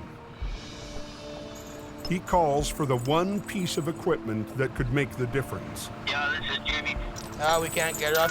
There just ain't no way we're gonna get this up without the rotator. Yeah, I think the rotator would be a handy piece of equipment to have on this bucket truck. It's definitely got the power to suck it up onto the road. After a slow start to the winter for Jamie and Hope, the rotator hasn't turned a wheel in weeks. It's hard for me to want to sit here at the shop when, there's so much business going on there. Oh, it's killing me to stay here, you know that? Freaking killing me. I know how hard it is to work in these mountains without a rotator. You need it.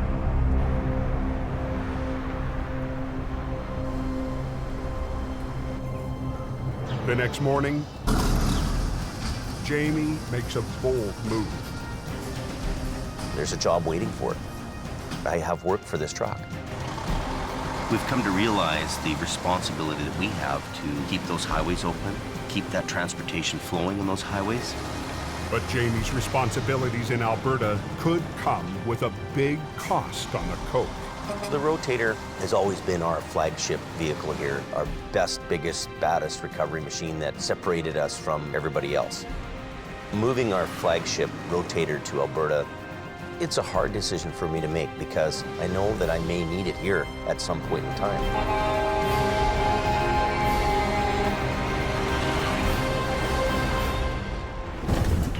Next time on Highway Through Hell.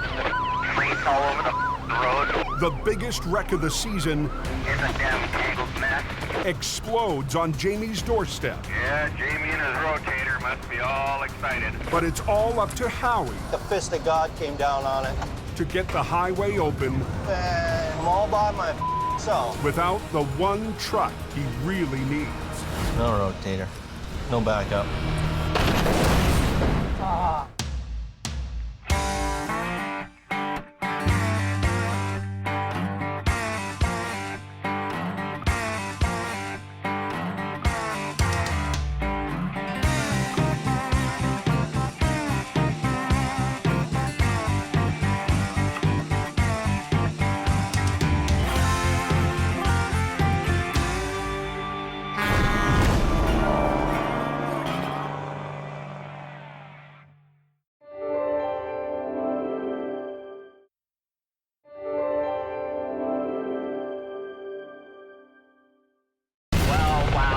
This time on Highway Through Hell. We're on a dangerous road. A backcountry recovery puts Adam's crew Here we go. Watch your back. in a tight corner. Or is it just like black ice? Police take to the sky Get the highways open quicker. to solve a deadly mystery. He's gonna lose the truck. And Jamie's lone wolf Now what? Hey! runs into Heavy Rescue's top dog. Got 15 minutes to get the road open because the highway guy is bitching. Are you kidding me? On the Highway Through Hell, the last line of defense is a heavy rescue team ready to tackle any disaster.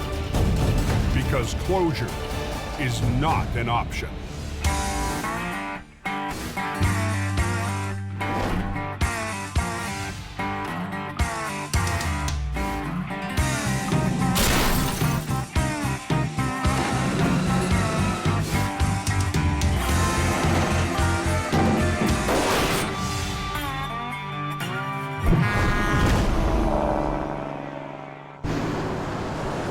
Is it March yet?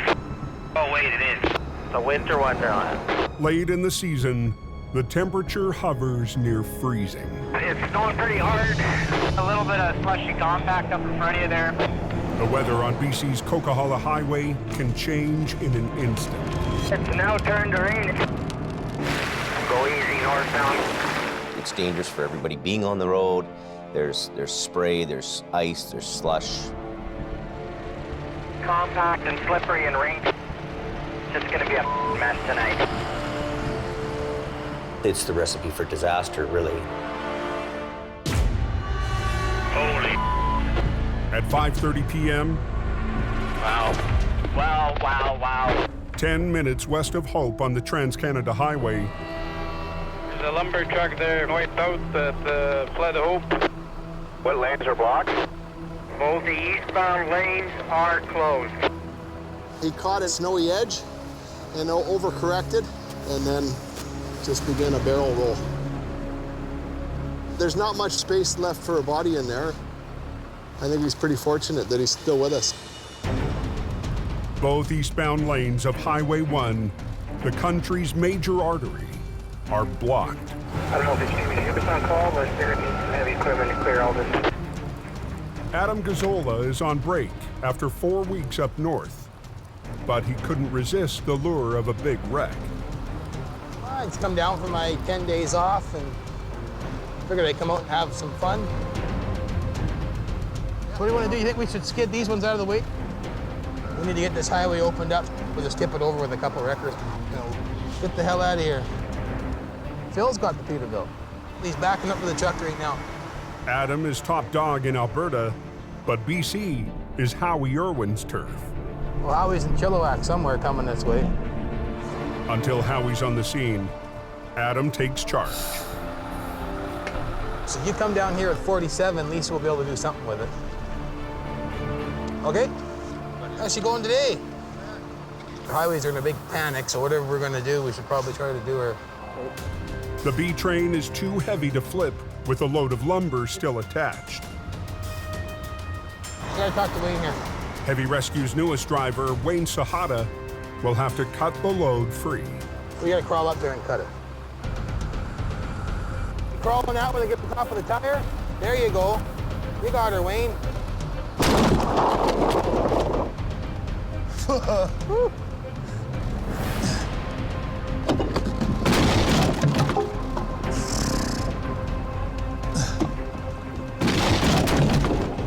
about that last belly one there, Wayne? Which one? Is it loose? Must be. Good enough. Whew. Couple straps holding, but nothing major. They'll come off. Yeah, I'm right here now. At 6:15, Heavy Rescue's lead BC operator, Howie Irwin, rolls up in HR 66. He was west of Hope, and he's pulled up on the opposite side of the wreck. You got another chain, or? Yeah, I got another two. Okay. To save time, Howie will use Phil's wrecker, already on the other side. Holy. This season, Howie's built a reputation as BC's lone wolf. I'm one man, one truck. Redneck science. When there's a big truck wreck and I show up, it's my job to make sure that it happens. I should be able to do this with one truck. I'm gonna grab it in the middle, grab it in the back of the tractor, and pull the thing over. Okay, hand me that block when you get enough cable out. You need more? Or are you okay? We're in. That's all I'm concerned about is getting that highway open so that they can get traffic moving. Use the chain, wrap the rail. Even though it's Howie's scene, Adam is having a hard time playing the role of observer. Want to get 47 on the front, or? What? Want to get 47 on the front and knuckle it down? You observe with this, not this. Maybe put 47 on the front to help power it over? Every little bit helps. That's why we have the trucks. We try to use them as much as we can. I don't think it needs more power. I figured just one truck could do it. I've rolled over quite a few B trains. I've never had one that never fell over on its wheels. Okay, well, we'll do her your way then. If you figure you can do her. You know, what you've got here is Howie, you know, being a lone wolf, used to doing everything on his own and alone. You throw him in the mix with another top dog, then there's a dogfight happening. Well, Howie came here and switched the whole plan. Well, I figured he's gonna roll her all over here all by himself here, so. I don't know why you wouldn't put the other truck on there. Save yourself hassle. No sense being a superhero. To clear the wreck faster, Howie wants to rig just one wrecker with the first line to the tractor and the second line to the back of the lead trailer. You ever used these before? Yeah, I used them on the other trucks. Okay, you understand they're no good unless you're right up on top of them? Yes, I do. Okay. All the straps are cut, Wayne? Huh? All the straps are cut? Yeah. Do you really think he knows what he's doing?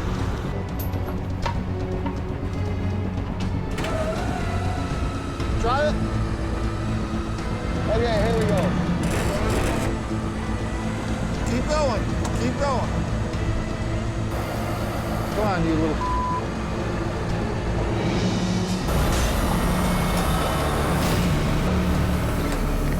The wreck starts to slide, He's gonna lose the truck.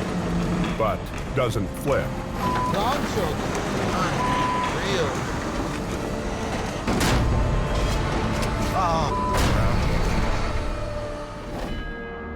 Just 45 minutes away, up near the top of the Coke, This is truly insane. Were you guys recommend chaining up for a smash, or they're a box cut in, or before? the overnight traffic is thrown into chaos. Yeah, it's not good. The snow is like freaking seagulls in front of your face right now. And every time I see the snow coming down up here, I see that quiring. But tonight, the quiring on the road is Al's son, Kerry, helping out senior operator Gord Boyd. Let's get pulling. Fighting to keep the smasher clear.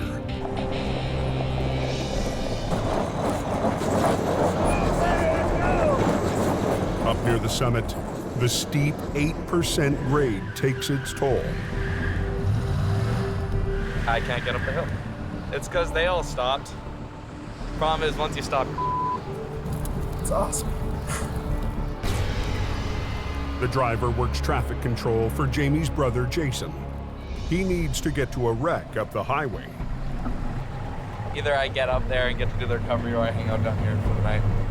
Anyone wanting to head towards the Coke, I would suggest taking another route. Back down the hill and pull one up. Backing up down the hill that night in a snowstorm. Just another day at the office. Gord takes pity on the competition. Just stay with me. Yeah. Let's go some fun. I don't like this.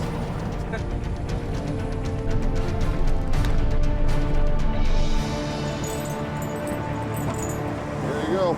Okay, buddy, I'll just let Al phone Jason. They can sort it out. All right. Thanks, buddy. The color of the truck might be different, but we all end up putting our lives on the line on the side of the road.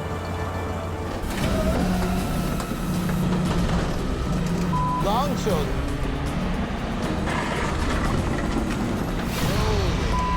That's hard on her. Back down on Highway 1, Howie's gambled on a quick flip using one wrecker. But so far, he's losing big. He's gonna lose the truck. Unreal.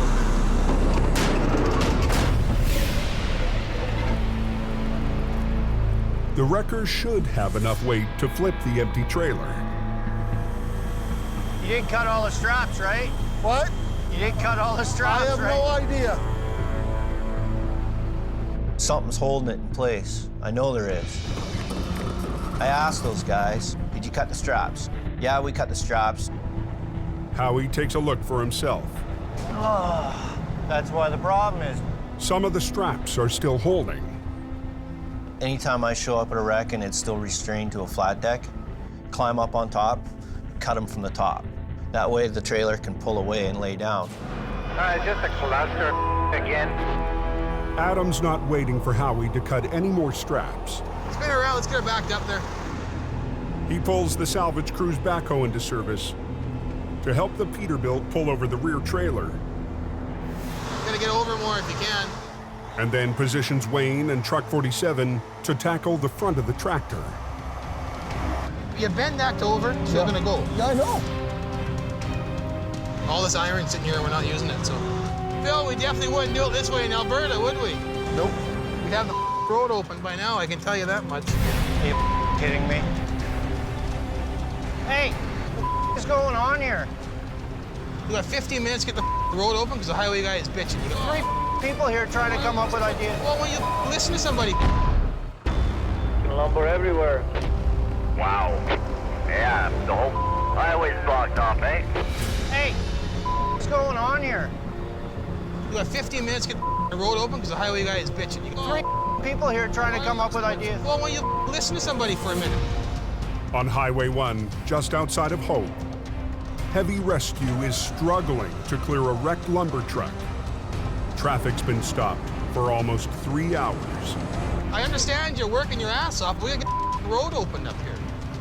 Well, hurry up then. Let's go. Howie was told the load's been cut free, Oh, that's why the problem is. but some straps are still holding bundles of lumber. Bend that over, so it's gonna go. Adam stepped in to add more muscle. I'm just gonna kick my blocks out and back up 3 feet, okay? And then hook it onto that chain, and that's it. We'll start pulling. Whatever. Let's go. I'm used to being one guy, one truck, showing up and doing it. Hey, Phil, got a big chain? Right on the back corner, right corner of the truck. If I'd have shown up, nobody else had been there, cut everything from the top, front to back, that thing had been on the ground in 20 minutes. You just go through the wheels like they did there. Yep. Oh, there you are.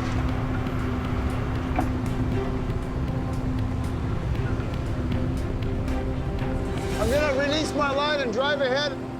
You should too. The B train slid during the first attempt.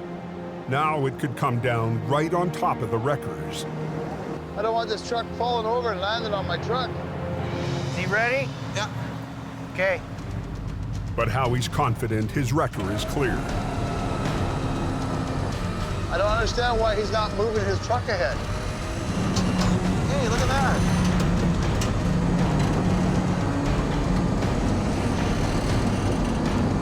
Slow but surely.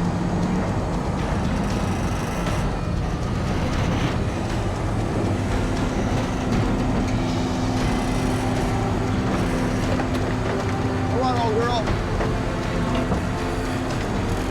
Keep going. Keep going. There it goes. Now he's so close, he's gonna hit the. How come you don't tell him that? I tried telling him that. He's gonna hit the truck.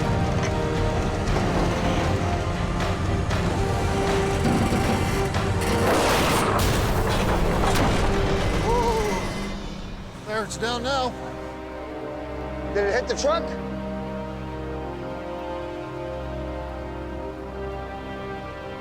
No, lots of room. The wreck missed the wrecker by inches.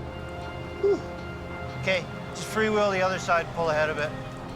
I didn't intend for it to land that close, but I knew it was gonna be close. 4.5 hours after the accident, eastbound traffic can start flowing again. On the radio, they said it was open. But if Howie was hoping to make a good impression on top dog Adam, I sure as wouldn't have done the job like that. If I need help, I'll ask for help. I'm a big boy, I don't hold hands. Only with the wife. the next morning, 40 minutes up the highway from Hope. What happened to the Colt? It was a bad wreck there. I heard it was the head-on. Yeah, something went down because that's the second ambulance I've seen go by. A B train crossed the median, smashing into an SUV. Yeah, they got their ambulance up there right now. The driver of the SUV is airlifted to hospital. Looks like the coroner event. Was there a fatality accident or something? How many were killed? One for sure. Some family is going to be devastated and they'll never be the same in a matter of a second. The truck driver also suffered injuries. One of my buddies. No, it's a friend of mine. Same company, friend of mine. Ouch. I couldn't even imagine. How's the driver doing? He shook up and obviously doesn't feel that well over knowing that at least one person got killed. The fatality southbound, so yeah, she'll be closed for a while. Probably won't open it until they finish their investigation. A serious accident requires a major investigation by a team of accident reconstructionists. Did he jackknife? Yeah, he jackknifed. Okay. Today, the leader of the team is Sergeant Brian Nightingale. We need to preserve the scene so that we can present the physical evidence in court. We're going to keep the traffic back behind the emergency vehicles. Don't fill in this area here. Yeah, no problem. Sergeant Nightingale can't rush the investigation, but just like heavy rescue, he feels the pressure to get the highway rolling. So it's pretty straight here, eh? Yeah. So the road, when you got here, was it in this shape or was it just like black ice? No, this would have been ice over here. Okay. There's no doubt about it. Pinpointing exactly where the truck lost control can help the team figure out how and why it happened. He's coming out of that curve back there. Okay. And I bet you that's where everything starts to go. Probably. Yeah, back in the curve.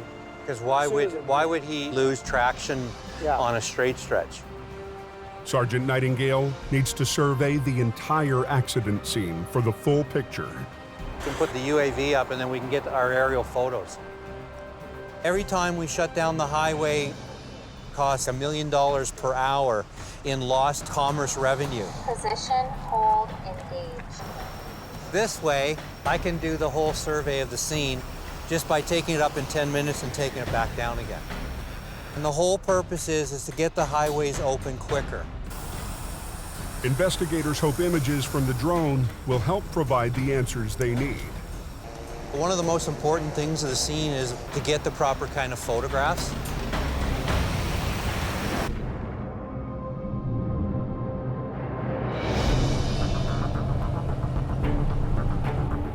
In northern Alberta, Have you been up the Conklin Road before?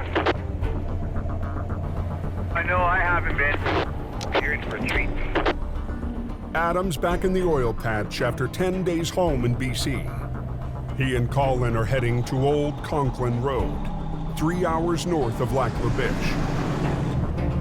They have a gravel trailer rolled over. Just a trailer for far as I know. Yeah, okay.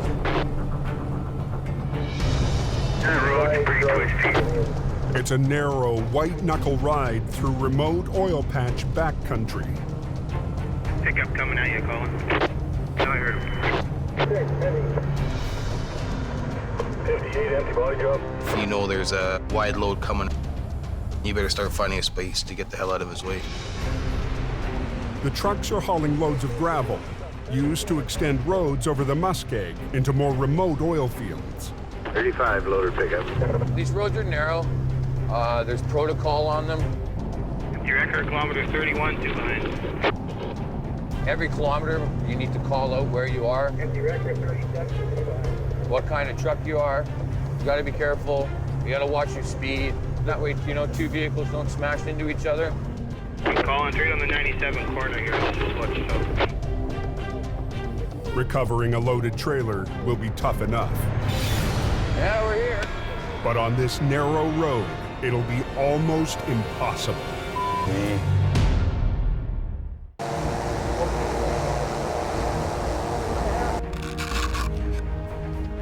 Near Mine Creek on BC's Coquihalla Highway. And then this is when he's starting to fly. Sergeant Brian Nightingale reviews aerial evidence of a fatal accident. So now he's up around, I'd say close to 200 meters right now. And so that's where he goes out of control, goes across the center median, and then there's where the vehicle is. The curving section around Mine Creek is known for wrecks. But the images show that this trucker lost control on the straight stretch, where there's no reason to slide sideways. Because on a straight stretch, there is no lateral acceleration. The team will keep digging, gathering more information from both vehicles. We have to present our evidence in court, and so we have to be able to provide the court with what we saw.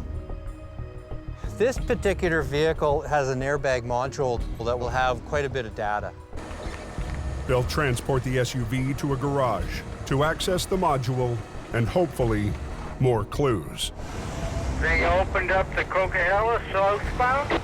They were open one lane getting through. At a nearby tow yard, is it there? The SUV's black box, called an event data recorder, will help investigators reconstruct the final seconds before the crash. So it is reading from the module now. It's telling me whether the driver and the passenger were buckled at the time, and I can confirm that it does say that. And the brakes are on for about 1.5 seconds before impact. This information is very important to our outcome. With seatbelts buckled and airbags deployed, the passenger could have survived. The team soon finds a possible explanation for the tragic outcome. She may have been hit with items coming up from the back of the vehicle. Because everything in the vehicle is traveling at the same speed as the car is when it gets hit. It's one important clue. Once they retrieve the recorder from the truck, the investigators will work to form a complete picture of this tragedy on the highway. Hey, gravel trucks, what are we stopping here for? On Old Conklin Road in northern Alberta, it's a narrow road in the middle of absolutely nowhere. Adam and Colin are in a rush to get a gravel trailer back on its wheels. You just came bucking right through here. We took the corner way too wide, forcing myself to go into the ditch. Problem is, the trailer rolled on one of the worst blind corners on the road. It's a busy road. It's a haul road, right? Guys are hauling gravel out of there all winter. Okay, so you'll get you in here, pull down, and then I'll get on this back corner where it looks like most of the weight is. But the heavy gravel is loose and will shift during the pull. Wrap that around one more time, make it shorter, you know? Right down here. Today, swamper Jamie McKelsey is helping Adam rig. So you don't tear the axle out? Oh. So you'll rip it right out of these bags, right? Pretty cold, you down at 97. Slow right down, guys, slow right down. We're on a dangerous road, narrow roads. Just gonna get this done and be on our way. Get your truck on the other side. It's a haul road. We can't have it closed for very long.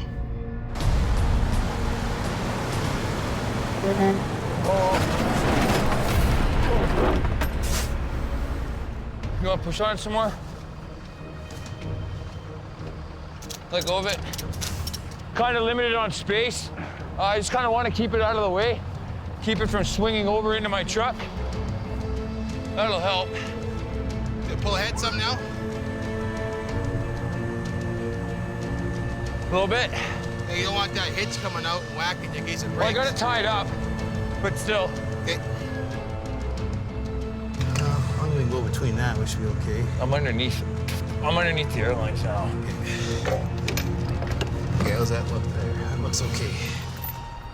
There's like 100 gravel trucks coming down here, so just want to get this road open up. Hopefully it comes right over. Adam's taking no chances. He's put the might of the rotator on the heaviest end of the trailer. We had still a pretty good amount of load in that box there. So if something happens, you're in a big pile of Reload if you're good down to 98 after that convoy is sick. Thank you. 98.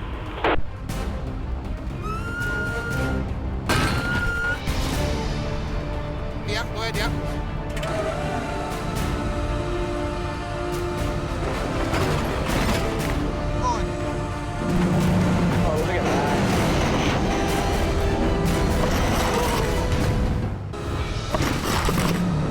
Guys, watch yourself. On a remote road in northern Alberta. Come on, Adam, pull that thing over. Heavy rescue is fighting to pull over a loaded gravel trailer. Are you be okay there when it comes down? You have lots of room there when it comes down? It's tied up. Okay. But Colin's running out of room. If he stops to reposition, the trailer could topple. The gamblers are going to turn this thing back upside down again, and we're going to be back to square one. Keep going.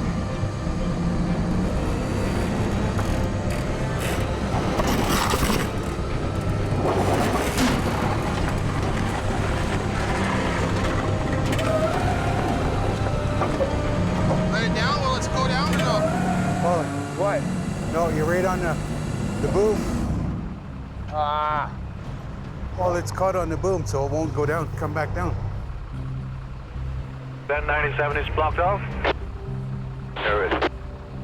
Pretty slow, the guys standing around. Now you got an accident just ahead of you there, southbound in Granny Lane. On Highway 5 in BC, Howie gets word of a wreck near Othello. Oh, he's buried in there like a tick. He's talking about that rather interesting parking job at Othello. Last night, a fully loaded semi veered off the road and is now wedged against the rock. Have fun getting it out, I think. It might look like a simple recovery, but Howie can't just winch it out. There's only 4 feet between him and the rocks on the other side. So if I was to hook onto it and just start pulling it up the hill, it would automatically want to go away from the truck towards the rocks. After last week's struggle, the lone wolf has decided he needs help. We all got to work together. You can't be a one-man army. I try, but there's certain times where you know you're outgunned. You either got to add another gun or get a bigger one. The weapon Howie needs is the rotator, with its vertical lifting power, but it's hours away working in Alberta. Here he comes. Fortunately, there's a backup. Jamie's brother Jason has one. Well, what do you think? I'm thinking he's not coming out with damage, without damage.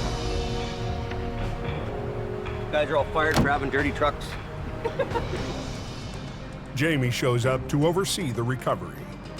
I just want to grab the front, get him to grab the back, and just park it on the shoulder behind me, basically. Yeah, I think he should follow with you. Yeah, well, that's what I mean. If He needs the team to help him in this case, so he's got to learn to be with the team and make this happen, because it's beyond a one truck, one guy job. The only damage to the truck is on the front end of the trailer, and Jamie wants to keep it that way. There's quite a bit of value in this truck, so the goal is to bring it out and not do any more damage to it. Truck's gonna start coming up on that right front wheel, right where he's standing right now. Howie will tackle the tractor with HR-66, but the heavy lift might be more than it can handle. HR-66 is a 25-ton hydraulic wrecker. It has limited capability for recovery. A 25-ton truck is a tow truck. This is really two rotator job. To lift this whole unit up and bring it on the road like this. Jamie and Jason have worked major recoveries together with both rotators. So let's go up high. It's the perfect setup for lifting a semi straight upward and onto the road. Wow. Problem is we don't have a second rotator here. We're just gonna have to work with what we got. They don't want to damage the undercarriage or the fairings, which improve wind resistance. He drove it into the ditch at such a shallow angle that he didn't wreck anything on the bottom half of the trailer. I got to get it out of the ditch without trashing it. This much of a side pull, I wouldn't be sticking out too far, right? Yeah. All righty, here we go.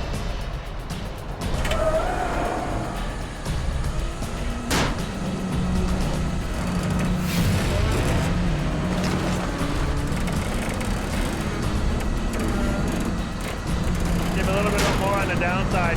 Keep it level. There you go, yeah.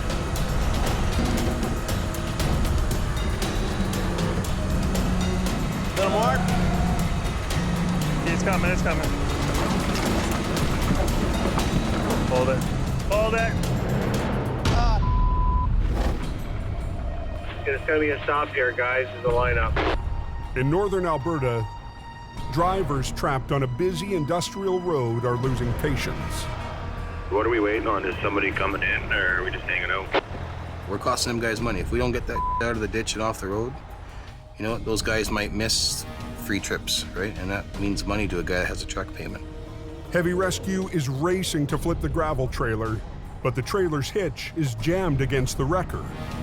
It's held up against your booms. When you pull ahead, it's either going to go that way or it's going to come this way. Colin needs to release his winch and move his wrecker. So my fear is when you pull ahead, it's going to go down again. Freewheel and go ahead. Go easy on the clutch. You'll just meter it.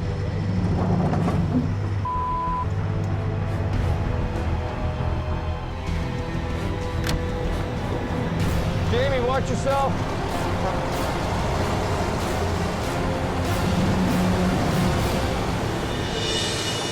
Okay, hold there. Is he hooked up? Are you hooked up? Just about.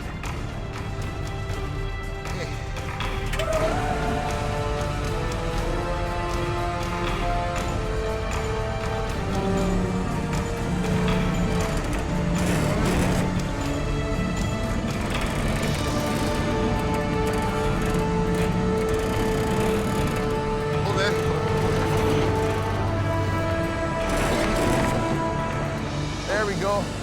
We're all good. You can unhook.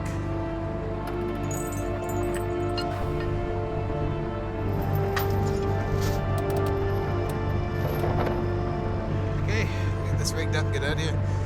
You guys hook onto it and drag it up there, I guess, or? Yeah, we'll do that.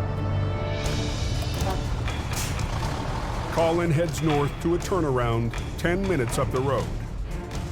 Trailer's out at 97. Gravel truck's just gonna back up to her and get it loaded up. And she'll be all open up here in a couple minutes, boys. Perfect. Adam hits the road for the 3-hour journey home. D-Record 96. Get it down. But just as the gravel truck gets on its way, Now he can't go up the hill. It's stuck. it's trapped right in the blind corner. What the? Here we go. Put in gravel convoy 97. Watch your back. Watch your back. Traffic backed up for 40 minutes, guns it for the open lane. 97 for 6 empty heavy and 2 left. They might need a tug there and spin it out.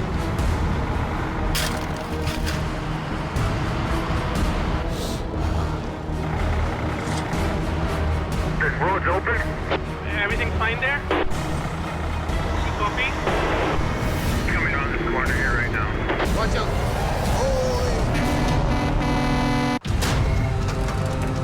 Hold there. In Alberta, Heavy Rescue has pulled a gravel trailer back on the road. And she'll be all open up here in a couple minutes, boys. Perfect. But the truck hauling the trailer is now stuck on a blind corner. Here we come. 97 for 6 empty heavy and 2 left. Just keep coming. Coming on this corner here right now.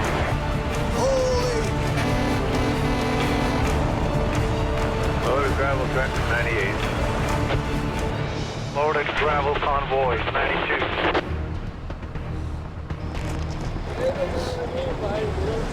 No, I know, eh? They don't give it.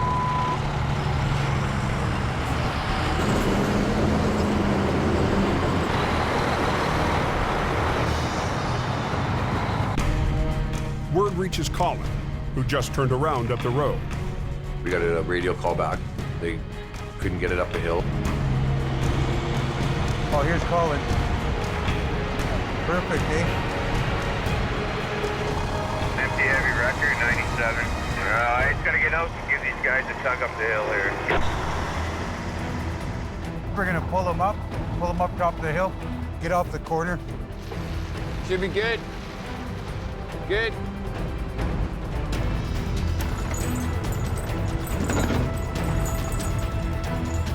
Give me that. Put it on the ground. Let's give her. You ready? You bet. Just helping these guys out, you know, it's what we do, right? Back on the road. Never leave a man behind. Over on BC's Coquihalla Highway, It's coming on the frame. Howie, you're gonna need some lift. What's that? You're gonna need some lift. Howie and crew are trying to recover a loaded semi without wrecking its fairings. It's brittle, it's plastic, it's not gonna stand up to any kind of abuse. So the problem we've run into now is the fairing starting to bite into the bank. That piece could be worth $4,000 or $5,000. So for $4 or $5 grand worth of damage, we're better off to put the line in there and lift it properly. This thing is very expensive, and the possibility for creating more damage to the unit is very possible if you don't handle it right. We didn't want to do any more damage. If we hook me up and I can pick up that, right, a little bit, and just dangle it so it gets a little bit more in the air. So I'll just come in here and swing over and give you a little pick. Jason plans for a re-rig, running straps to the front of the trailer to help Howie lift it out. He'll flip around like that, take a little bit of pressure off on it, and actually lift it over that way in order to pull it out. You want to get that one over? Yeah, I want it over. Push it up, Howie. Yeah. Oh, watch her. I gotcha. Are you climbing up, James? Yeah. You come up, eh? I'm gonna move it back to the landing gear, eh? Yeah, man. What? I tell you, this trailer is not looking very good up here. There's a lot more roof damage than really is apparent, and it goes for quite a ways. The veer angle of the two lines would actually push on the top corners of the trailer, collapsing it in. I just know that's gonna end up getting squished. Let's set up one spreader bar and pick it up at the landing gear on both sides. You know, you're still gonna accomplish the same thing. The front corner is so damaged, I'm scared of it. A spreader bar allows a trailer to be lifted vertically from its base, taking pressure away from the fragile walls. But rigging the spreaders... And they're the same length? What's this say? It doesn't say foot length on it. means more time on the highway. Yeah, 20. That's a 20. Just join them together, and we'll go in about here, and we'll put an angle iron in here. Okay. Are we good? Keep going slowly. Angle irons will prevent the straps from cutting into the frame. Okay, go ahead.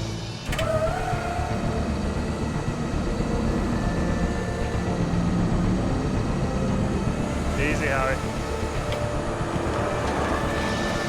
Coming out. Turn the wheel to the right a bit.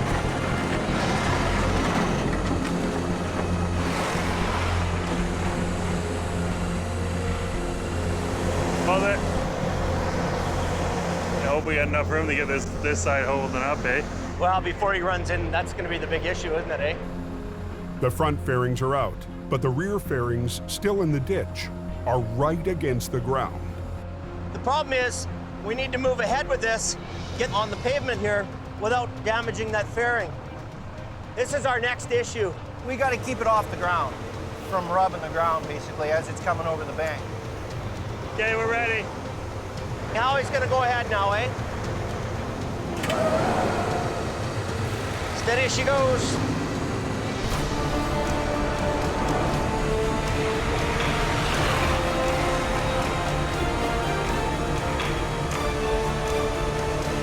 Keep going. Pull ahead. Go look at the other side. The trailer's suspended in midair with all its load. Those are real critical moments for us. Hold on, Howie.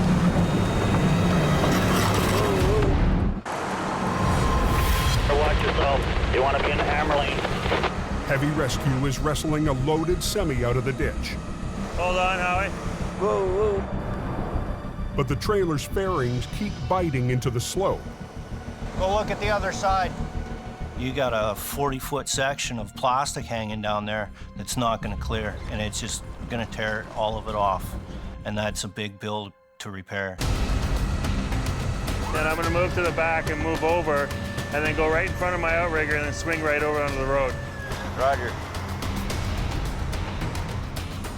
He's gonna grab the back of the trailer behind the axles. As I'm winching it out, he's gonna swing with it. Keep it level with the back end of the tractor. So we're gonna park it right here. Good? Yeah. Okay. Good. It'll be a test of teamwork for Howie and Jason to free the grocery truck. What we really need here is these guys all to work together and be the dream team and make this happen. So it's a matter of him watching me and me watching him, making sure that we're together. There's some stress on here already, eh? Now it's gonna release. Tag her in, Howie. Let's give her, see what you can do. Watch me, Howie. Yeah. Brakes off. Slowly, Brett. Slowly. Okay. Slowly.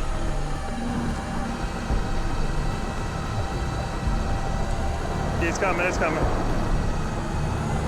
It's coming. Keep going. It's do or die right now. Almost 40,000 pounds hangs in the balance. Those are clench your fist, grind your teeth kind of moments for a guy where you have all the load suspended there. A little more. Oh yeah, buddy. Yeah, that's nice. That's nice.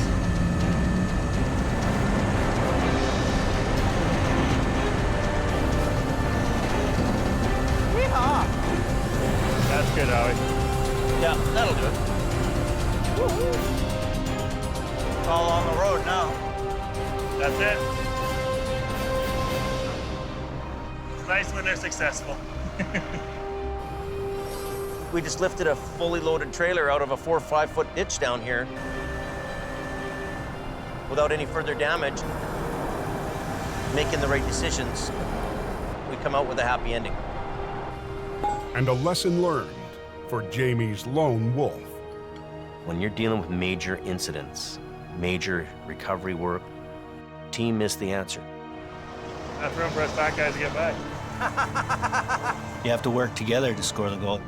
Can't just be one guy carrying the ball all the way down the field.